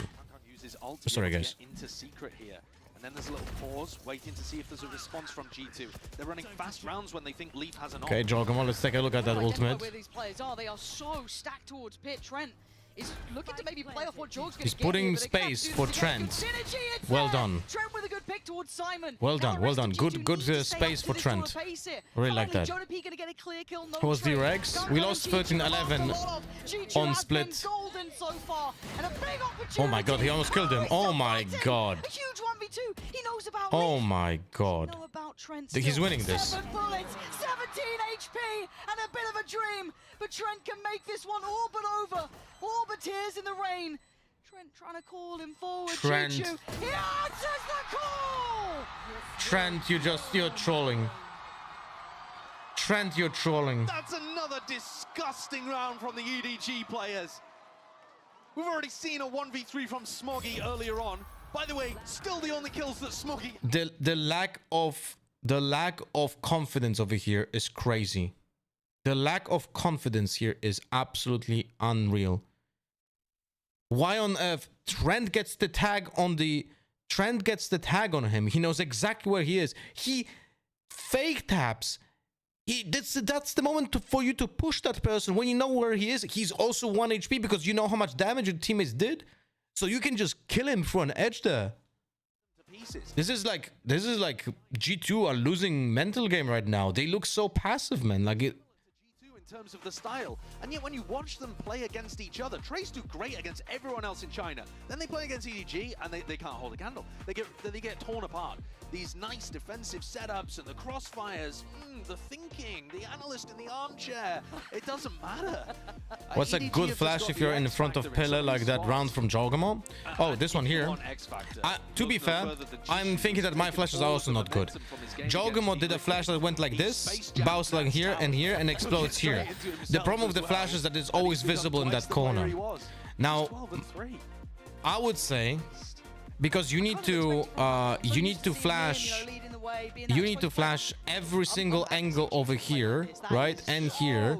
You need the flash that is not covered like see this. So what I think you need to do is a bounce that goes like this and explodes somewhere here and affects players like this. My jewelry you've got around. But I don't have a lineup for that or like an angle that I'm confident in because I didn't train it. But I've got to give credit here. EDG looking quite clean in these moments. There was obviously that conversion in the diffuse that did come in, but a very tricky predicament. But as it stands, that's a bloody hell. Okay. Remember, they won the Thrifty earlier by getting a very similar kind of pick. It's against the Nico and Kankan is alone. Okay. Paying attention. Show me a little something, G2. Give us a couple of signs of life. G2, the real star of EDG. It definitely looks like that today, Johnny. Got the stack completely in the right position. Definitely looks like that today. Swall over towards A main from Jonah P. And Jonah's then jiggle peeking art. Allows 4 players to stack in the right spot. Nobody has led them into a death trap yet. He has. Go down with the ship though. G2 waiting. Reveal. They're gonna win against again. Yeah. And it is. Trent and Valen line them up. And again. Kankan just loses a round for the team against a Nico. Why? People will not look at this critically, you know? Or at least a decent gamble, and EDG unfortunately falling prey to it. That's a crazy shot from Leaf to open.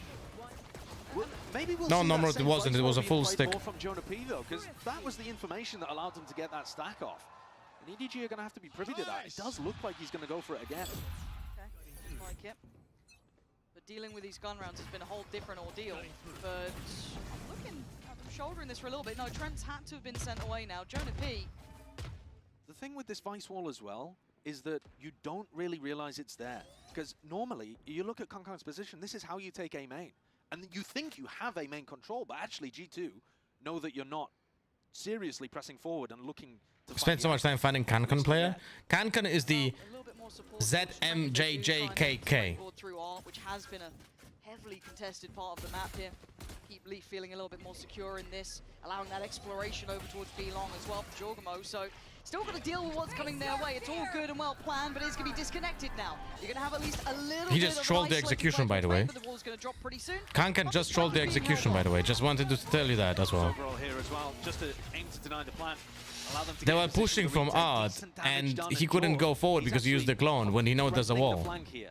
He didn't commit to it. Oh, back of the site though. Going to be bloodied by at least one, but the plant's in. But this feels really unstable. EDG can't play that comfortable post plant towards R. You're gonna have Trent controlling over towards Pit, and this late presence by Leaf almost offsetting the timing. We know that Chichu's been winning this fight out more often than not, but this time Finally, Leaf has a good timing on him. Simon, too many targets. This time, G2 are able to play this back. This time, Jorgen was able to threaten that flank action. You know what's the funniest thing? That those rounds literally play out the exact same way. Exact same way. G2 is playing on that A side. They play that retake. They play exactly the same way. They put themselves exactly in the same positions. But this time they are not throwing the 4v1 and 3v1. You know, the game is exactly the same. Have gone towards G2. So, you know, time to slow it down. And this does bring up the question, obviously, 6 rounds. Random, but have you watched Exeter at all? Is this Euro actually good? I've never seen Exeter play Euro, so I have no opinion. Now with EDG with this comp, how much do they have to kind of lean towards? Are they happy enough to try and kind of find adaptations here? Because we were kind of, well, at least alluding to the fact that G2 do have reps in this regard. They have a lot more comfort over time with these sort of compositions. So for EDG, I want to see what they come back in with. We really don't know what the depth of EDG's setups look like with these. We don't know how long they've been practicing with them either. We know that they adapted after the grand finals and put some time in. They had 2 weeks extra compared to the others, but probably took some time off for Chinese New Year.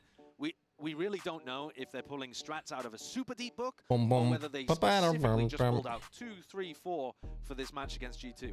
That's something that's going to get tested as they go forward into playoffs, but also as the sides flip. I think it's more possible that G2 will be coming out with anti against what they saw from EDG's defense against Team Liquid.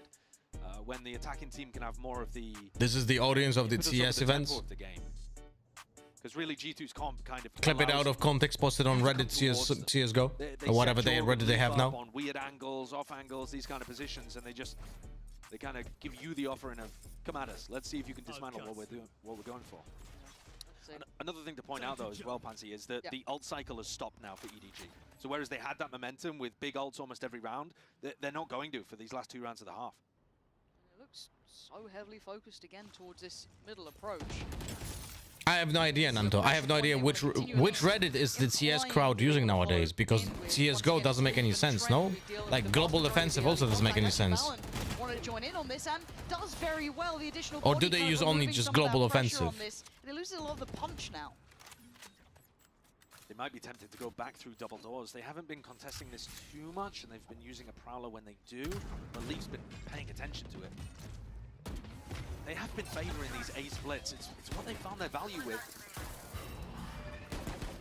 Again, they've got the foot in the door now. They've got Art at the... We are 10 rounds in, and so far we have seen Kankan do one cool thing with your... Sorry, not even cool. Not zero cool factor. We have seen Kankan essentially use Yoru. One time. Been having his number. This time he's got the drop on Simon, but it's going to cause at least Smoggy to now be in a bad position for him. It's rough. You've got Leaf behind, you've got 3, 4 players in front, but nobody is behind them. They have no... Oh, God! What an absolute nightmare! It's gone from... Oh, looking like me, for real, for real. Just like me, for real, for real. Back in this game. EDG, everyone has been doing A splits. Yes, correct. Look. They were punished on B. They were throwing on B. Like, people going alone, Kankan dying alone. And the only thing that worked were... Think about it. They're winning... They're legit winning 3 rounds because of Chichu's clutches. They won the pistol round in a Chichu 1v3. Chichu won a 1v4. And Chichu won a 1v2, no? Okay. It's step by step, it's round by round, but G2 have suddenly turned what felt like an EDG masterclass into a very close affair. Pressure towards Long. This time going to force away Jorg. Yeah, they're actually a little lucky that they forced him away there, because I believe nobody didn't have the money to buy drone, or didn't... I don't know, maybe I'm wrong. Maybe he got broken at the start of the round or something? Yeah, but you don't expect that from Leafy this time. EDG Masterclass? EDG Masterclass is getting incredibly flashy 1v3 clutches that should never happen. Site looking like it's on the platter, but they don't like what they're seeing. We could say that. No, G2 have been very fast with reinforcing the B site, and especially when you see this drone, you know that Trent's rotated probably all the way from That's the win condition. That's where he's normally Pull off some incredible clutches. And Jonapi's position is just containing them. They know exactly where EDG are going to end. Can you doing anything with that Euro stuff? Does give them at least a chance forward, right? Maybe a second go, but he fancies a second bite of the cherry. Big shot, nobody goes down, good trade. Valorant falls, and step by step, the site's getting more. No, he has no util anymore. EDG control. That's so funny. Waiting for that eventual crunch, but they're looking towards it. Jonah P bides his time. We saw what happened with the patience before. Does it strike again? But these two players can't fall here. Leaf can't go down. He doesn't have good position. I'll be honest with you. Wow, he hits that shot. That wasn't an easy shot. How is this turned around? I don't know. I don't know what just happened. Didn't see shit. And put Jonah P in a 1v2. Looking for the first Smoggy. Tucks in. Okay. He's gone down, but a 1v1. Oh! Jonah P snaps up to Kunk. Kankan goes like a European policeman with the warning shots, and he's just whipping. Kang's POV, we'd be looking at another whiff similar to Nobody's in the prior round. He was on his screen for 2 seconds, something like that. I mean, maybe we'll see it in the replay. I imagine they'll pull it instead from the clutcher's POV, but that is a rough way to go out. Still, a 6-6 half is nothing to sniff at.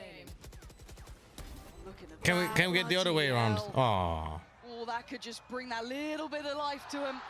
But still, before we go anywhere, we do need to check in for the Omen player moment with Jorgamo. Stick around, it's 6. I didn't watch Valorant Champions, but how did EDG win that? By very similar rounds, like here, like those, like there were so many rounds when it's like EDG clutches 1v3 and. Is this the broadcast? What happened here? Oh, it's like a it's like an AD. Okay. At champs against Trace today, my personal power level for the day was like 70%. Like it was there. I was utility, supporting, entering fine. I had a couple good rounds for myself, but the rest of my team, I think they were at 80, probably 90. I think everybody was at the higher level than me against Trace, which I mean that's why I balance out the team. I think. Wait, they managed to hold it in the door. Jorgamo, though, from the back line, going to take away 2. This is his site already. Maybe a third. Yeah, it's a third. He's going to make up for the last round by basically getting you another. Jorgamo is ripping them to shreds. I always start slow, but I make sure the team's always good. You know, I make sure I support, do my personal job in the team, and then eventually when I know all the plays, all the ideas, everybody's mental around me, that's when I like surpass them all and I can show them why I was a champ at one point as well. I told my teammates, my IGL, I'm gonna be MVP one day. I'm climbing to the top again, that's my goal. Which team do you think has a better comp? G2 starting to wake up after what was a very dominant beginning. Always say it's like, I have my opinion about compositions in Valorant is like theory and practice are very 2 different things. For example, you can have one of the best compositions on a map, let's like a meta composition that covers all bases, but if you don't have a player who fills that role of a specific agent well, then the composition doesn't work anymore. So it's more important if your team plays to their own strengths rather than playing a composition that is good. Or like, sorry, the best, you know? It's like completely, it's the opposite of the common opinion, I would say, you know? But on paper, I would say the composition should be better for EDG. It just delivers more value, while the chamber is just like, meh. And it's, what is going on? We're all excited about a flash, but apparently it's a mass go over towards A. I have no idea what's gone on there, but by the end of it, we are still down in a 3v3. Spike's still with Leaf, so they can at least move away from this, but Kung's timing could be incredible here. Especially because they're going to get stalled out by this Vice wall. If it gets baited, or do they double swing over it? That's the only way of... Yeah, and now Kung's locked on the other side. Rough for Kung. A little unfortunate, almost. Chichu, though, has been the headliner thus far, and it feels like he is going to get his moment. Kung is there, the wall just about dropping in time. G2 a little bit forward on the flash, but does see his teammates, but still going to know that they're going to be towards the back of the site. He's trying to buy his time. Playing Kung is labored. Is Chi-Chu to try and deal the blow, but look at the HP! It was messy, but EDG come out on top. I have no idea what's going on Not over here. necessarily off an incredible ante, but I mean, let's take a look at what happened over here in A main. Leaf had to try to clean it up. It's a bit weird from G2 actually. They were fighting over both extremities of the map at once. It was like EDG had a bit of a read on that. I mean, so were they. If I would have to guess what was the idea, it's like we're trying to fake A, but the problem was that there were defensive players there, so the fake that just didn't work at all because they just lost 2 players and got 2 kills. So it's like, oh, whatever. Now we kind of the plan is foiled, so we just run, and it became chaos. I'm not really going to harp on about the fact that EDG need like momentum and bits like that, but it feels good to come back into these sort of... What the hell? What the hell is that? Kung's got a ghost. He's just chilling out there taking fights. Okay. Well, and Leaf have fun, I guess, for the rest of the round. But yeah, it's got to feel good for EDG after what was a very much a G2 flavoured end to the first half to come back in and reset that. Valen, nice try. And Leaf, the last one, dealt with EDG. Quick to it, full standing. So much to do. Congrats, you felt. G2, they were using their drone to apply a bit of pressure over towards B, and then they walked into A main. We'll see if EDG have a similar read themselves on what they want to do here. The bonus round is an excellent opportunity to start tipping that momentum back in your favor. You're already leading 8-6. Yeah. And this would be a huge scalp to take on map 1. There's Pearl. I think most people are thinking G2 are best in the world on that map. Yeah, I think that's a really fair assessment. Incredible. Four-player fight over A main. This is where they found the value before on the pistol. But this time, it's only Valen home. The rest of G2 just follow the drone over towards B. Cautious steps, but it's G2 to fall. Leaf with the first. And that does cause problems. That's a massive Good idea, amount of guys. space now that is available to G2. The EDG will have to try and clear. It's a good idea to peek mid, guys, as a vice. What is this? Meteor?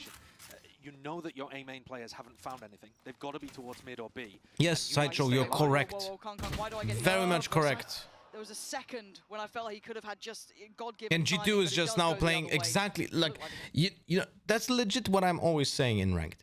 You get a kill on mid. You have to as a defender, you need to compensate for the map control. So now the attackers are just gonna be holding. So you're fucked. So G2 is playing correctly. This like. EDG made a crucial mistake on mid, then they started playing correctly after the crucial mistake, but G2 knows what's the protocol for the defense after making a crucial mistake like that, so they outplay them, and they lose 2 players for no reason because of that. Chance to farm up 3 away from ult currently. This is lovely timing for him. Yeah, good thing that he didn't peek through that corner, and now he gets 3. Never mind. Okay, all good. Never mind, he gets 3. All good for Leaf. Lovely for him. Ult locked in. Ready to go. I'm wondering whether that's the best ult to get online. I mean, G2 are normally so min-maxing with how they play. Is your attack side chamber ult really the one that you want to be charging up in that spot? I don't know. But at least they completely denied Smoggy getting his ult online. Plug it in. Kung's pulling out the defense side operator here to start. And again, it's the same defensive setup. It's 4-1. And now we've got a brawl on it. Okay, well. They're taking very aggressive space in A main. Potentially. Kung, yeah, didn't It's done. One flash and they're gone. Out of there, but Simon's now tucked in and he's still fighting the good fight. I don't know how he even got 1 on that. Does get traded out, so G2. Hello? Their pathway forward or pausing potentially. I'm looking at There's some massive miscommunications over here. A couple of issues. Keep those eyes turned across the rest of the map. One suppressed. Chi-Chu doesn't have to really be that alarmed. The drone found Leaf. Wasn't in front of the wall. But it has drawn a lot of eyes. I mean, all 3 players from EDG that are around mid were looking for Leaf. He's going to play his life and make sure he doesn't give it away too freely. G2 making the mass rotation. I think they've read that this is the same defensive setup. I don't understand, like, how are you making a call for 4 players A main, and it's just 1 flash and you just go away. I don't get it. But also now we have a problem with G2 over pushing mid, but with the solo lurker. So instead of having advantage, never mind, guys. Chichu just swings in a 4v3 instead of playing retake. My bad. As well for him, but having to hold this in a 3v3 post plant gonna be a little bit difficult. Playing it back in with Kung with that operator, Bro, not easy either. Today's games are not good quality. Very many opportunities, but this is a spot where G2 have got to be disciplined. Kung, he's going to start walking forwards, posting up on angles. This is go time, surely. Great smoke. Keeps him secure for a second here. Jonah P able to kind of play around this, and he does have Valen by his side, but already EDG, they're on the site here, all eyes towards Trent, but they've got to keep in mind there's players on the back of the site, and when Kung's alive, there's always a chance, and Trent going to go for the ult here. 5 HP, but time is the imperative factor, and he's played it to the second. Great work. Well played, Trent. And around to even the score lineup. This was the second time we could say that Kang did something good with Yoru. Shouldn't have gone maybe The flash was okay. Having said that though, the fact that they went and committed to it takes the operator out of Kang's hands. There's only one rifle that's been saved from that. Am I wrong, or in CSGO these solo peaks and plays were much less common? I don't know what's going on in the last 5 years in CS, because once Valorant came out, I completely stopped watching CS. But I can definitely tell you that when I was actually watching CS, the amount of dry picks, solo swings, terrible macro, and overpeaks was almost the same, like in Valorant. Barely gonna get something good. Oh, that is ridiculous from nobody. Okay, fair enough. Color me surprised, but also I'm very wrong about that. Oh my god, Chichu trying to pull out the heroics there. No, again, Chichu throwing. He's playing alone on side and he's just dying. Rotation's on the way. EDG want to brawl on this one. It's still nobody is your danger man. The rest are down to sheriffs, and Trent's clearing There's out. one vital difference between CS players doing this shit though and Valorant players doing this shit though. Because you have a very specific role, right? A player... doesn't want to let it happen yet. G2 put a bow on this. Let me explain it this way. In CS, your roles are designed because of your own playstyle, right? So, let's say if I'm a lurker in CS, it doesn't matter because I am the person that creates the lurker, right? But in Valorant, not only you have to be you have to have the skill set of being a lurker, you also need to have a character that is designed in a way that benefits from your playstyle. If you're a lurker and you will play, let's say, Raze, well, that makes no sense, right? So if you make a crucial mistake by like overpeaking and your role is crucial for the team, because of the utility, because of the agent, well, then you're fucking over the entire team much harder than it would be in CS, where everyone has the same kind of util anyway, right? So there's a very big difference in decision-making and the outcome of that decision-making in CS than it is in Valorant. And also remember that in CS, each player drops a piece of utility that they had when they die. I can actually remember what is the priority though in CS. Which piece of utility they drop to be picked up? I can't remember which one was it. Does it always prioritize the same thing, or was it last equipped? Did Chichu lose the whole game 100%? I don't know. They didn't lose yet. It's 9-8, but there are some massive throws by Chichu. But to be fair, he also should have never won those rounds that he won, so it's like, okay. G2, let's see if they go down that protocol list, right? Last equip? You're certain it was last equip? Okay. Presence towards A, getting those ult orbs, and then just kind of... Nowadays you can even drop your whole utility and someone else can pick it up before you die. But you drop one grenade, no? Reinforcing it with nobody for a moment. I don't think you drop like all of the grenades. Goes for his second that would be too much. I think it's still won a grenade in CS2, but I can be wrong. I played CS2 for 3 hours. Love to have a little bit Sorry for the yawn. Towards the outcome of the tempo of these rounds, but right now it is G2's, and they're very aware. Can throwing. Let's go. Heads on a swivel, and they even have mid control to boot as well. Simon gonna be denied approach.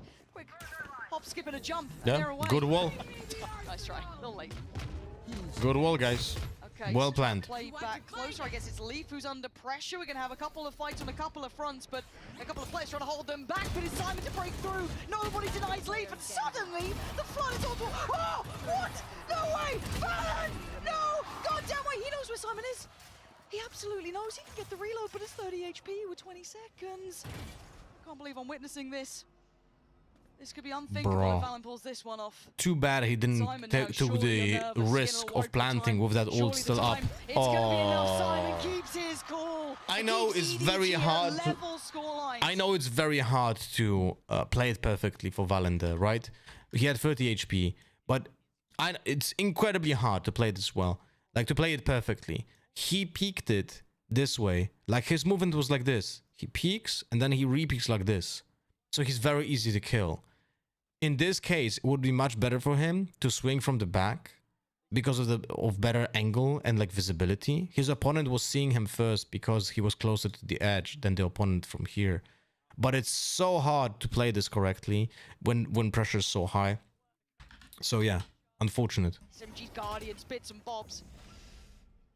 I feel like EDG still might make it work really well though. If you're on live, you can drop all the utility you have and someone else can pick it up. Okay, but yeah, but that's understandable. I was talking more about like when someone dies.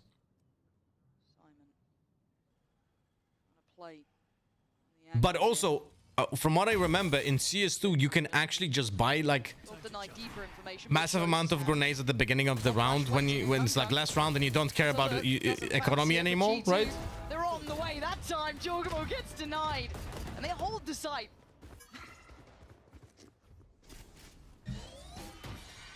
Leaf's just been watching mid the entire time, wondering if somebody's going to go for that push.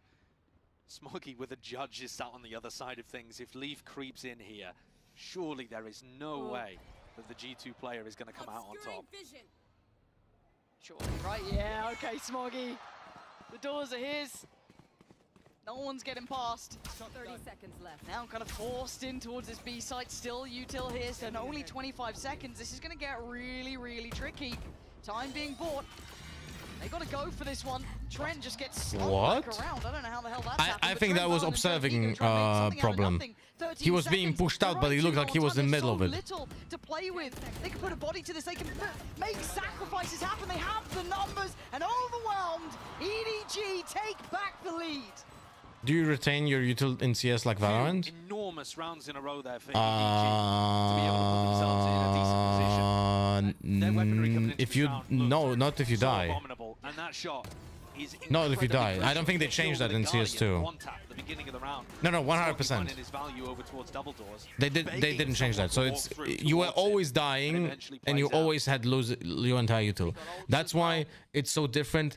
That's why for 5 years I'm talking about how important it is to buy util on round 2 after you lose pistol round. But teams are still not doing that because they didn't do it in CS. So why should you do it in Valorant? Legit. That's the logic. A lot of pressure over towards B. Even when they take A main control, they are ending B a ton. And honestly, it hasn't been working that well. Uh-oh. Nice little checkmate towards Long, going to keep that control and keep the information very much in EDG's hands. The retake ultimates are fantastic. Also, that was a running gun kill. Kangkang is going to be able to take info, space, and everything. With the dimensional drift. And Observer Mission is a crucial kill. Hard anchor over towards A. You can run some kind of mid-crunch. Jonapi's gone down there. Yeah, quick hit and run for Kangkang, gonna find him. And yeah, I do think that this chamber pick is hurting a little bit. I don't understand why they play him, but it's like I'm still worried about someone like I don't know, man. It really doesn't deliver a lot of value. They're all still very strong, big information here. It's all about timing for Simon now. I don't buy utils round 2 because I'm bad. Well, at least you're honest with it. He's got the ult to play on 2. It's 30 seconds. They have no idea. He's got flashed out though. He's completely out of it. Valen clears, but it's back to the wall. Valorant, they got to make a go of this, and right about now, stall out towards the site. They want to buy time. Leaf's got a battle towards middle with Kangkang, but they need that plant down. Leaf wins his fight. G2 onto the site and the The fights on mid are hilarious, man. He won't be denied this time. He's stuck on the site. Valor bails him out. Every gunfight on mid is legit just two players without util. In a near-on unwinnable scenario. It does feel like G2, in terms of their macro, are a little lost. Now, Smoggy, we saw the 1v3 earlier, but a 1v4 is too much. It is too much. The score even... I'm talking about in CS. Oh, look, in CS, I don't really know exactly how the economy works right now. But I can definitely tell you that when I was playing in CS, like when you do a full eco, you do a full eco. You play with what you do. Maybe you buy one smoke to like cross somewhere, but that's about it. And allows them into the site. But it's different Valorant, where you should be buying the full kit that you know you want to use in the next round, just in case.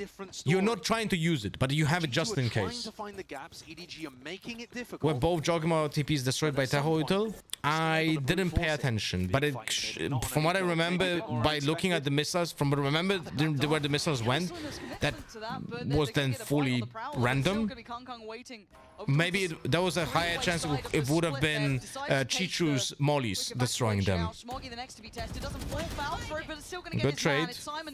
Nice flash. I like that. I like that. The split and the timing is absolutely divine for G2, but Kong is still around on this site.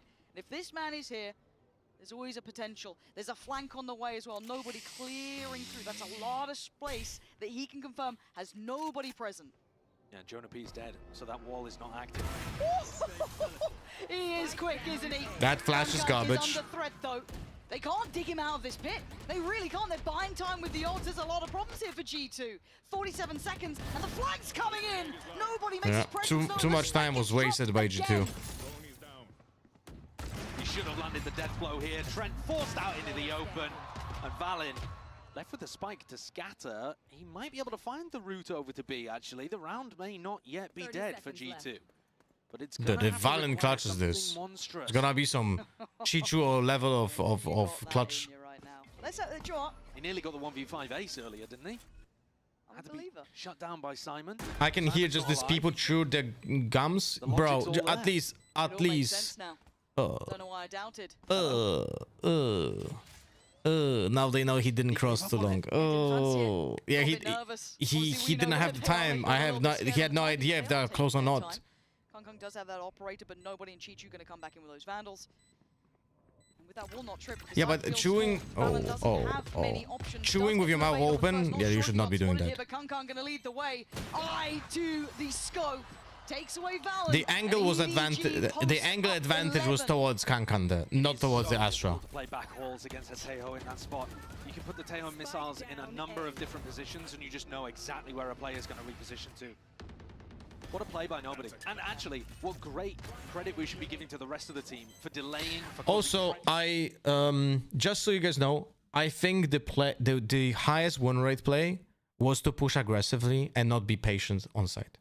I think if he wanted to win that 1v3 clutch, the only play that he could have made was either pushing CT, getting one and going back, or pushing Link, getting one and playing off this fucking choke point, but that's very hard. So I would prefer pushing CT.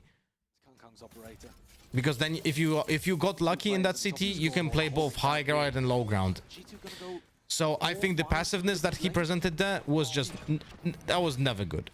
Kind of like it. Jorg's going to be towards the back of the site, so going to clear a lot of space here, but look towards Long. Look at how this is almost flipped around. Chichu's up towards it, nobody on the flank. It's Smoggy this time to take down Jonah P. What's going on here on Long? 3 players from defense. They can't take these long-range fights. They want them to get close. But this is it because it was left peak for Astra? No, she was closer to the angle, that's why. The person who's closer to the angle is gonna be visible first. It doesn't matter if it's left or right. Here. Valen trying to find a little bit of a corner to play from, but they are everywhere! But Valen does well, takes away one. Trent chimes in, but EDG... Wait, Valen, I thought you got a little techie on that one. Lol. Kankan just threw. Kankan just threw, and I will tell you how. When look at Valen outplaying the Yoru. Look, because Kankan has no idea what's going on. Valen repositions, right? He goes on top of the boxes, jumps down. Kankan swapped to a shorty for no fucking reason whatsoever. Tries to kill Valen backside. There's no one here, so he panics. TPs, right here, and he just TPs in front of Valen. Here. You saw him, right? Look. Right here. And it's a freebie. And it's a freebie. EDG now have to do the same right back. And it's a freebie over here because Kankan just decides to throw rounds. It's a great shutdown. And there's double push in mid as well. They know that Leaf is fighting over towards B long, so they're going to try to apply some pressure over there. I don't know the need for TP. Yeah, there was no need. He's panicking. I mean, nobody's got a classic. What are you meant to do here? Not much strength. Bulldozering towards the site. G2 But I swear to God, the amount of Vandals is disgusting. It should be all playing Phantoms, man. The way that I see them play, that you should be playing Phantoms, man. Amazing first shot. They're taking so many unnecessary risks with spamming with those Vandals. Or at least don't spam them this way. That position over towards Secret and Spawn, just like the prior round. And again, it delivers. Yeah, you talk about against the odds. This is now stacking up against some G2. Blooming heck. 4 standing, 12 found. One more, it's done for, at least in regulation. EDG need this. And how many, have they got any ults to bank on? No, one off from Kungkungs, but that's about it. That eco round has just completely twisted everything, hasn't it? I mean, EDG were the one at the start of the game looking like they had very good breath, good individual rounds. Smoggy with the clutch, Chishu and Kangkang pulling out kills all over the place.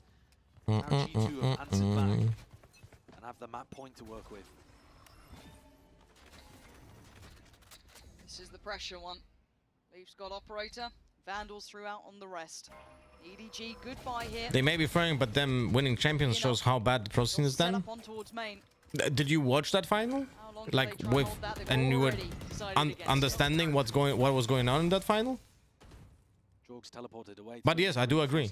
Yes, the teams are like the overall level of competition is not high. G2 is the best team on the planet right now, and even them, they don't look super consistent with their fundamentals. You know, DRX looked brilliant on essentially every single time they played in the past month, you know, starting from this year's season. But today, they looked lost when it comes to fundamentals and their confidence. So it's like some games. No, that was nice combo. I love that. I love that. I love that. Oh my God, the damage. Jesus Christ. He took that for the team. That's what's also important. EDG have got all the task ahead of them. He could have looked though outside of the map to get a better plant spot, but it's okay. They can do it. Kangkang the first to take those steps, even up this one. Leaf oh, Leaf uncharacteristics. Okay. Well. EDG never caring oh shit. Never caring what the numbers may look like. And it's GG. Asked to fight brilliance and he can't do it. EDG. And now we can see how 2 overpeaks from G2 lose an entire round. 2 overpeaks of G2. That's it. 2 overpeaks from G2 for no reason. That death in backside of site throws the entire round. And they had the win in the bag. But right here, Jogamo peeking in that backside loses them the entire round. Because they have to be focused on site instead of having an insurance and someone watching their backs. Earned themselves another life. G2 could not capitalize on their 1 map point. What a game. You love to see it. 2 masters at work here, it feels like. Do you think Breeze will be in the one of the max map rotation of the Icebox Ascent one? I mean, definitely is gonna come back at some point. It's looking pretty nice. 24-18 already. Nice performance from him. Chichu right up there with him. And we go back in. What's your opinion on Cartex? There has to be some turbulence inside of that team. There's no way that players like Benji Fischer suddenly forget how to play the game. There has to be some internal turbulence there. Very hard to understand why, but they look absolutely cheeks. Losing against Liquid is just like a test. Like if you lose against any iteration of any team Liquid, like you should feel bad about your team. And you should go back to work and fix what's the problem, because that's just embarrassing. He isn't alone. Oh, Oh, Valen on the bailout. Terrible flash by Kankan, by the way. Slip back a little bit deeper, but Just the saying. is coming in no matter what. Nobody. This is lovely work from G2. They are just funneled into death. There's no way that nobody knew that Vice Wall was there. I mean, he just walked through it into his death completely. G2 have bamboozled them with the defensive setup. Watching this has been masterful. Simon, it feels like a formality, a 1v5, very, very difficult. And it is G2 almost upping the ante there in OT. Super, super clean from G2. And one of the main reasons I feel they all just depend too much on the individual players and benches setups. I feel like probably frame there where Valen manages to see that, and his crosshair placement wasn't even that great, but gets the job done. probably also a problem with the Neon nerf. Maybe hitting them too much because they were like fully focusing on the Neon strategy so much, right? Nobody had the wrong idea about what the defense looked like. And we see another glass cannon operator, this time on the other side, on the defense for Kangkang. Big investment. But also a big difference. Leaf was holding this area completely on his own, which allowed stacks towards mid and A. Kangkang's playing this, but with two players supporting, which means there is still a big weakness over towards mid and potentially A in the mid round. Am I stupid? No, I'm not stupid. I was like, why does he have only one TP? But a very diligent clear from Simon just to sidestep that one. Doesn't want to lose his life for this, but does now note that there is presence still towards A main. Art is so open. This defensive setup from EDG is a weird one. G2's coming over to try to pick it up. What's your favorite map to for pro play to watch? At pro play? Start the round over towards A main, so considering you've got eyes on the main lurker, it's not that bad. Do you really want to be doing this against Kangkang? Apparently, yes.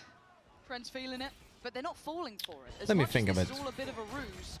How much do they commit behind it? Oh, he's so hungry for it!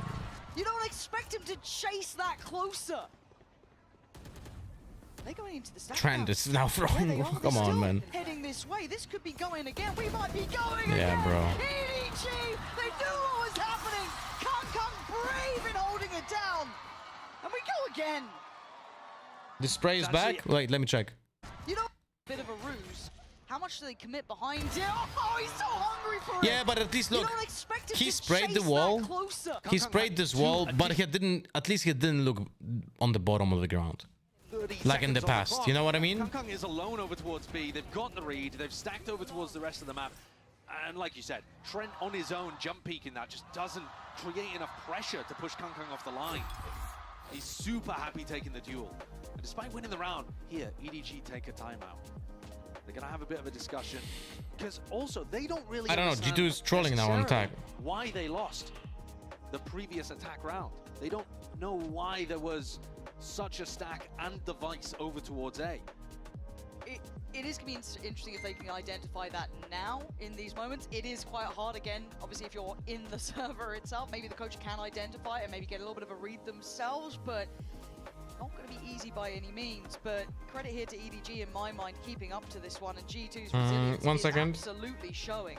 Both sides now digging incredibly deep, and it always gets a bit weird in OT anyway, as much as we are seeing a couple of those opportunities being maybe not missed by EDG, but not even notified. They don't even know about what's been working for G2 in some of these rounds to try and capitalize on that here when G2 could still flip this up any way they want. They have depth on this map. I am feeling good about EDG though, because considering we've played 26 rounds, I'm not seeing the lack of depth that I thought we might see from EDG with only a couple weeks practice, kind of max on this map with this composition. It feels like it just talks to the caliber of this team that they're able to apply such brilliance so quickly. But we go in again. Of course, EDG this time around on the attack and G2 on the defense. So let's see if EDG this time. Sorry, I had to answer. 3 players over towards middle. A bait and switch setup at double doors, but that's not where the pressure's coming through. This is straight through arm. Now, last time, the smoke has been popped in Art, and then we saw Trent and Valen both double fighting. Simon wants to try to take the fight. They're putting bodies here, daring G2 to stop them. G2 fancies it. We've been discussing their composure, their cool under pressure. Come on, G2, close this out. It does put Jonah P on a bit of an island, but he does have util to stall. Wait, where's Jonah P standing? What the hell? Having to respect it coming in, but buying the time from that push through towards Art. Still obviously worried there could be a split through from main, but it's not through main. Yeah, they're going deep through mid. They're trying to catch somebody like Jogama has that position, but he does he have TP? Yeah, he does. It feels like he knows. Oh shit! Oh my god, Jogama! TP out, bro. This man finding two. Bro. Has the awareness to identify the gap, to know of that possibility. Imagine TPing out after getting that too. Still a 3v4. We've seen EDG go up against these odds and still succeed, but in the smoke, waiting is Jonah P. Chichu will have to play this in. Smoggy bringing it back to a 3v3. God damn it, man. This is a really risky play here. Does he get out? He does. Okay, I was a bit worried he might get isolated in front of that, but nobody's taking away Trent. What happened here? Where did Trent die? Oh my god, but Chichu now on the flank as well. He tried to get that pressure on the backline. Valen now has problems. Left, right, and the spike against him. Chichu is an issue. It's so hard to clear. EDG, man disadvantage, doesn't matter. Make it up to 14. Gutting for Jorgamo to take those 2 kills and be so aware and then see the rest of your team kind of crumble. Because this awareness was spectacular to put his team at an advantage. Jogamo got 2 and died, which you like. You could say, oh, he did his job, right? Yes, yes. Getting 2 for 1 is great job already. But imagine that character allows you to go 2 for 0 and not get punished. Just imagine how much of a difference would be that TP out there, right? And I'm guilty of that shit as well when I'm playing Yoru. But imagine at a pro level how much of importance that would be. We're deep into OT.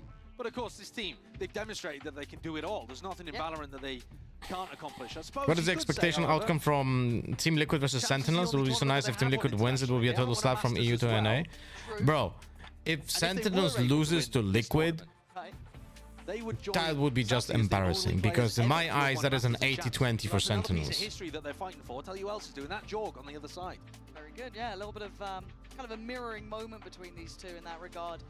And we saw EDG take that time out earlier. G2 now going to be going for theirs as well, getting deeper and deeper into this OT. Not worth 2 kills and 120 in the third. That doesn't matter.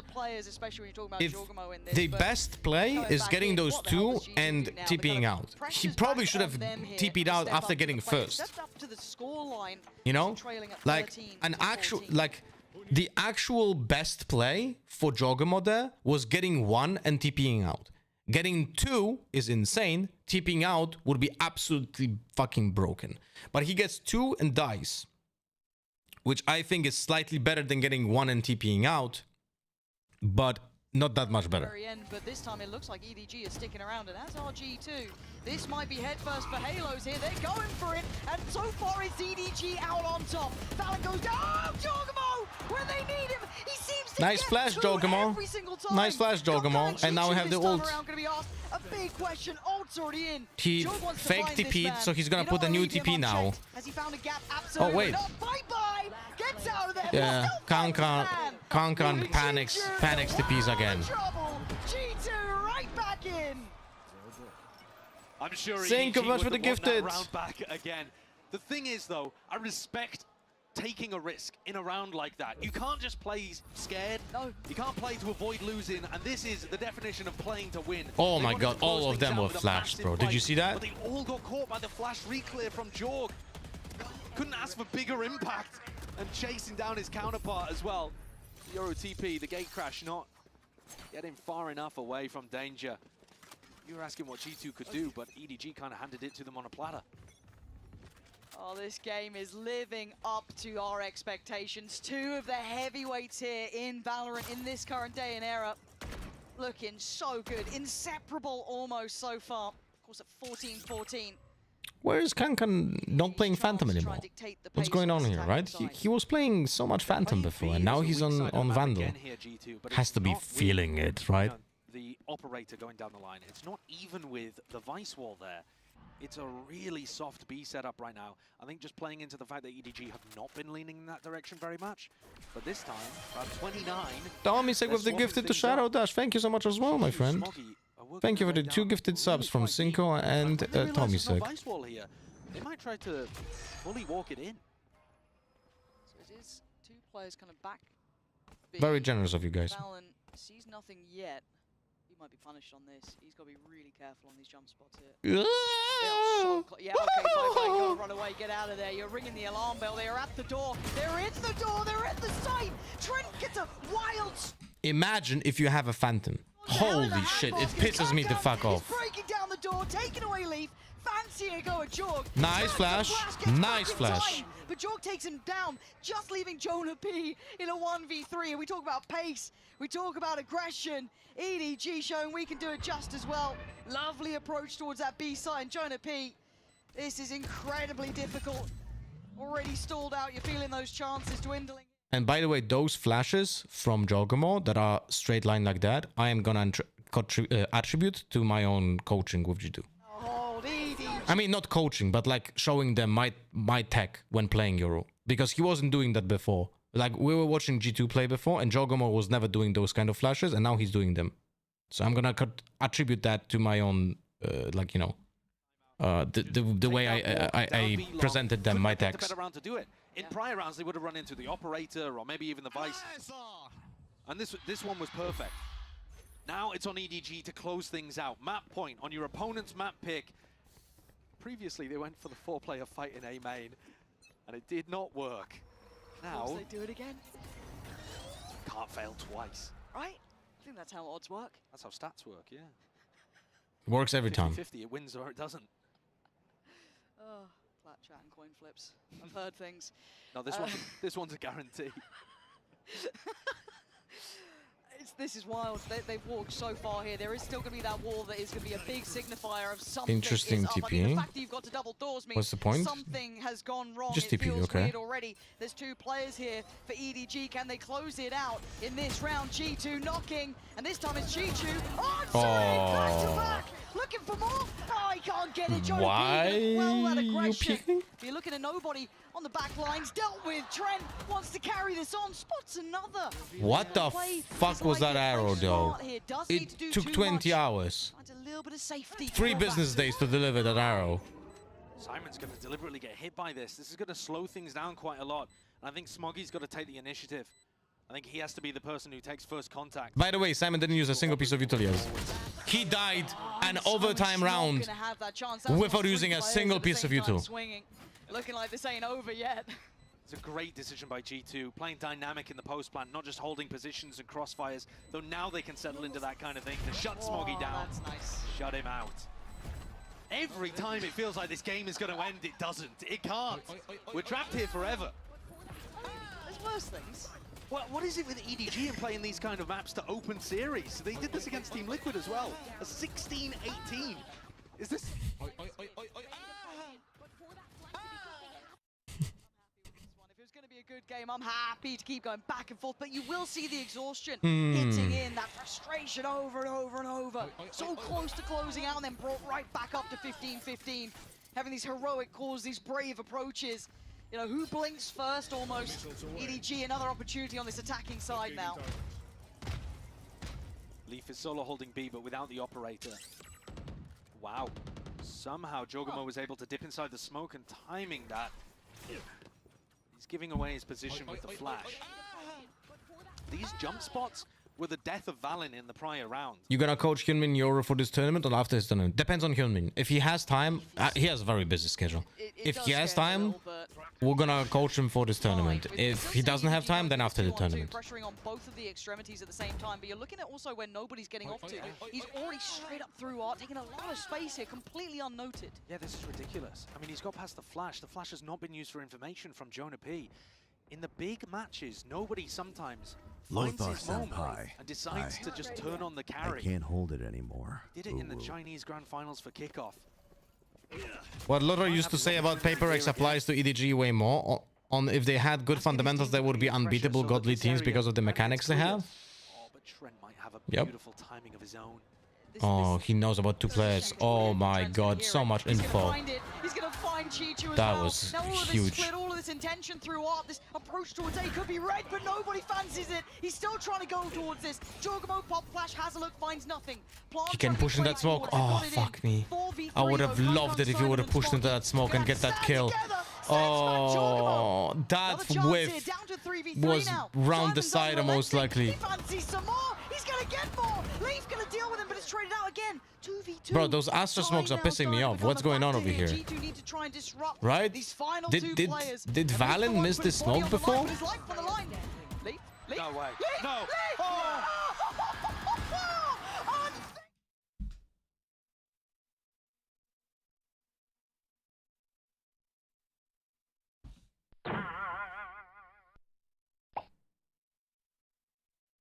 with murder. And in what could be the most consequential That was round of the first map. attacking smoke. This smoke, they've been running it constantly. Simon has been dipping inside of it. That's attacking smoke.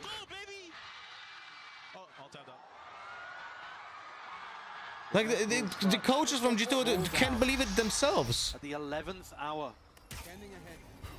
Gives you goosebumps, that sort of thing. Is that the thing that changes the trajectory of this entire matchup? Kind of going blow for blow the whole time, but now the pressure is back on EDG. Wait. Remind me, please. I was complaining about someone's smokes so much in one of the matches before. Was that Smoggy on Omen the previous time? Advantage to EDG. It was Smoggy on Split, no? It was Smoggy on Split, right? As Jonah P left in a 1v3, and this match feels like it'll never end. I mean, at minimum at this point, it's going to tie EDG's 18-16, barring something ridiculous from Jonah P. He's got a similar situation to Valen previously, where the over-rotation from EDG... It's legit, like, unbelievable for me. But, okay, it's exactly the same. Come on, you need to push CT, Jonah. You need to push CT. Jonah can't do anything. You need to push CT. Well, it could be a bait. It could be. I think EDG realise it's not. Oh, good. Oh, it's not good. It's rough here. Yeah. He's still slipping around this. Hold on. Nah, come on, EDG. We're going every single round possible. How long do you reckon this is going to go on? You know what I mean? There's only so many times I can keep getting, you know, into the 16-16. This is just ridiculous. What is the record at an international event? Someone's going to be able to pull that up. I'm sure they will. Enemy remaining. 1917, I've just been told. Good vintage. So, we certainly could end up getting there. This is absurd.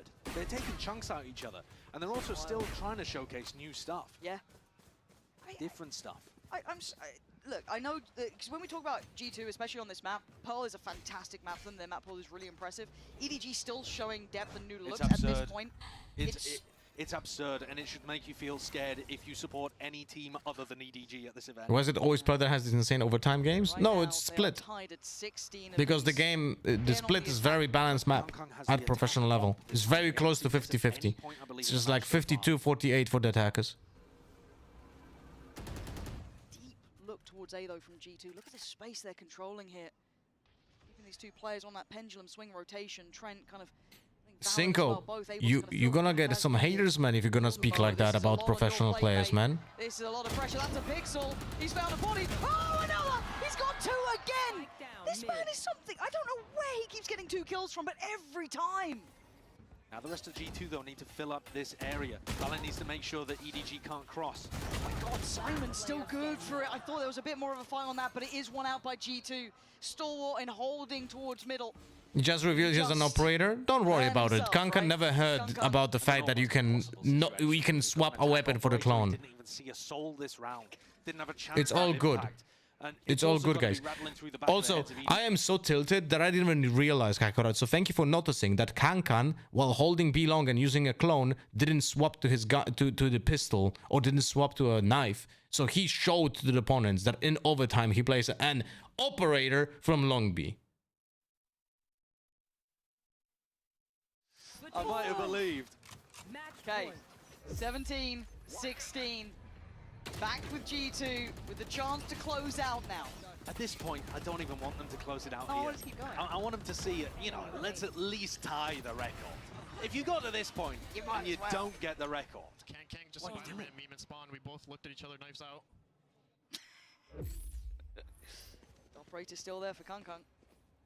Maybe a little bit more viable this time on the defending side, of course. G2 have to once again rally themselves forward on this attack. Can they close out now? Can they make it up to 18? Wait, Chamber didn't use the trap. Okay, they're playing default on the A main. Okay. Just using the salvos there to cancel Trent. Actually, never mind. They just left it. Feel like Kankan is playing with the operator. So that Euro TP is very risky. They're pretty confident about it, pretty bold. They disrespect that. Oh, Kankan looking for it, but they are just avoiding him. They've managed to navigate away from this. They've got the read, and Valen's created a good timing to hit the A site. The question is whether they can actually hit that.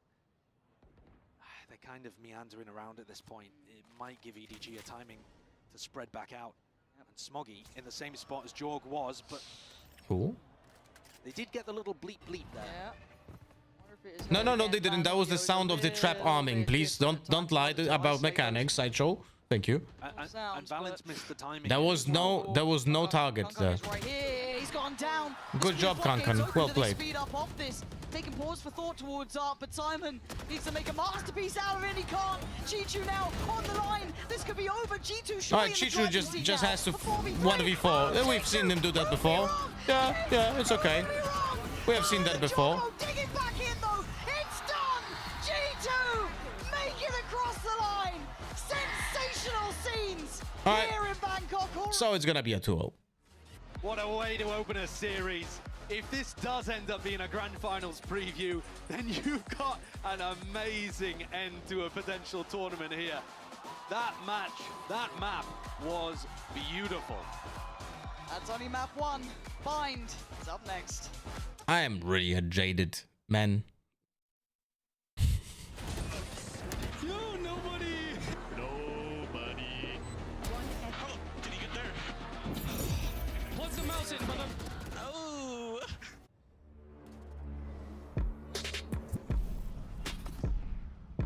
Yudo stops the defuse. Oh yeah, that definitely happened in this game.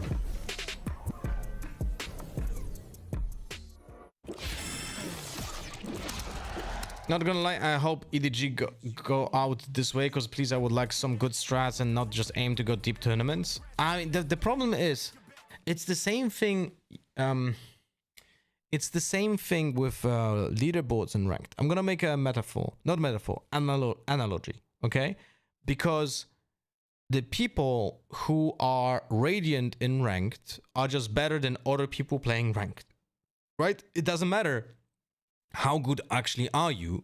The top 500 players in Europe just need to be better than the other players on the leaderboard.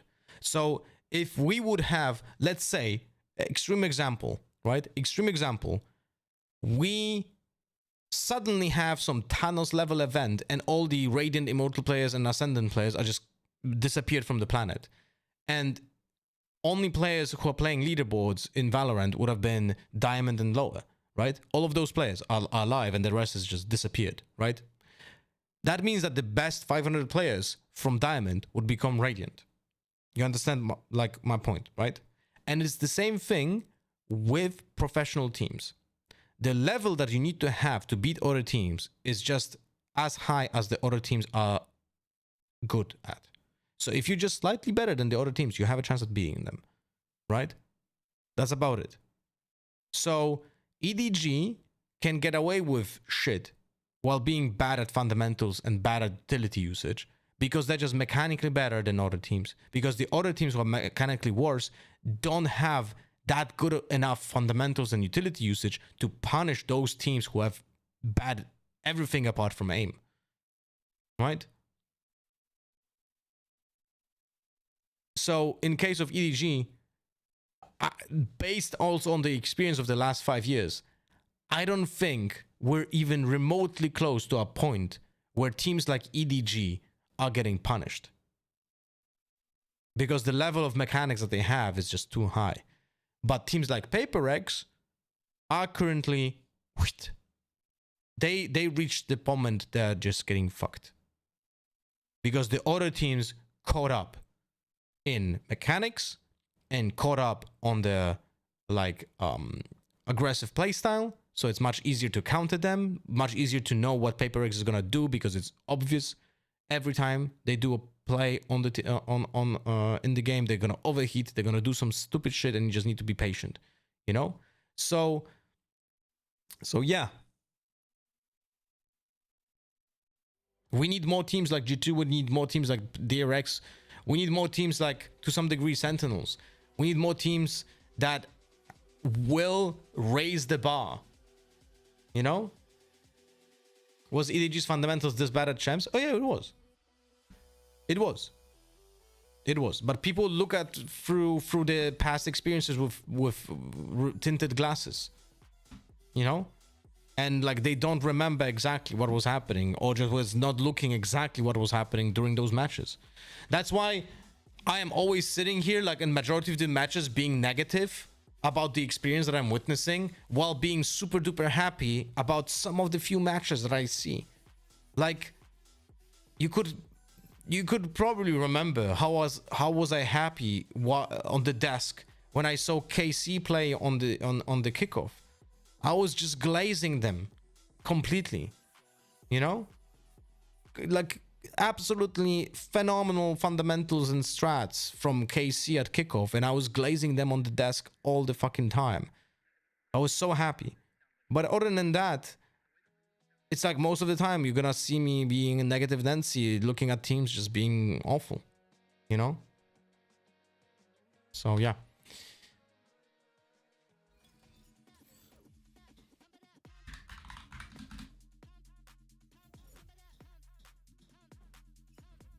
New prediction. What's the second map?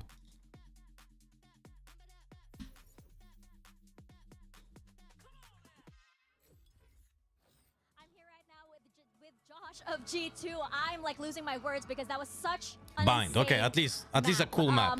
At least a cool map. How were you able to utilize, by the way, the timeouts? Because we noticed you use them very, very early. I think by about round 8 or 9, you used both of them. So 10 minutes prediction, guys. So effectively that the team heard everything they needed to know to survive that map. They didn't have to hear everything they needed to know, but the reason why I timed out so early is because I knew just coming into some of those rounds, they had some good clutches. We faced a lot of adversity there, and honestly, our communication, our team play wasn't like up to par. So we just needed to get into the game at that point, and so that's the whole purpose of those timeouts. Just call the few rounds for them, just make it easy for them, and once they're in flow state, that's how it goes. So. And ready for more, of course. Yeah, of course. Well, good luck to you guys. I don't know about flow state. I feel we were all in sheer panic state every single round into OT. But welcome back. I'm Yusu. I've got Kazuka and Bren here with me. Yeah, craziness. How do we survive that? How do they survive that? That was a record broken, right? Almost. For most rounds in OT, no? Was it? No, they literally didn't EDG play an OT on the first map the other day as well, and it was like an 18-16. Almost. 18-16 the other day. So it was even longer. They just, I can't count. That's on me. They get paid by the round. Yeah. Yeah, but what I do have for you guys is the Verizon high-speed moment, and this one goes to the first pistol round. EDG winning 2 pistols and still losing it. That kind of sucks. Okay, so I need to answer my wife. So many rounds, so many moments throughout this map where individual plays, insane clutches, and the way that this match started with this round in particular showed the individual brilliance that sometimes EDG has and how they're not afraid to take the duels. And even in this situation, in this 1v3, he's able to clear that with an insane last shot across the box. Yeah, this is, I mean, EDG really got the best brought out of them as well, I think, in this entire map in terms of how they were playing. They did slip up every now and then in terms of the thrifties, but they got the right beginnings. And it's, I mean, listen, they're going into Binetnets, it's the map that they wanted to play on, and it's the one that they have picked as well. G2 haven't shown anything across all of kickoff. They've floated it every now and then, they haven't got to play it, but I think they can feel good about this going into next. They're not going to, obviously, because they lost the map, and it was so close and it came down to the mistakes they made, but they are hyped and ready. I mean, they were screaming back there, scaring us, just from shouting and getting hyped up as they were walking onto the stage. So they're getting the mental shift necessary, I think, to move into the next map. Yeah, and before that, I felt like there were some very predictable things, at least, that G2 were doing, and EDG did catch on after a while. Oh yeah, exactly. We're just seeing this happening very, very fast. But basically, the point that we wanted to bring is I think everybody noticed, and it's brilliant that Mika asked that to Josh in the interview, the timeouts being so early, but this instructions needed to be given. Give them the time. Let's play together for the retake. Let's re-clear the spaces. And Leaf was so important in this flanks, especially when they were on the defense, because the start of the map was stellar for EDG. Yeah, it certainly was. And I mean, listen, this is just ridiculous stuff that we're seeing. But yeah, Leaf's flanks really, I think, set the tone, I think, early and got them back in, as you mentioned, making it nice and even. But conditioning goes out the window, I think, when it gets to OT like that, because you're seeing, you're pulling all sorts of plays out that you never normally would. We're seeing the attack side up, the Kang, I think, brought out like somewhere like 3 OTs later. I mean, it was, for EDG and for both G2, I think, as well, both of them were just trying to find any way to get the upper edge over the opposite team, I should say. Yeah, and you're mentioning conditioning. I also think that that was important during the second half, because even though those lurks coming in from Leaf were very important on the defense, it was also in the attack, and I think this is the perfect example of him just pushing and taking their behind. He's going to get 3 kills here. And again, for the rest of the match, you're gonna have to think that Leaf is lurking somewhere. Yeah, and he got punished though. I felt like they caught on. You had a Chichu kind of being able to match up to that, and of course you guys mentioned already. Will Kankan play I want you guys to Yoru toss on your Bind? mind What do you back guys to think? The last time we saw G2 play Bind at a global event, the Chronicle incident, the Astra Ultimate incident. Was it that one? Yeah, and it was the map that eliminated them from champs. We haven't seen it since on the global stage or domestically as well. Are we anticipating at least some changes to that comp, you guys think? Possibly, and I think we're about to find out, I think, as well. But I do still worry that G2 have left this one open as a bit of a trap play for EDG to go into. And yeah, G2 are making maneuvers if you're not playing. No Yoru. Doing it wrong. Kankan on Raze, Jogam on Raze. It's innovative, but still conservative, right? Like, it doesn't have the Vice. But I think I like it. I think that Trent is going to be. I don't know if I like the Sky, but they feel like they need to have flashes in the composition, so they choose to play Sky. That loss into the first map, it went all the way into the distance. But it fills the void. It's like my perspective on that Sky in this composition is currently like, oh, we need reconnaissance and we need flashes. Seems like Sky fits the fucking bill, you know. But other than that, you kind of have to play Sky, so you don't deliver like specific niche. You just deliver overall usefulness, right? And that's about it. That's about it. It was, how can I participate in bingo? You have it below the stream. Just open that small window with the numbers and you're in. Let's see, you guys, if they can break that record here. Can you explain yellow outline on agent picked? Was an absolute belter, but coming into map 2, this feels a little bit unknown. I'm sorry, right? what? I feel like I'm walking into the dark here. I know there's a very Why did Gecko fall off so hard? We're kind of walking. Gecko is an example of an agent that doesn't deliver any value when the opponents are good. Because once your opponents just shoot your shit, you have zero value. That depends on if they've put quite a bit of time in recently to getting it better, because they weren't confident playing this in Americas. Okay, big opponent try and pull it out against as well, so they better have been ready for it. Smoggy already going to be drawing first blood. It's looking likely for EDG. Nobody right in between them, leaving Trent feeling like a formality. It's sharp from EDG. That's a really classic pistol round kind of play from G2. Get the double smokes down between default and triple, and then go through short. And EDG have already got a protocol about that. They've got the KO in the composition. It's so good for contesting through smokes. That's exactly what they do. They got the little flash that goes straight through. It allows them to fight the front of the site with Smoggy, who's playing towards bench. If G2 are pulling out these kind of rounds that are standard, I think EDG are going to eat them alive. Really what you're looking at as potential pitfalls here with both of these. Shadow Dash, everyone is joking about that because you're lucky. You know that, right? You're reading too much into it. Dedicated towards the back of the site is EDG, not really fast at taking close fights. Yeah, have showers control, that's fine.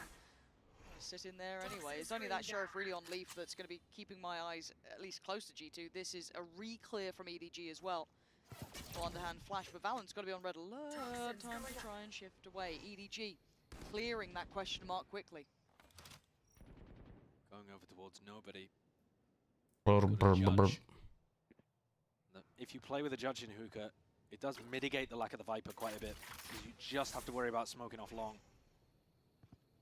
You have an opportunity. Oh my. Well, bye-bye. Down to 17. Forced off the angle. EDG just maintaining control throughout all of this. Whoop. Almost caught with his pants down there as the smoke disappeared. We're down to 38 seconds, and G2 have tested the waters just about ever and don't particularly like any of it, so looking to go back around towards B, and that judge is still in towards hookah. Leaf, yeah, trying to, puff out the chest, look a little bit more intimidating, but this really where it stops, and then outside of that, well, you got the wall. So 20 seconds, have fun. G2. No more thorns. Hopefully just looking to buy time here. A little hard to create maybe a crossfire coming out. Shadow from Dash, Zuka, but no, everyone Ray is willing to joking go about for his that. life on it. About that. Legit, every single time, people are Yeah, they do have pointing to out that you're incredibly lucky. That's it. That's a real mid-round to look at. G2 just not finding anything. Very disciplined from EDG. Yeah, very disciplined from EDG. They also keep both of these shotguns into the round. And I'm not sure that EDG really revealed it too much. They might not realize that there was a button. See, look here. There's the kill from the Ghost rather than from the Judge, though he does get up closer towards B-Long in the later part of the round. But they're going to have to be really careful navigating against a bonus round here that has double shotguns. G2's What is going composition on has here? double drone, though, to try to deal with that. It's not too tough. There's just so many condensed spaces on Bind where you can get value from a Bucky or a Judge. Okay. Give me some reasoning here, G2. Haven't been really enamored with what I've seen so far, and Chi-Chi's not feeling all that friend either. 3-1-1 setup and 3 players defense on A. Felt that pressure coming in. Jorgamo very much on the verge of contact. Guardian might give away the game. As a look, doesn't matter. Valen is going to take out Kung Kung, but they know Chi-Chu's here. Good flash and a nice try, but G2 do win out, at least taking the space towards long. Those are some really uncharacteristic mistakes by Jorgamo. They go with the Taeho drone just to make sure that there's no other trap around. But he's going to play himself in with a Judge in backside. What do you hope to accomplish here, buddy? No, nothing. Absolutely nothing. Yeah, you need to be in. You needed to be inside of the site to have the value of that. Makes super questionable decisions, but he is a champs winner, and I am a bot. So, Hello, man. so I try not to judge, you know. Yeah. Yeah, you're not allowed to criticize any players anymore, all right, unless you're a Champions winner. That's the standard. Valen, gonna be The forced out. beret was guys. Brimstone is pay to lose. Damage is good damage. At this point going forward, yeah, because it is Vandals, Phantoms. These are expensive items. Jonah P is going to take away Simon. It's no real threat to the round, but I'm looking at the economy. I think Smoggy Like knows the it's old not Jet really and the old Sage more guys. than that, and opts to back away and... No, yeah, okay, thank you. Yeah, you should be down to the I was spike like, there. where are we off to, mate? You don't really want to keep a Guardian in that spot. One of the Silver interesting Cape things situation about right this there, round but is with that Barrett. G2, even after they take Not comparable, I would say. This Sova Cape was so bad. What? That's sick. That is sick. He was shot in the toe. This Sova Cape situation was so bad, I actually stopped playing Sova when he had that problem. Like, I legit stopped. Because you were not able to re-peek angles because your opponents you could see your cape before you peek. scared of a potential flash. It was lead horrible. there It was between Long. absolutely When you're in the horrible. composition, you have to be a little bit worried about that kind of thing. And look at how much faith they have in Chishu just holding down B alone at the start of this round for a brawl in showers. Does Omen still have it? It was different because Omen's cape was not on the Hold on, sides. speaking of risk, Simon, get out of there. Two players quickly eyeing up showers, and it is going to be under the G2 banner, at least for the start. EDG, though, group up short, look to try to take another re-exploration. Leaf is very happy when the game comes to him in spots like this. That's some sick free-player hold. It would be terrible if someone would push B then. Does have support on the way. You can see Jonah P and Trent, anything util? Valen with the Brimstone ult, probably on lamps, no? It's gonna be very standard. Diligent in their clear, which they are going to be. This is now going to be very messy. Time to get out of Oh, there. now Just that gonna get is one sick. Valen on the follow-up. He EDG didn't get punished for their bravado playing close sight. do the most Flashes obvious through the smoke, Brimstone we've seen it ult, before. so And they it's died to it. Ryan Oh, come again. on. Kang going to claim two. Leaving it in this 3v2, and Simon wants to play it forward. He finds a How the hell are EDG turning that around? Two waves of defense through the smoke. I mean, first of all, EDG are fighting over short, and G2 handle it really well. Taeho drone comes through, they swing. And not I just think that, the they have smokes the flash for the swing and allowed a too much. brim Yes, off behind. yes. You can literally see this. Look at the smoke. It gave Simon so much space to peek out of that position without being seen before. And at that point, you're thinking, okay, G2 are one, but I think G2 are still a bit afraid of what EDG are going to be doing on the defense. They constantly look like they're the ones reacting. God, again, this is just so strong. EDG, this confidence. It's a wake-up call almost, really stamping their authority on this one. You walk into bind, you leave it open, you think maybe it's a trap, right? G2, this is not high up in that map, but we haven't seen it. Trying to fight back, they make a go of it. Still doing this up against nothing. That's 3 of them standing, walking out there, Vandals and head held high. Did it break up Brendan Sideshow? What is happening? Feels No like it's idea. sending a message almost. I mean, Sideshow casting with Pansy is like, okay, we understand. Pansy doesn't have a duo right now, and she's incredibly good at casting, so she should be casting with someone new who's not Hypok.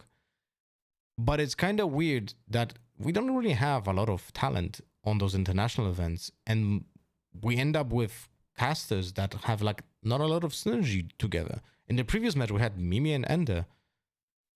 Why is, by the way, Mitch and Tom not here? Like, what's going on with this? I don't get it. To see a little set piece off the rip. Don't think they're going to get the opportunity. Maybe a late flash in the clear here. Yeah, I mean, they can still do it off contact. Kang takes a slightly deeper line. You send the flash out. G2 are probably not going to be running into Hookah. They just go for the mid-round information instead. And I explained before how important it is for casters to actually have synergy with each other, right? And you build that up over years of experience, thousands of hours. Still going to be very much there, playing on the other side of the map as well. Simon playing. I mean, sorry, more like hundreds of hours in broadcast. But you get my point. Air flashes there, Seekers as well, but you can't make much of them. But they are pivoting. Yeah, those bad utilities from G2 is kind of without intent. I don't like this.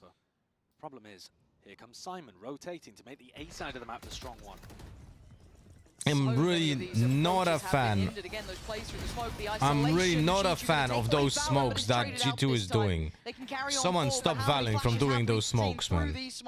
How many times has this man been an absolute nightmare? This time around, G2 pivot where they look, clearing out the space properly, playing together, plants in play, leaf. That's rotten from him. Kang done for, nobody handled. G2 finally getting a bit of stability, but that was still rough around the edges. I mean, the end of that round was appalling. I was being quite nice. That was really I don't know why, rough. but too many teams are doing those smokes. Into a phenomenal position. He snuck all the way through showers, deep into back. I still have nightmares from when Breeze was introduced and teams didn't learn how to do proper walls and smokes for like a year. You know? And I feel like it's gonna be back to the same point. We're gonna get Breeze back in the map pool, and pro players still will not know how to use proper walls and smokes on Breeze. What? It's full blind. What is this game? How's this happening afterwards? Just like we're having one of those matches now afterwards, like, you know, the barn burner of map 1. It's getting a little messy. A little muddy, but it's early. You know? Deep Vice Wall over towards B long here. So Chishu's mixed things up on the eco. And the reason for this is he wants information on this side of the map so that they can stack A. He's probably not going to run this too often because it is fairly We go together here. Valen joins. Can make this into a trap play. What is this? Where you Fake put the A flash with this guy here? salvo as soon as the wall takes contact. And the salvo would be all on top of these G2 players right now. Oh, free bird technique. That's nice. It's fine. G2 clears sights. I feel like, you know what? I feel like that's another thing that is pretty annoying about Raze. When she is doing her ultimate, her hitbox becomes very erratic. That's just so nice. Maybe that's the one thing that should be changed to make her easier to hit when she's ulting. Like, don't make her crouch like that mid-air. You know? Before standing here for G2. And it is G2. Clear enough. Right, now we get into the I never thought about that, but it's like, a cleaner yeah. look between these two. Yeah, and also I think one of the things to pay attention to is whether this defense over towards A starts to get exploited. G2 are really, really good at adapting on the fly. If you think about that previous map that we just saw... I remember when in CS, TV2K started the trend to push the smokes in Tier 1 tournaments, everyone was going mad, what the fuck is it doing? Wasn't that simple, though? Essentially done with that trend. Just left it to the players to adapt as things went on. They are good at being able to dismantle other teams' compositions. Very intelligent. To be fair though, in previous iterations of CS, that was normal shit. You were pushing through smokes all the time in previous iterations of CS. At least one there. Pretty sure that is gonna catch Jonah P. They look to re-clear with 3, so giving up all of this space though on short. That means that EDG have to play super heavy for Showers. Again, the smokes, man. No, The and he has smokes, gone down bro. for it. Simon just manic under pressure. G2 flooding the site. Smoggy's going to control towards Showers. But again, there's some questionable choices going on here. Jorg got roasted. What's going on? Trent and Leaf. Ult, for the love of God, Viper. Ult. You're not gonna have a lot of chances for that. Wins it. Okay, but Oh, wow. no. Oh, G2. As a glimpse, as a glance, he's got it. Trent now. No, that is ridiculous. That is ridiculous. Try and keep track of that impulse. We're back to 2023, guys. We're back to 2023 when Viper ults and plants the spike.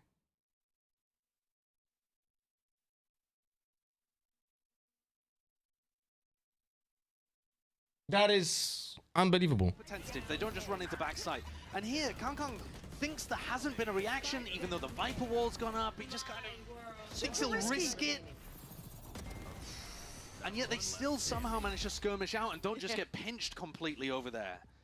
It's G2 trying to test the waters, trying to find the limits, and EDG still being able to come up with the goods. Very interesting Tahoe ultimate. As in, I don't see a point in this. That was really weird. Holding lamps, Leaf clears. They've got front sight under control. I say somewhat, because we still see Simon there with the flash. No one to really play through it this time, so having to stay a little bit more patient, wait for this. He planted before the pit covered him. That's not even like that's not even a problem. He gonna get spammed because you can pinpoint the location. Coming right back in, Tails on both sides. Jorgamo willing to put his No life on the line, util but he and goes no down for guns. it. Good Leaf luck. gonna be pressured and EDG sweeping through. One over towards Showers is gonna be clear. Nobody lighting him up. That's clean from EDG. Great retake. So much utility there. Still saved. Yeah, that was like EDG. They had plow flashes, through with stuns. The Armageddon coming back plow through as with well. a lot of utility. G2 made Anish that Kumar, incredibly obvious that they were sorry, going for a did miss fast your A. message on YouTube. They My literally bad. used Taeho Hello, just buddy. straight off rip to push people out of Showers and went for a 4-person exec short. This is not a comp that's going to be amazing at running these big 4-person short executes. Normally you're going to want the Fade to combo in there. CS 1.6, the one and only. Everything after doesn't come even remotely close as good as CS 1.6. Faults? Sure. I think that is the majority of the older people who had the chance to play 1.6 in its glory opinions. Like, we hated Source, we hated Condition Zero, we hated CSGO as well. 1.6 was unbeatable. Although, when 1.6 came out, we also didn't like it. We preferred 1.5. Forward or die. It doesn't matter which you choose. But G2 does go down, but it's limited success. Look at the grip on this site. Jorgamo, I mean, you ain't doing much more than that. EDG looking in control now. I think EDG have thoroughly proven at this point that their A defense works. Yes. So this has been a great scrim, guys. Shall we perhaps test the B side or something a little slower? No, back towards A. They've got, there's a lot of mistakes going on here as well. I mean, for example, you see it there, the dog not clearing the close position. That close position is one of the most common spots that you see people play inside of. If they're playing with a judge or if they're trying to get the jump on you with some kind of crossfire over towards Lamb. The smokes are really punishing G2 as well. Like, EDG just stands on the edge of the smokes and peeks out. With the reputation of having every T crossed and every I dotted. I bet people are going to blame Snacks for this G2 messing up the runs that they're doing now with CS. You think Snacks is getting hit for the Valorant team losing? Valens IGLing. Do other strengths of G2 here, other than the, the prep and the discipline, rear their head to make this a more even half? It really doesn't look good here. Other than that, as you said, maybe there is going to be that little bit of life in them there, because it feels like they have nothing to bank on beyond that. Jorgamo having an okay display thus far, but 8-8's not exactly setting much on fire. It's certainly not winning them rounds at this point. Beyond that, Leaf not really having that impact. It's a very middling performance. As said, EDG probably quite happy seeing this, seeing how the veto went down. Yeah, super happy. We kind of thought this might have been a trap, right? Oh, maybe G2's cooking something up. Maybe there's something in the works here, but not really filled that idea that we've come up with. But maybe they can close out the rest and show us a little bit more, but we need something to activate for G2. Right now, 3 rounds, and the way they've got them and the way this game has gone, I am not really buying this. EDG. Result versus Result. Here we go. Oh, God. What is going on? Is Chocobo to find it? Traded out, though. And they still have control. They have a lot of bodies here. Lovely Dude, what swing. is going EDG. on? This is composure. Expecting You know the what's play funny? coming out as well. G2 are trying to go EDG has for some the good bodies calls over here. Simon just putting up numbers and just roasting Leaf alive. This is some good calling from EDG, by the way, because they legit thought, yeah, you know what? G2 is now punished so many times on A. Let's just stack B and be proactive. Them off at each other, and then crucially, when Simon went for the reclear with the flash, G2 is getting red. Right? The layers that you would normally expect from a team like this. You see, Valen is towards the bottom of B long in that, but he doesn't swing. He's not like, they haven't pre-thought out what they're going to do against EDG, and so every idea is working here for the Chinese super team. This is a lovely confidence boost when you're considering the fracture is looking more and more likely as we close in towards an 8-3 scoreline here, looking like potentially 9-3 as well, considering the buy is Guardians. We do have an ult of Jonah Pease. Maybe that'll do something. But oh, what a shot! Hey, you want some individuals? He was jumping too many times, so it's easier to catch him, right? That's another thing. I can. This will actually help you. Remind me just to explain this jump peeking moment thing. G2 have just given themselves an opportunity, I think, here to be able to win the This map. is the third time a Brimstone gets a kill with the Molly, by the way, in this game. In 11 rounds, 3 Brimstone kills. Sometimes this game confuses me in ways that surprise me every single time. But now Smoggy and Simon gonna have to try have a little go. Yeah, not gonna happen. G2 at least gonna look to salvage around here. After what was a very underwhelming performance, Simon, yeah, there's just the pour on of utility. Timing alone is going to be rotten for him. CSGO and now CS2, if you remove the Gamba element of the skins, I strongly believe that the game would die in a few months. Am I wrong to say that? I don't think that would be true right now. But you cannot ignore the fact that CS is just fully fueled by the Gamba. It's in gambling overall. There's also so much match fixing in tier 2 and tier 3 is actually kind of crazy. All the like bookies and match like betting, it's a huge industry. So it would definitely lose majority of its audience and viewership and in general like investments if the gambling would have not been possible. But at the same time, I do think that would actually benefit TS in the long term. Like as an actual sport, I think that would benefit them, because that would they would reduce so much of cheating because of the lack of gambling. But that's not possible anymore because it makes too much money for Valve. It makes too much money for some shady people, and it's that's it. You know.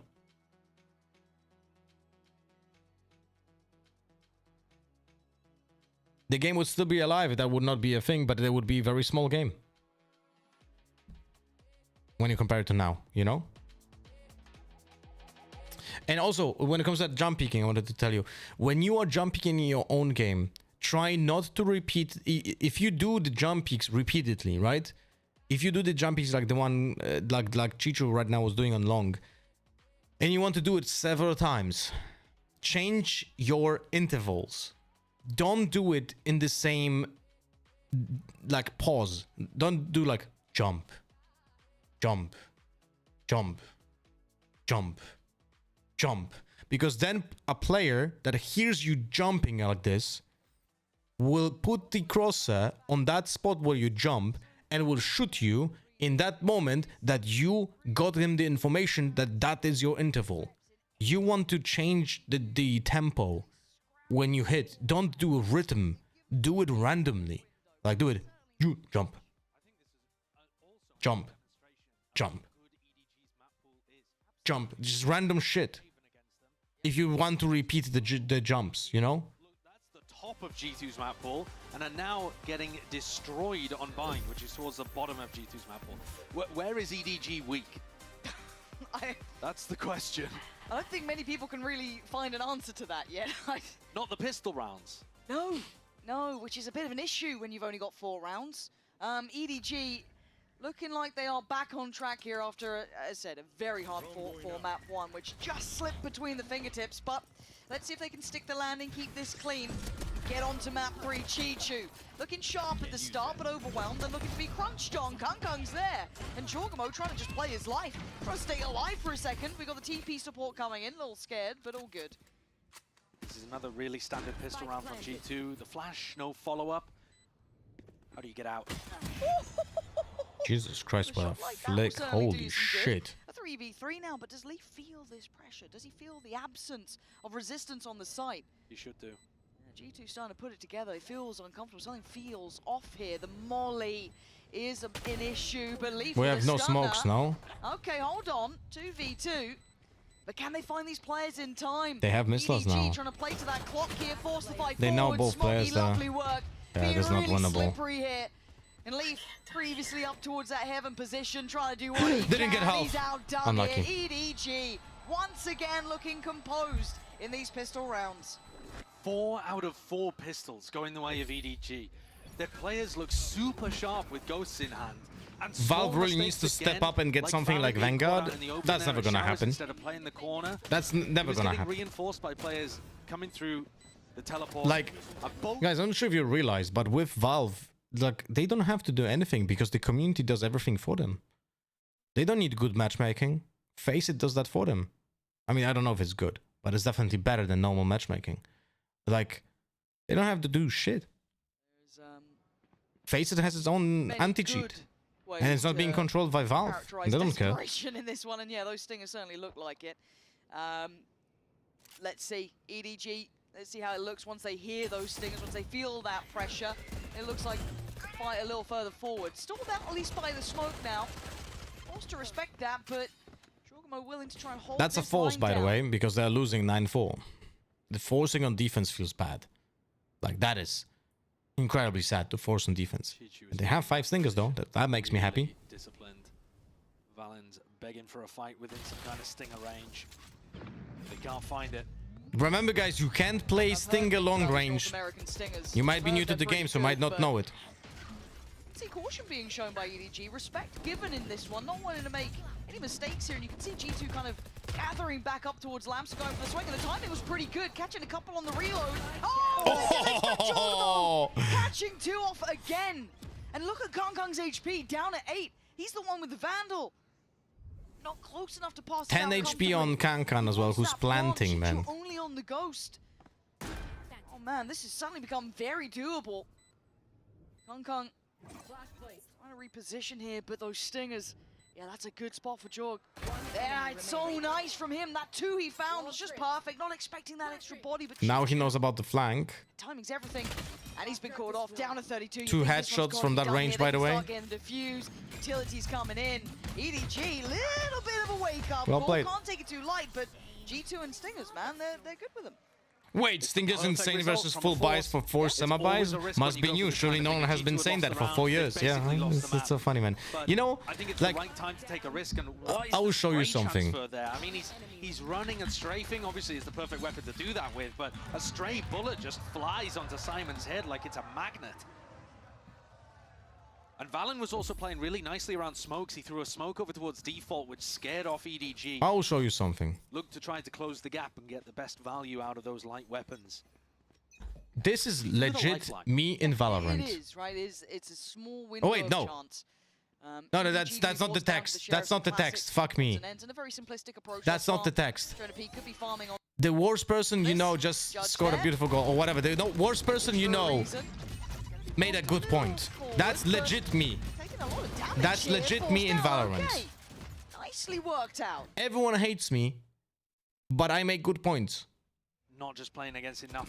And they hate me because I make good points. It's really difficult to play those kind of spots with a judge against a Tejo that has salvos, can do a bounce stun to be able to take you out. Similar over on Split. Imagine how long Stinger was gate kept by pro bias.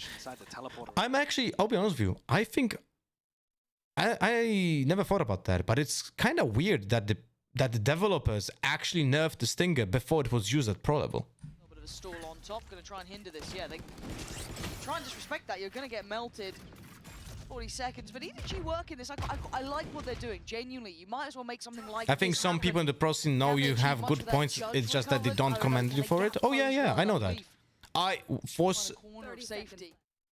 I have heard from the people that have good connections with me, not connections, have a good relations with me. People who work at VCT in teams, players and coaches that I have good contact and good relationship with, were telling me that essentially majority of the coaches, analysts, and players know that I make good content, good analytical content, and I am right in a lot of the shit, in most of the shit that I say, but they will never, ever comment on that. Because, you know, I'm damaged goods, essentially. They had this in hand. They still had But the player towards elbow. I know that majority of the coaches actually watch my content. Credit though to EDG's pressure that they were applying with And only that's funny. classics in hand. And that level of pressure is what I was looking for G2 on their attack side. And think about it, if they had done, there was no Viper wall there. Okay. Now, can G2 keep up this up against the rifles? That's what we're looking at here. Now, EDG have the opportunity to show what they're made of. It's all a bit of a ruse to begin with. Kung was considering at least investing the boombot, but then thinks against it. It's the other side. There are pings all over showers where Jorgamo is currently holding. I can guarantee you there's a lot of people watching my Twitch in incognito mode whenever there's like early access of new maps or agents. Good info. They know what's coming here. There's 3 players for G2. Kung though going to start flying forward. Takes the close space. TP there. Nice. G2 holding on. Kung the one to answer back, but it's G2 on the site. Solid in their hold this time. I'm waiting with bated breath for it almost to fall apart, but it's not here. They've held their composure well. And EDG just getting broken on the way in towards site itself and towards showers. One of the players ended up dying to salvos as well. And the macro game actually being played really nicely by Jorg and Leaf. Riot has the play data from the entire player base just because they don't have visibility, doesn't mean they don't notice or figure it out themselves. Look, I don't know that because I have no confirmation. But the Stinger thing and the double bind thing, with the double bind thing getting nerfed and the entire weapon system being changed, is 100% because only me. It's 100% only because of me. Because I made videos, and before I made videos, I spoke to the developers to tell them that the double bind thing is possible and you can shoot accurately with guns without the movement penalty because of it, right? And they changed that 100% because of me, because no one else was talking or using any of that at any level, neither pro or casual or ranked. So that's 100% a change because of me. But I'm almost certain that the Stinger is the same because almost no one was using the Stinger in ranked for several years. And I was talking to the devs about how Stinger is broken for months. But I have no confirmation about if the nerf was because of, like, I'm trying to convince them that it's nerfed and they started digging into it. But the double bind thing is 100% my fault. You know? That's why ADS don't feel as good as anymore as they felt before because of the possibility of double bind. Sorry, guys. When you're in an advantage position against them, you really have to step on the throat. You have to stamp them out. You can't allow them to start creeping back in and getting these advantage situations, because the closer it gets, the more it only takes one person having a hero. Why do you say you damage goods? Because people don't like my personality. Off a really serious comeback as EDG look. Because I'm trying to pummel my points. As far as we can you know, tell, this is going to it's be like a one-round game. People don't want to listen to me, but I know I'm right. I'm gonna pummel my point. I'm gonna explain the same shit 20 times over and over and over and over. You know? Yeah, Sheriff's Light Shield, Regen Shield does have ult as well. So if there is a moment that could call forward that investment, it is there.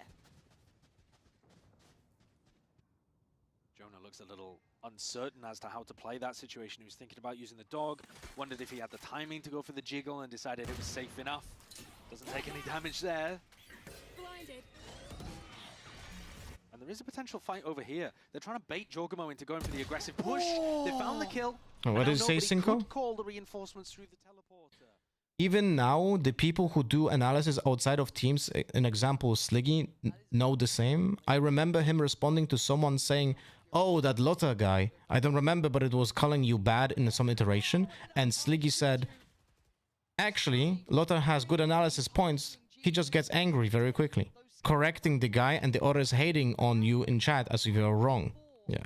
I mean, not really surprising, right? EDG, what they wanted. Nobody, as he goes for the drone through here, is going to realize that that Vandal is able to be picked up. Like, I'm just ahead of the meta game by like 2 years every single time. I'm not joking about it. Like a year to 2 years ahead of the meta game every single time with everything. Oh, he's got two. Jonah P. What a triple, man. For the mistakes, leaving just the hero himself in the what? Oh my god! Oh my! Hold on! Oh no! He's got one back. These two teams now down to he has actually 78. That's 2 bullets. Let him sweat a little on this. Satchel over. Shoot it! Oh, fuck me. Okay. Kankan just threw. Recovers what looks. Why is he peeking when that satchel's on the spike, guys? Why is he peeking when the satchel's on the spike? No one knows. But he's not really the hero here. It was all on Jonah P. Somebody who got bullied, basically, in map 1. He was having a really rough game of things. Couldn't find his value. And here, he's saved them. He absolutely has. And it's... You guys remember how I was, like, being pissed at Reyna at the broadcast, right? Me being right about the Reyna on the Icebox and Killjoy having to be metagame or choice on Icebox, I was ahead 8 months on that. Fnatic was the first one to play Killjoy on Icebox, and I was calling for that for 6 or 8 months earlier about that. People were still playing Reyna's and calling me a moron, an idiot, a clown for having that opinion. What do you mean? Reyna's great. For blood, Leaf draws it. Kangkang's gone. Here's the reaction. You got to push. You know you have the timing. There's only one player A. He's respecting this enough. He knows that he can't stick around too Bro, Kankan has an incredible amount of first deaths, no? In this game. An incredible amount of first deaths. Do they have plan denial? No, nothing.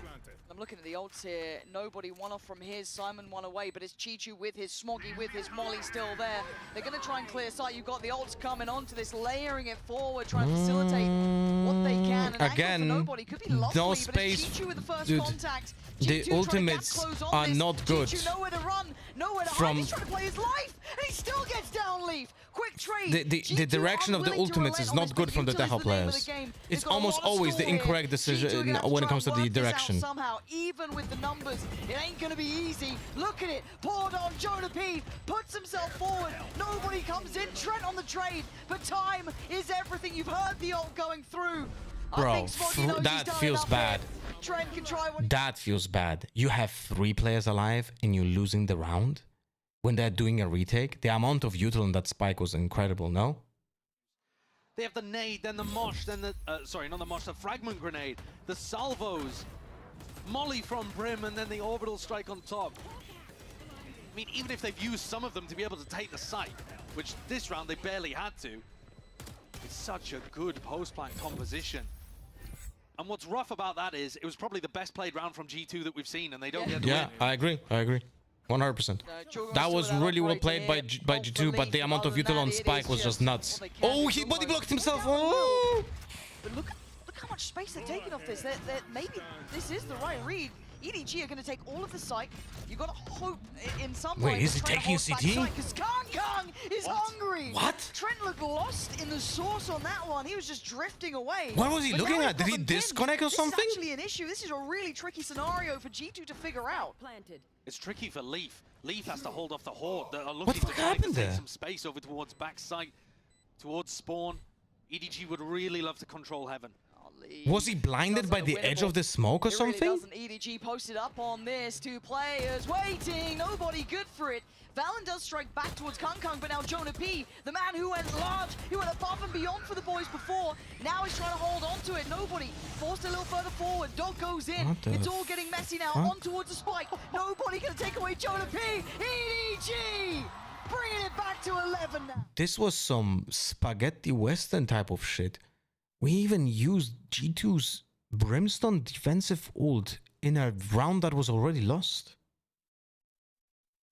What the hell? That's some panicky gameplay from G2. Doesn't look good, man. Playing these situations so well, I still don't understand. I legit think Trent got blinded by the edge of the smoke. You guys know, like, when you're standing in a smoke, like, it's not about not seeing because it's a Brimstone smoke. The same can happen on an Omen smoke. The same can happen on a Astra smoke, Clove smoke, Brimstone smoke. Every single smoke works the same way. If you are standing on the edge of the smoke and the smoke goes like in front of your face, through your face like this, then you're getting blinded. You don't see anything. And I think that's what happened to Trent. He was just not aware where he's standing because he got blinded. Like, completely blinded. The adaptation of fighting super heavy over showers needs some modification, because at the moment it's getting outdone. Yeah, it is starting to fall short at this point. It's had its time in the sun and it's not quite having the same impact, but we do then once again bring back that conversation that felt like it was done for, but the lack of depth here for G2 might start being a little bit more of an issue, because again, that adaptation, we know that they're great at learning on the fly. These are hard things to come up with against the caliber of a team like EDG. Up to 11, facing off against 8. There is still a bye here for G2, but it's certainly not perfect. Yeah, they're going to force into this one, and probably that means that Leaf is going to pit right at the start as well. So he's got the one-way over towards Showers. He can pit short. He's got a teammate helping him at the start of the round, and that'll allow them to keep B as the strong site. Standard setup on the defense. 3 players on B, ultimate on short, and 1 away on Showers. By the way, another thing that I made as a set play on defense as a protocol before any pro team was using that, by the way. I know I'm like a broken record, but legit, no one was using that at pro level before because people were not playing Viper on point. Put it back towards B. And I made that. Made it back through And now. Simon's you guys remember? You guys remember how in ranked I was trying to explain people how to play with that and it never worked? Because ranked players never wanted to listen. Have to go nuclear, and he makes a damn good go of it, but the site's already won out. We saw Chichu getting that damage done in the meantime towards the 2 players. Giacomo has hit a decent timing on this rotation, but it will be a post plant, surely. He's hit a good timing, and he's got past the thorns. He's given away his position. Less likely to work out now. TP as well. That is gonna be a very hard round to win. Almost unwinnable unless opponents are doing a mistake. Yeah, there's no mistake over here. Giacomo, they heard the TP. They know where he is, and EDG making it look comfortable at the end there. Chichu has been utterly brilliant in this tournament. We've already talked about how he was as well at Champs. Where's the wall here? The Viper wall is too late. The rest of the G2 players over towards B not calling for it early. To answer Sideshow's question, why is the wall late? It's late because he used the fuel on Showers. So he didn't have fuel to pop the wall on B. Gaps here from G2 that you don't normally expect from them, and EDG are punishing every time. Yeah. And that's the credit here, is that EDG are finding those faults so well, genuinely. And look at this again, very simplistic in approach though here. No split through Showers, all in through short, and it's a brawl on the side. Jonah P does well, but he's the only one to do well for G2. It's lights out for EDG so far. They've won out the site. Oh, nice double swing. Wide swing into crouch and the space created for the second player. Like, you can't really do anything about that. 13 and map 2 beckoning. And Leaf could do nothing but die. EDG back in the game, and we are going the distance. What a response, what a pop-off. Ganggang playing to the crowd. They're off to Fracture. Prediction of the new. What is the next map?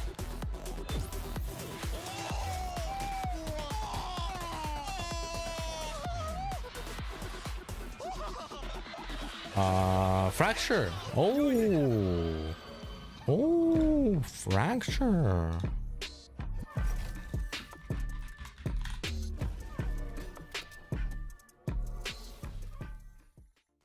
Ten-minute prediction, yeah. 10-minute prediction, guys. Stay focused. 10-minute prediction for the Fracture. Let's talk. If I missed any questions in the chat, my bad. Please repeat the questions, okay? I'm not missing questions on purpose. I'm legit just missing something. So if you didn't have an answer, on a question, just ask full sentence, and I'm gonna answer.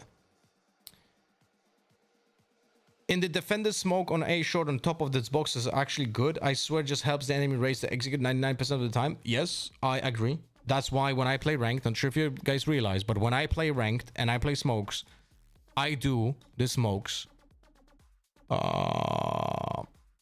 like this. Why? Because it makes harder for the opponents to do a double swing. Because this guy is exposed for the duration of it. I always do the smoke on the ground, never on the box. Because this way you can get the kill on this guy before the execute happens. You know? I think EDG has a chance. G2 map pick OT destroyed them in bind. Oh, we'll see. Why wouldn't Valen smoke hookah that early? No, right?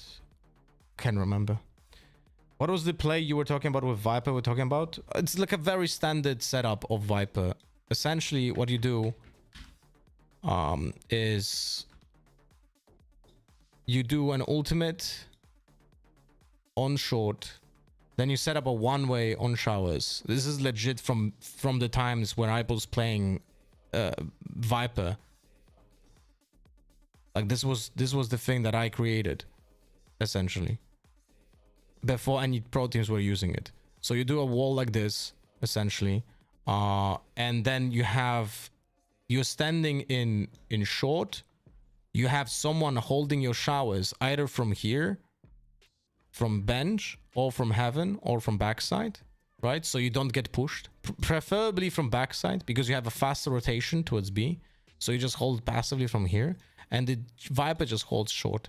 And then you have 3 players playing on B, and because of the fact that it's so hard to go through short, and so hard to go through showers because of the one-way, you funnel your opponents into going into B, and you have a stack of 3 players over here and a Viper wall.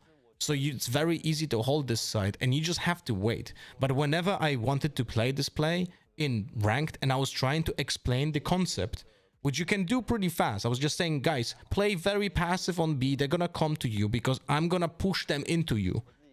That's always how I wanted to explain this concept.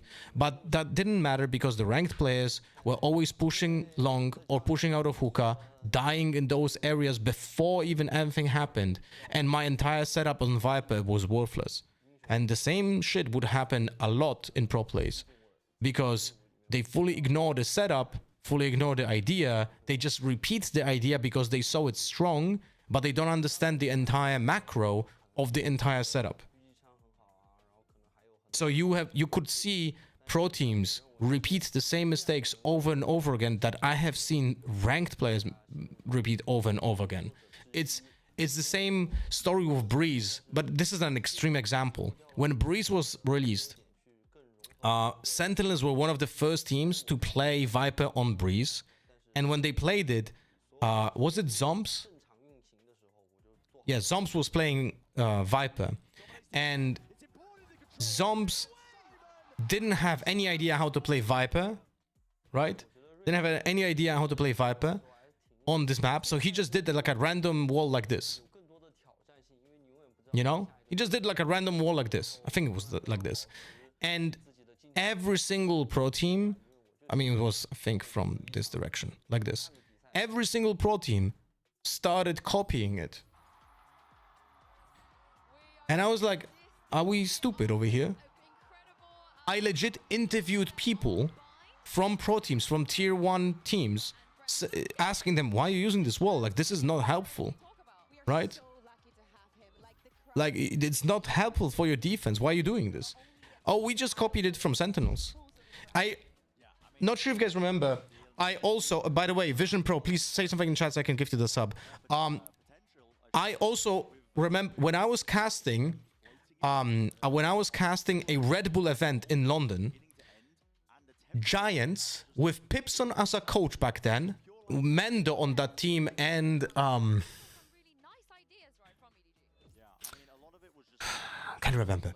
So, I can't remember the exact lineup, but it was Giants, with Mendo on Killjoy playing Breeze. And after the game, I legit took Mendo to an interview and asked him, guys, why are you playing Killjoy on Breeze? Like, it's obviously not a good choice for this map. So what is the reason why you guys are like, what did you find to convince you to use the Killjoy on Breeze? And I kid you not, he said it on broadcast. Mendo said, oh, I don't know. We just copied Sentinel's composition.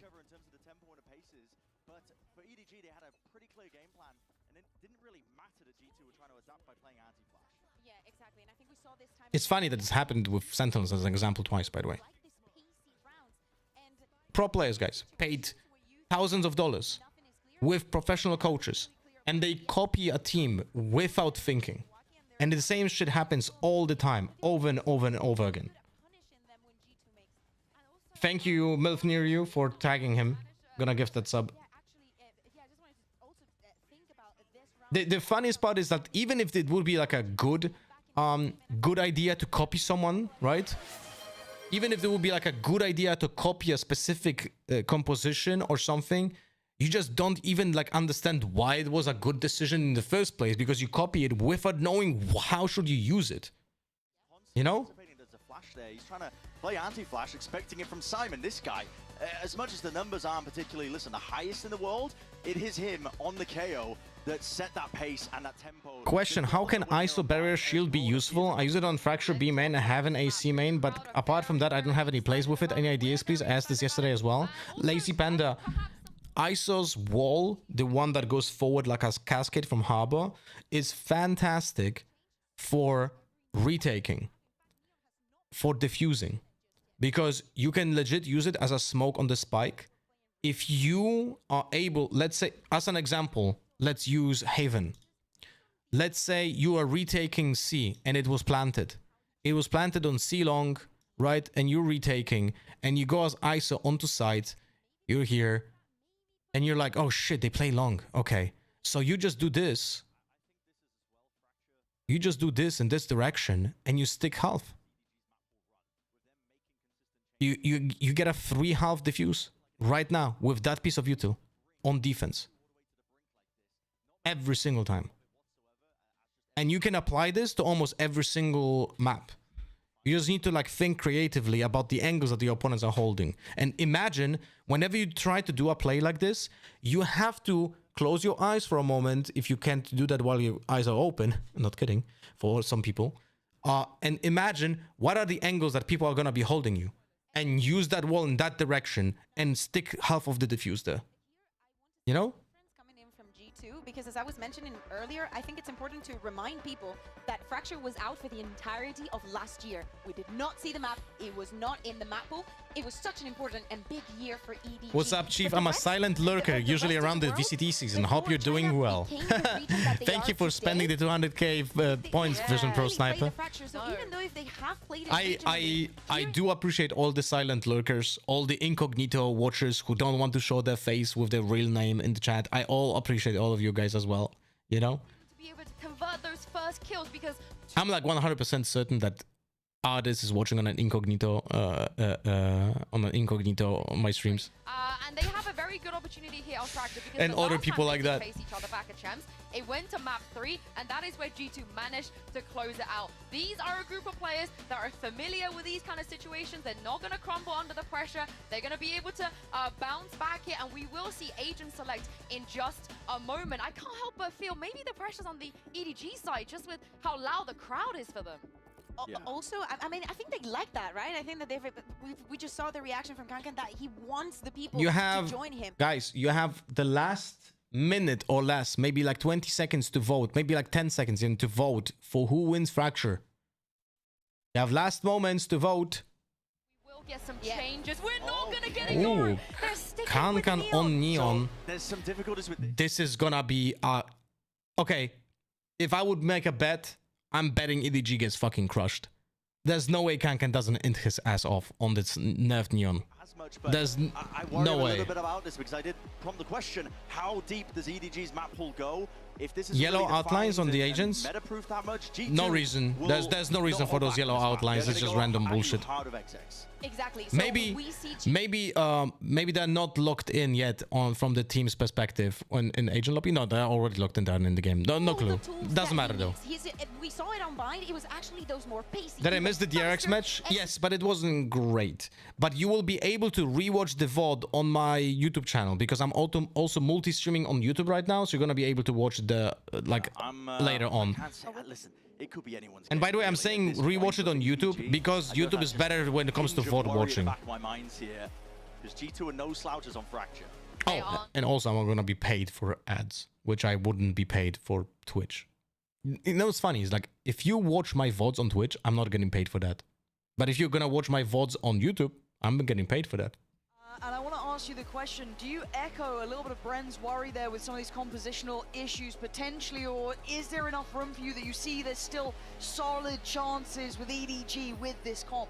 I think there are chances, but if you're gonna go the way of the Tejo, I would like to see them go fully in that direction with the Vice, with the Raze.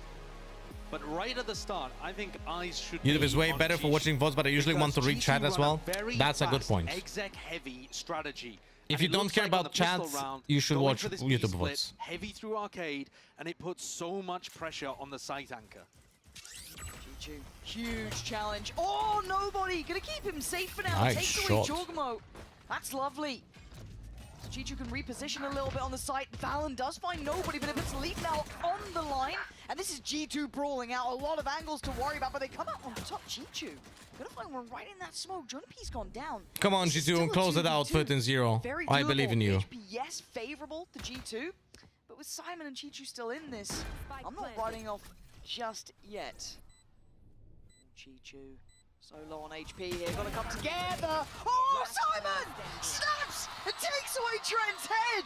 Working it back in together so well. EDG passing the first test. That is snappy, really nicely played.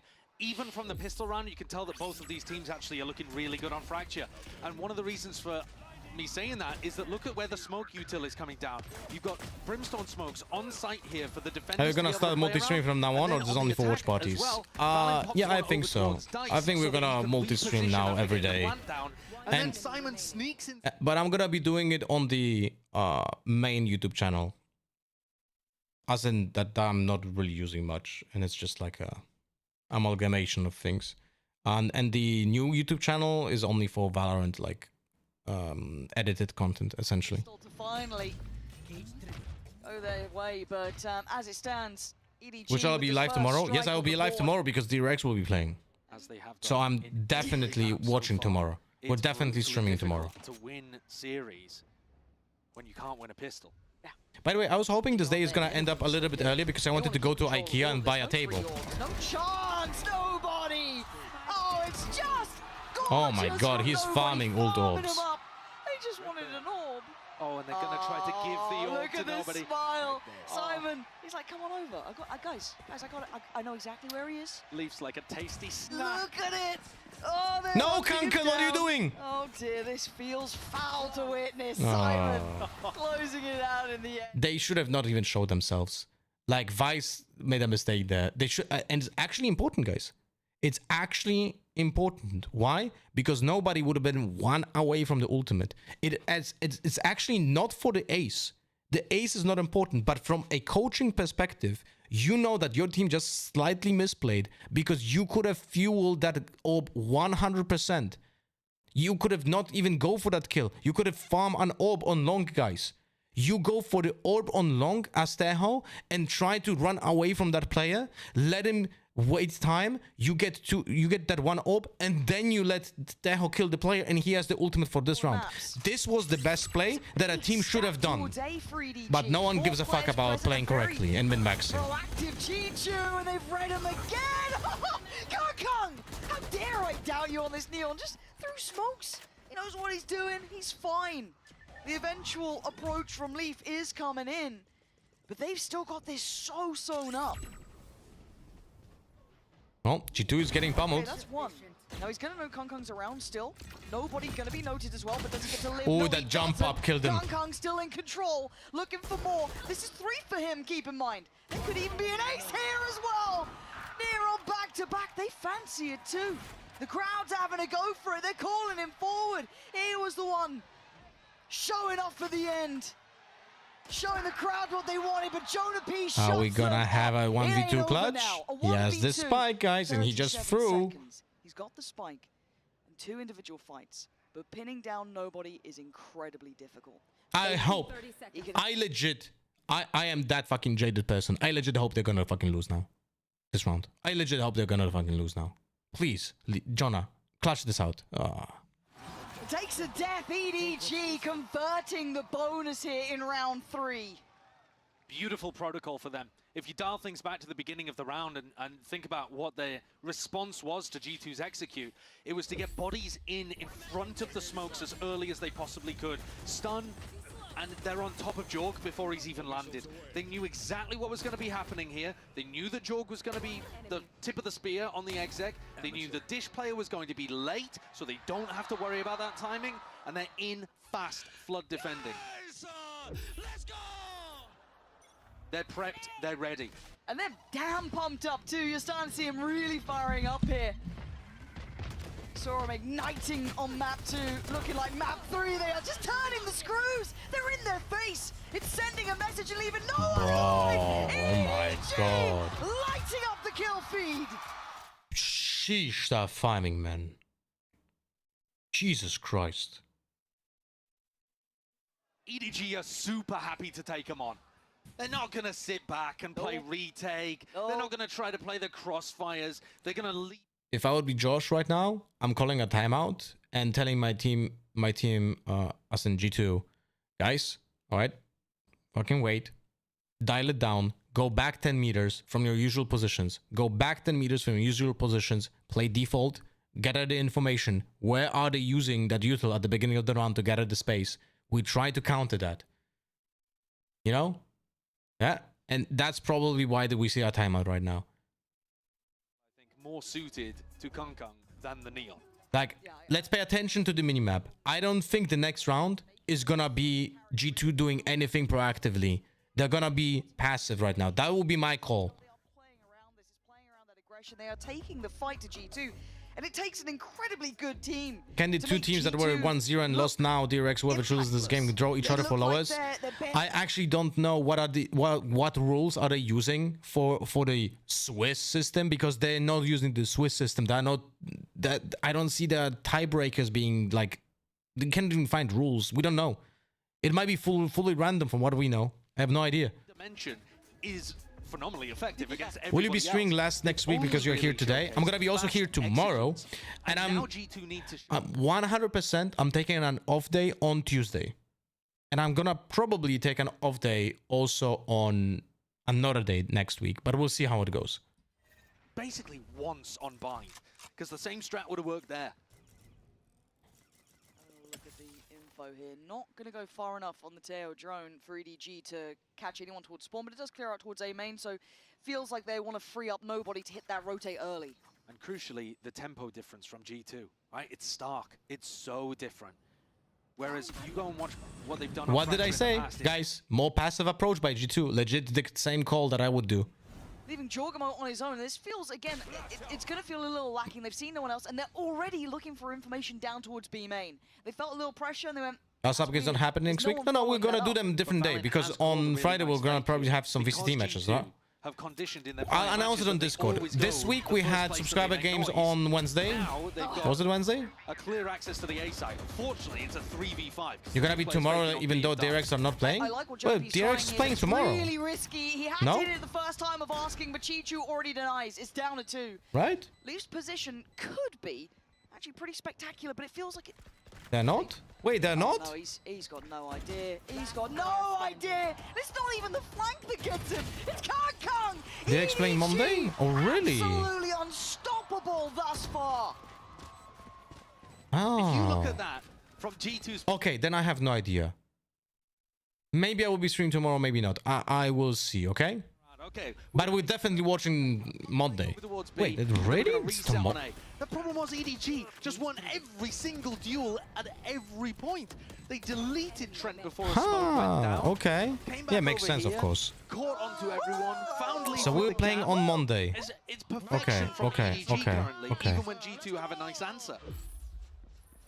This is just lovely to witness. Okay. And Makes G2 sense. going to be forced down to heal pretty much. A broken purchase, not very many ults to bank on, but they could try and build up. What we saw, EDG even Right. willing in the previous round. I'll send a message to Hyunmin in the meantime. Riskier fights and still win them. Look, they're pushing out towards Arcade. There is no stopping this team. They are relentless in their approach in this map.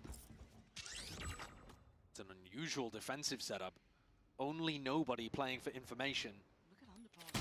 Yeah, they got no idea. They pushed out so early through Arcade and they're still working. It feels like G2 are so surprised at this aggression time and time again. I mean, that is a weird one, though. Yeah. EDG 4-stack over towards B and push out Arcade, flank underneath tunnel. That's the kind of strat you expect them to save for a rifle round. But it throws G2's rhythm off.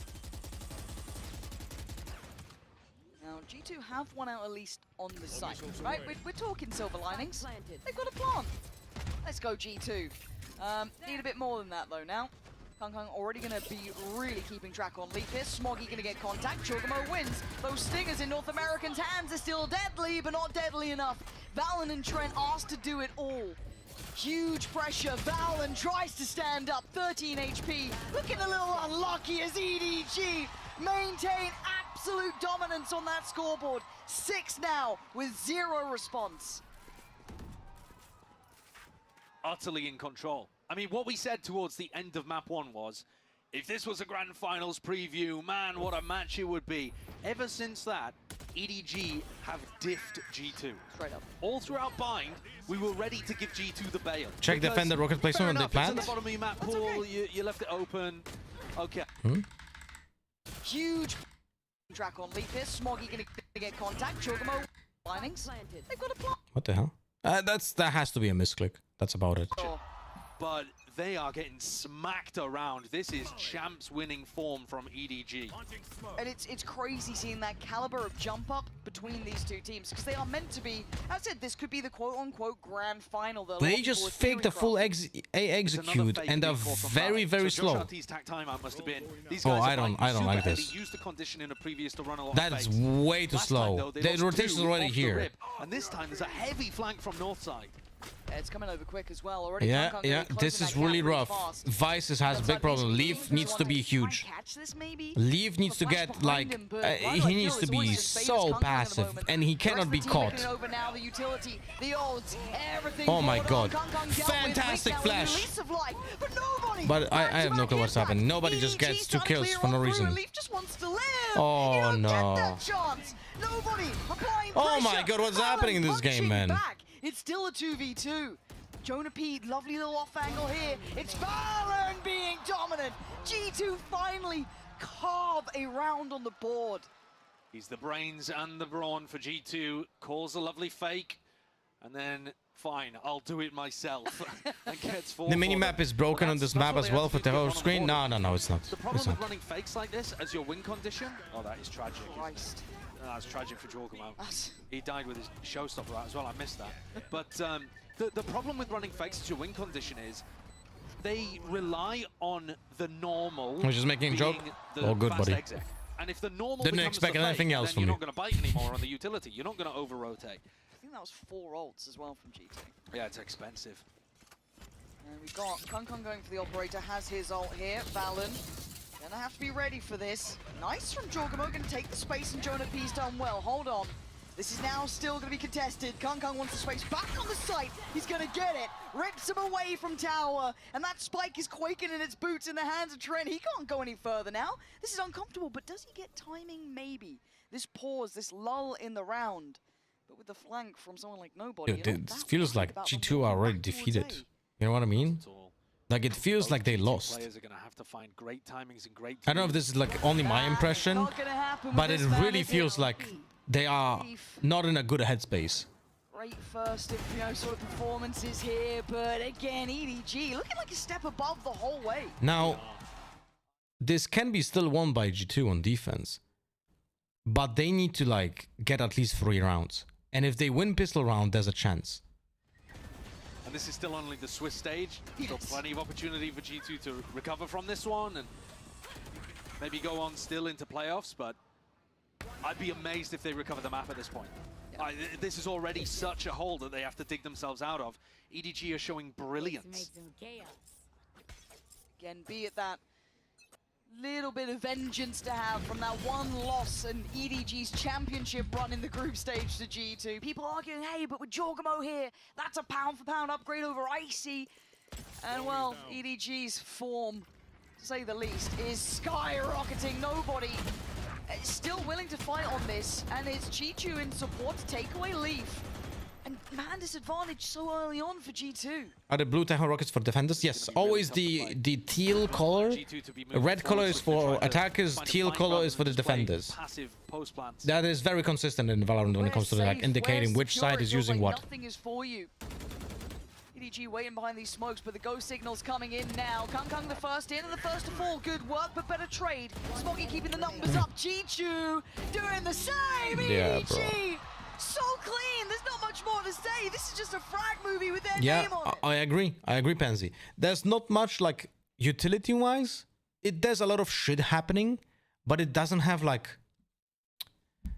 any finesse behind it. It's just throwing shit and see if it sticks. But they are hitting so incredible, such incredible shots. Like it's such good crosser placement, such good flicks, clean. There's no panicking from EDG. There's no no spraying.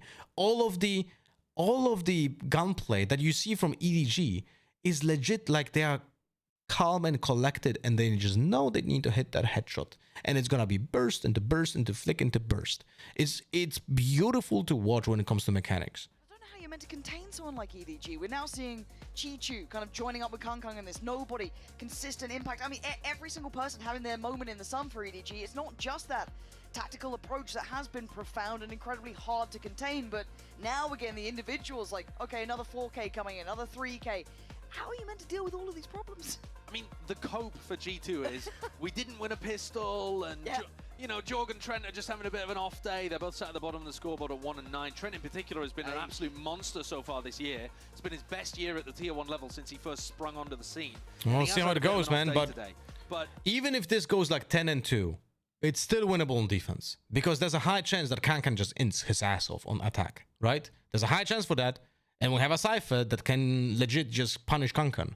But will that happen? I don't know. There's not many chances to prove it. Certainly helpful, but it's EDG dismantling G2's style here on Fracture. And some of that is going to be the tape difference, because Chinese kickoff finished a little earlier. The Vice? I'm sorry, I was meant to say Vice. And she is great at punishing neons. G2 nearly walked into their deaths. Have a look at this. EDG. Surely the ults will get them enough rounds if it goes 10-2. That is typically the scenario that happens in Valorant. Yes. But should. Like did he hit him? No. Down, but Valen gets to live to fight for another couple of seconds. Trent reinforcing this south side position. It's very difficult to go and retake towards Tree. I mean, even if you throw a bunch of utility at Kung, he is going to disrespect it. Wait, the spike is in spawn. Okay, he's joining. Never mind. Don't stop. This actually might be a good thing, though, for Leaf. He hasn't been able to find much value from Dish Leaf is getting flanked. I don't think he's aware. Oh, no. He is not aware. He is not aware. He is not aware. He's getting killed. 3, 2. He's busy. He's busy. Never mind. He wasn't aware. Yeah. He was not aware. He was fully near on, impossible to approach EDG here in numbers. The gap closing again, and G2 being strangled out of this one, smothered as they try and work forward. Jonah P and Valen just inundated with util. Look at it, it's everywhere. There's nothing to do but die. EDG sending a message round. The util, when it's a 5v2, the util looks great, right? It's like, oh, they're all here. We're just gonna fucking push everything. We're just gonna throw everything in a kitchen sink at them because we know where they are. But it's like, look at this. There's no util here. This is incredible shots. Reaction and then we punish it. But also good proactive space taking. But that's what the timeout was for. G2 is not using the timeout made by the coach correctly. Coach 100% explained to them the concept of what is EDG doing. But there's no punishment. G2 is still trying to like do executes just a little bit later than before. That's not the way you want to punish EDG. EDG just goes proactive, taking space. Look at this. Kankan on another side of the map alone, pushing for no fucking reason. They could have been trying to punish that, but they're not. You got to be scared of Kongkong's operator. And then Kongkong is holding lines for the rest of the team to push. And also, when EDG are up 91, EDG is unpredictable. No, actually, EDG is very predictable. There's nothing new every round. It's the same shit every round. They're pushing one of the lanes. It's just one of the 4. So you have to be mentally prepped on how to hold the pushes. The map here. But it's Kongkong taking a walk with his op on the north side that worries me. Because this is what I'm talking about in terms of confidence. Would you be doing this if it was an even game? Probably not. I want to say no. Well, at the same time, it's Kongkong. Who knows? Oh, God, of course. Well, you have no map control, G2. For that sort of You're getting punished for not having map control. Just scratching their head going, Christ, what are we meant to do now? Denied on the plant. Paranoid about tower. Look at Leaf. Look at Leaf. Look at Leaf right now. Look at Leaf right now. He is the. He needs to be running now. Maybe this time there's an answer. Yeah, he is. Leaf Okay. desperate to get there in time. Giacomo surrounded and on an island. He's dealt with. 13 seconds. But now it's too late. Leaf has to find the kills. He gets Smoggy. The flash will show. He knows 6 seconds. He's got to make his choice here. GG. He's trying to find him. 2 seconds. 1. He's run out of time. Nobody puts. Nobody swings him.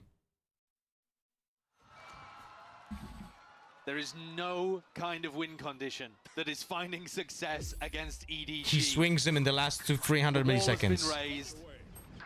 EDG are finding so many opportunities. It doesn't matter what they do, it's working. And G2 is doing nothing to counter that. G2 is not setting up consistent guards for like a 40-second period of defaulting on every lane. They just allow them to take that space. Look, will this be the first round? That could last a Never mind. Kongkong already. Leaf, you've been liking a bit of dish. Nah. Ooh, body block. He's still gonna get the kill. They're still willing to brawl. It's a 3v2. It's Again, still a match. It's not meant to be fought. It's meant to wait. That's what G2 has to do. We can't be proactive because EDG is proactive every round. Let's wait for them. Let's wait for them to peek into our angles. You know? Okay, I mean, Trent's 1 off from ult. Bit of util left. Same for Valen, not ult-wise, but util-wise at the very least. And the pause in the round here is to try to catch a potential flank that comes through. And EDG have been active. They have been flanking.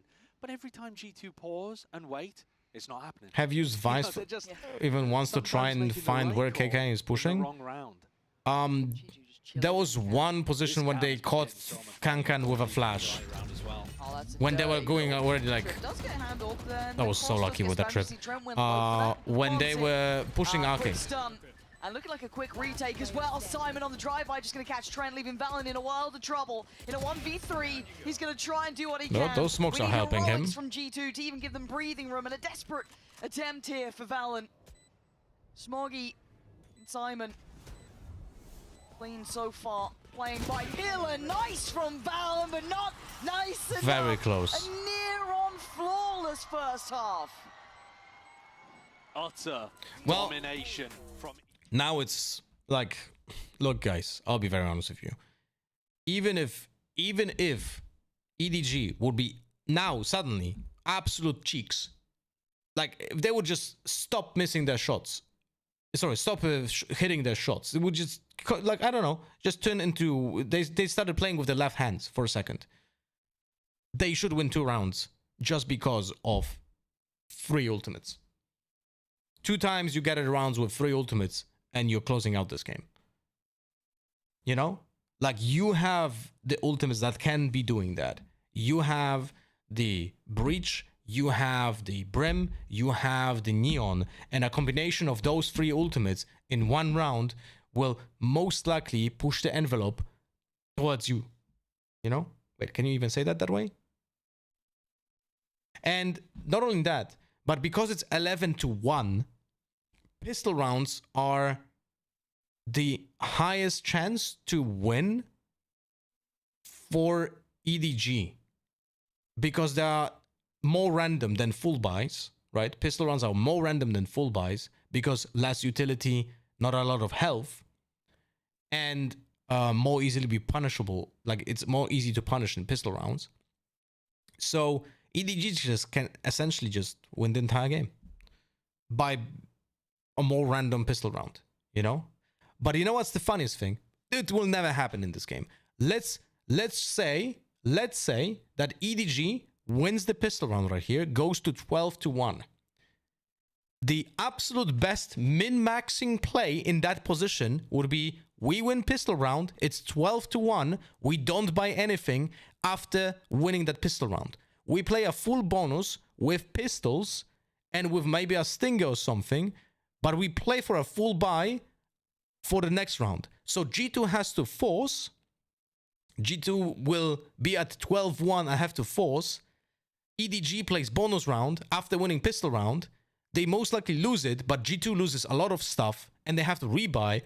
And EDG at 12-2 has a full buy with 5 rifles. But that will never happen in a game because no one thinks about that stuff. It's only but that's like the highest win rate play that you can do in that position. This team is now poised, of all of them, including Vitality, who we saw go through the playoffs earlier today, as the team to watch. Hands down. Hands down. Well, G2, how about a pistol? Let's have a look. It would almost be crueler if they did win the pistol here.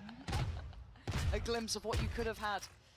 They've lost 5 out of 5. There's not a lot of 12-1, no, but it's, I think that's, you could apply the same logic to 11-2. But I'm not a maths guy. Exactly the same one, because you're pushing into match point territories. Oh, Kang straight in. Oh, Chichu. It'll light him up, EDG. Panicky. Jogamo was panicking. Did you see this? Good luck, boys. Yeah. Stick a fork in him. What the hell? There is no hope out here. EDG, no mercy. And nobody, by the way, has just decided to have a game to end things on. Oh, this my is God. a one-sided affair through and through. 12-1. Yeah, putting on an absolute clinic. Can close it out in this coming round. You couldn't have found a more uneven open and close to the series.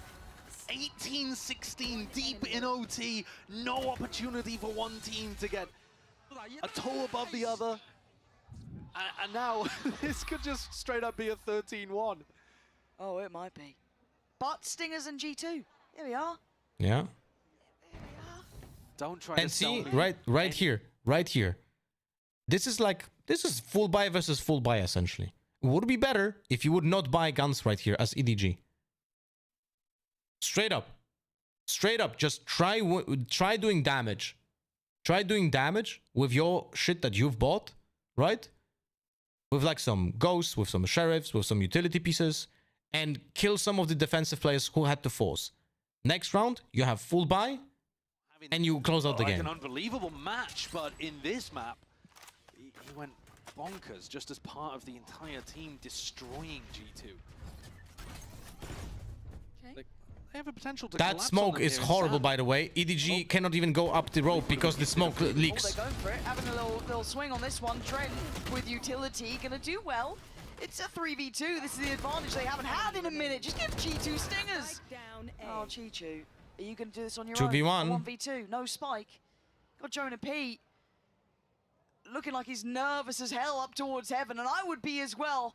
There's no way he's going to find a fair fight. Oh my God! G2, it's all on your shoulders. Close it out. He can't. Trent extends play for another round. To what end? To what end? You struggle against the relentless void. The cosmic abyss calls towards you. There is a black hole in front of you. The heat death of the universe inexorably approaches, and yet you resist. For what, Trent? For what? I know that they're pro players and you have to take everything one round at a time, but this is not lock-in. This is the Swiss stage of Masters Bangkok, and I've seen it written. It's the G2 comeback is not happening. Wait, EDG forced. Stop it! Wait, what? No, Headshots, they didn't. No, I'm stupid. I'm All good. terrified of this team. They have nothing, and they're making it look so much more deadly than it should. It's the confidence and the individual. I saw the 50 here, ability. and I was like, wait, they have 50 credits. It seeps What do you through mean? everything they do, every round they play. I've never seen them play scared, actually. I think that's a really important point for EDG. I don't know what it would even take for them to get to that point. I think they've just got the personality, especially coming out from Kankan, to just never be in a spot like that. Again, with the Kankan thing, it feels almost infectious, right? He brings up the rest of the team as well. Very much the rallying cry when needed, but again, another extension. The Void. Yep, and now Teha will have ultimate for next full buy round, so it could be 12-4. Yep. G2 has a chance. It's incredibly small, like incredibly small. But there is a chance that G2 will, like, economically have an advantage, and ult economy-wise as well, because of the round where they forced and EDG full bot. You know? The breach is great for sending Kankan up. The Teho, not as natural. Not that it stopped them at all on the defense side. Kankan was still sending it in perfect synergy with his two initiators. Oh, that's so awkward. Oh, you know the feeling, don't you? You cross someone in the corridor and you can't get out of the way. On your left. Oh. No, after you, after you. Yeah, the Brits struggle in those scenarios. Okay, EDG dragging G2 around this map left and right, but Jonah P. alone. Uh-oh. Decides not to commit to it. If he had more people with him there, Chishu could have been a target. Oh, yeah. Confidently, he backfills the space. And Chi wins it too. No way, Jonna repeats that. You're never alone with this team, and they're on the side. Yeah, that's GG. Doing well. Jorgamo with his 2, but it's Never down mind. to Trent and Valen 2 versus 2. to try and keep this heartbeat Trent is one away from going. ultimate. As EDG now with time on their side. Do we have smokes? Sit back in this post plot. No, we have Molly. You're right, confidence is still very much Do we there. have a Double Molly up now? towards Sam. Before? No. Looking like they want to try and get a fight on this. G2's Huh? forward, And now, G2 and now we have an ultimate for Trent. We have economical advantage for G2, and we have EDG, who are kinda starting to troll because they're winning 12-4. So I would be not surprised if this match ends up like a 13-10. Because it's not that easy now for EDG to win those rounds. Unless they will save their ultimates for one round and use the crucial ultimates for that one round. Well, right? So let's see. The point for EDG would be to gather that ultimate from Smoggy, from Simon or Nobody, and from Kankan. Right? But I wouldn't be surprised if Kankan just pops the ult this round. And then they will lose one of those key pieces to just close out the game. Where it all goes to pieces as well. Sheriff, Stingers, and oh my, George. What the hell is going on? Second time in the same game. Jorg making mistakes often, but that was certainly one, making an absolute meal of it. Trent, Valen, and Leaf now at a numbers disadvantage. Plants in. Simon's gonna get away as well. Put Jaw on fucking Yoru only, please. Get to step forward, clearing dish. They kind of know, or should He's know. panicking. He is like, this is legit like mental stress. This is mental stress for Jorgamo. That's why he's doing this shit. Okay, nice bit of stall. Do we have smoke for the spike? Chichu's reposition does get seen, but they're still making a go of it. Down to just Trent One now. by one. Is this how you go down with a whimper? It might just be EDG living up. Against a full eco. Monstrous 13-4, decimating G2. They just took every other team at Masters Bangkok and put them on notice. This is the team to watch. What on earth was that moment towards the end there? Chaos. But Guys, there's also a slight possibility. There's also a slight possibility that Jogamo had this satchel bug. Right? You guys remember how I was complaining during the hardcore agent game, where I satchel and I pull out a knife. Right? This team is on to truly become legends at this point. If they keep this up, again, the context of doing this to G2. G2 were supposed to be way ahead of everyone else. The fact just happened, just an off night. This map pool. I mean, we were watching the game. We know what happened. On Bind, we had just seen G2 do uncharacteristic mistakes, and EDG just diffing them mechanically, big time. On Fracture, zero adaptation from G2 to the playstyle from EDG. Like, legit, you could just hold the default for a minute, like the old Gambit. Like, this is the funniest thing. I was super critical of the old Gambit when they were playing and winning Berlin, because their fucking attack side was abysmal. They had zero playbook. They have zero. Gambit was just sitting in spawn, waiting for someone to peek them, and when someone peeks them, they kill them, and they go forward then. If that doesn't happen, Gambit had to execute with 20 seconds left on the clock, and defenders having full util. And this was the solution for this game for G2. Sit on your asses for 20 seconds. Sorry, for 60 seconds. Hold all the lanes. Wait 60 seconds. Use some recurring utility, like we had the opportunity to use Tejo missiles first. We had the opportunity to use the breach stun, and just make some pressure on one side of the map, and the other side of the map is being held by players being passive, and just wait for someone who's pushing, because EDG was pushing every round. You know? When people were looking at Leaf as being the best sentinel in the world, basically, coming into this tournament. So this Fracture was really not well played by G2. Exactly.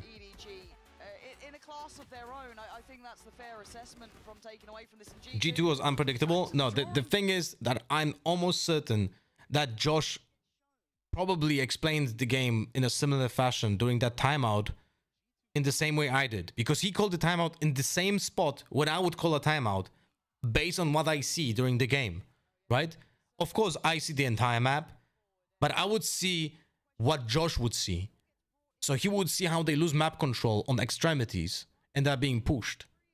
And it's like the only solution if the opponents are doing that consistently, and they did that 12 rounds. So it's predictable, you know?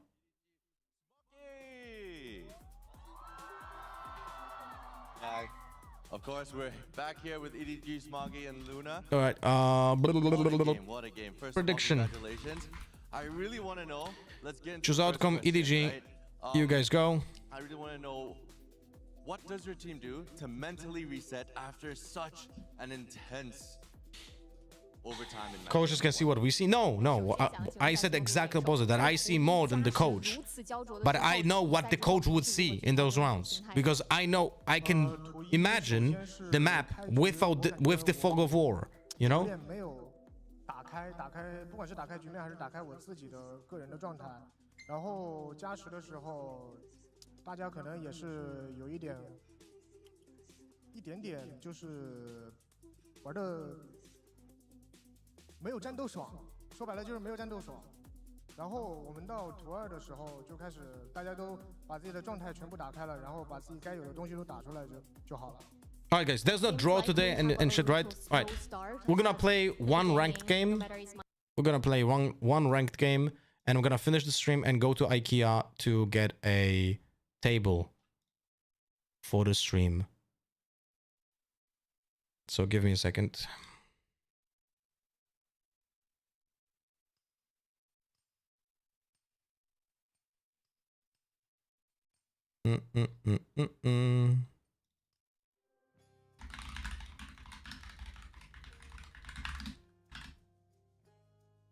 What do we have here? Astra, no? Oh, Jesus Christ. Oh my God. Oof. That's gonna be rough.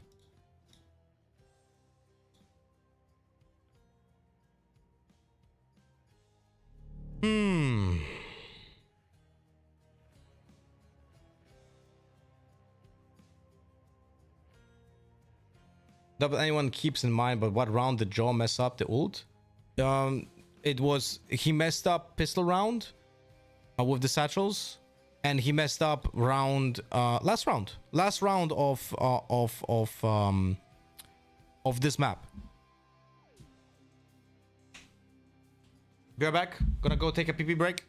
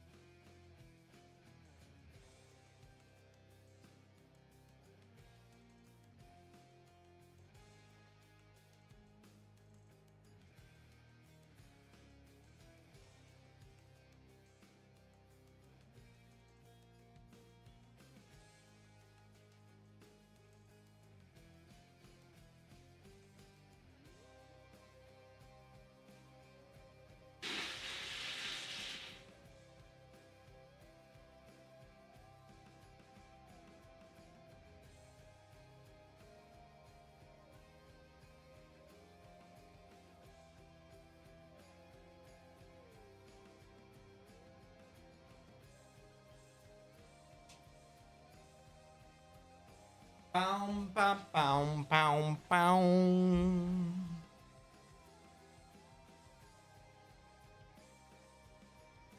We have Lotus, my friends.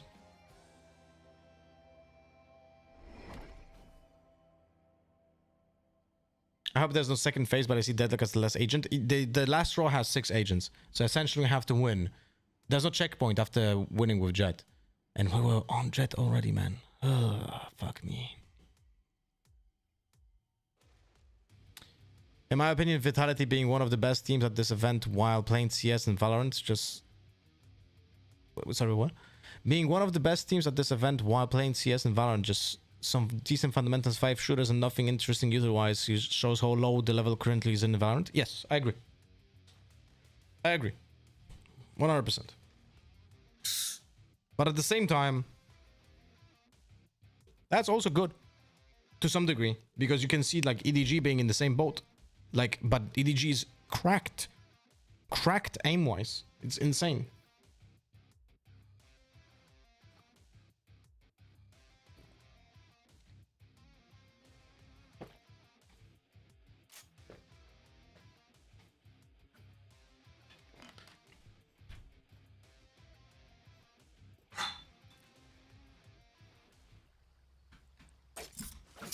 Alrighty, what do I have here? Jet, Reyna, Cypher, Fade. Okay. Pedro, Reyna, Clove, Jet, Chamber. That's fantastic.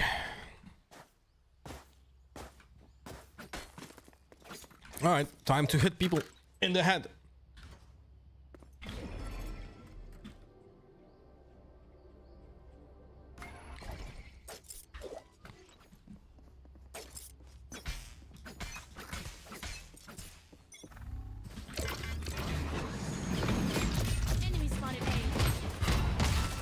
Unlucky. Oh. Oh, it's okay, guys.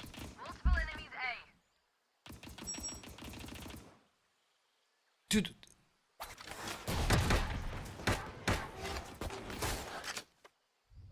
Last player standing. Guys, I am really cursed, no? I'm really cursed.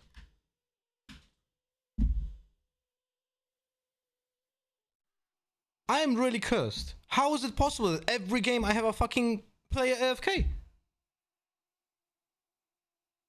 Same shit was happening yesterday, same is happening today. Unlucky, guys. Unlucky. What can you do?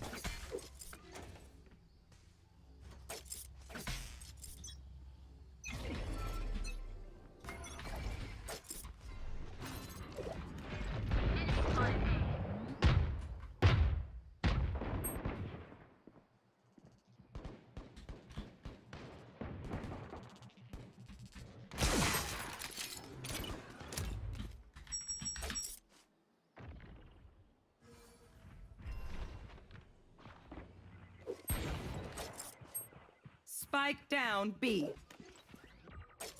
No, can get a backstab over here. Last player standing.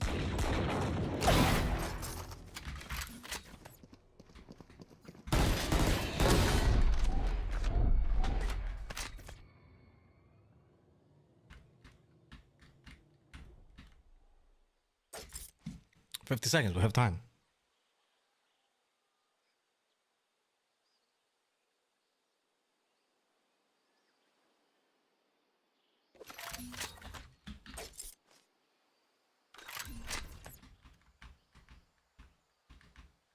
One enemy remaining. 30 seconds left. Ah! Unlucky. Should have gotten 4.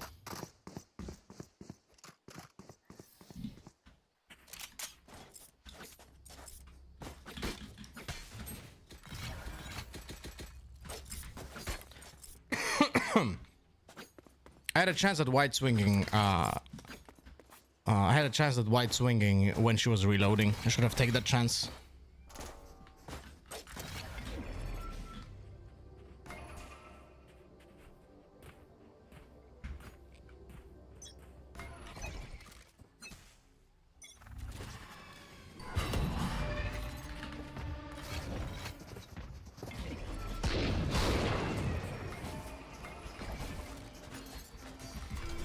Oh fuck, I pulled the jet.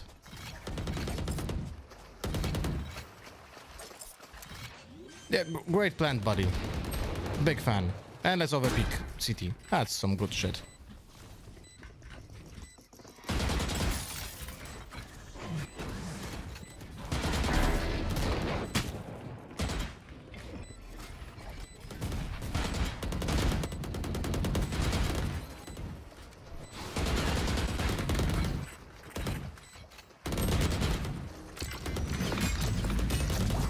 Oh fuck. That was no spot to stand there. One enemy remaining.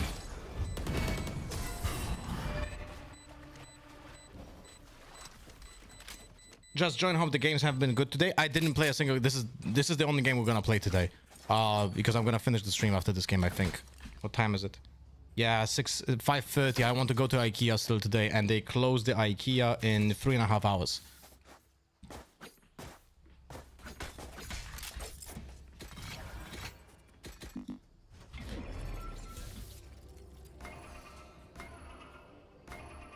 Actually, save one.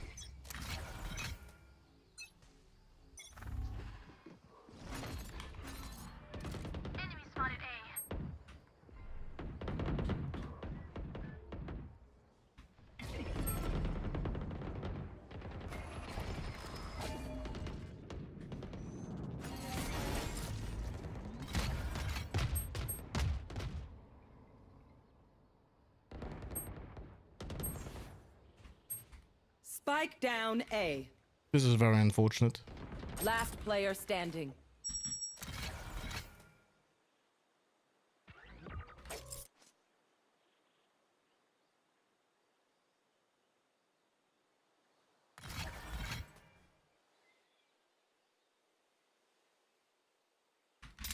Huh?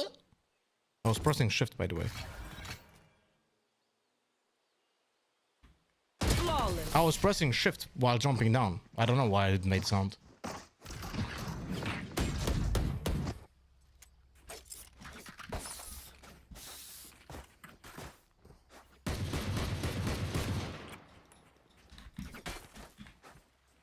lot of getting pinged because they all insta-die. Yeah, my team of 4 team members had no idea how to push aside. Unlucky. You can't look 90% of the time in ranked. I can. If no one else wants to do it, I'm gonna do it.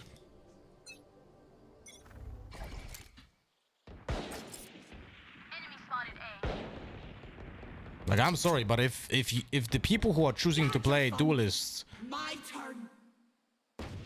initiators, are not getting their shit done, then what? Oh, look at this. Yeah, it's my fault, guys.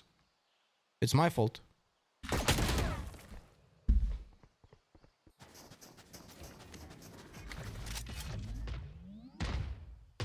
Yeah. I'm done. Bye. All right, guys, that's it for today. I'm gonna go and go to IKEA, buy that desk.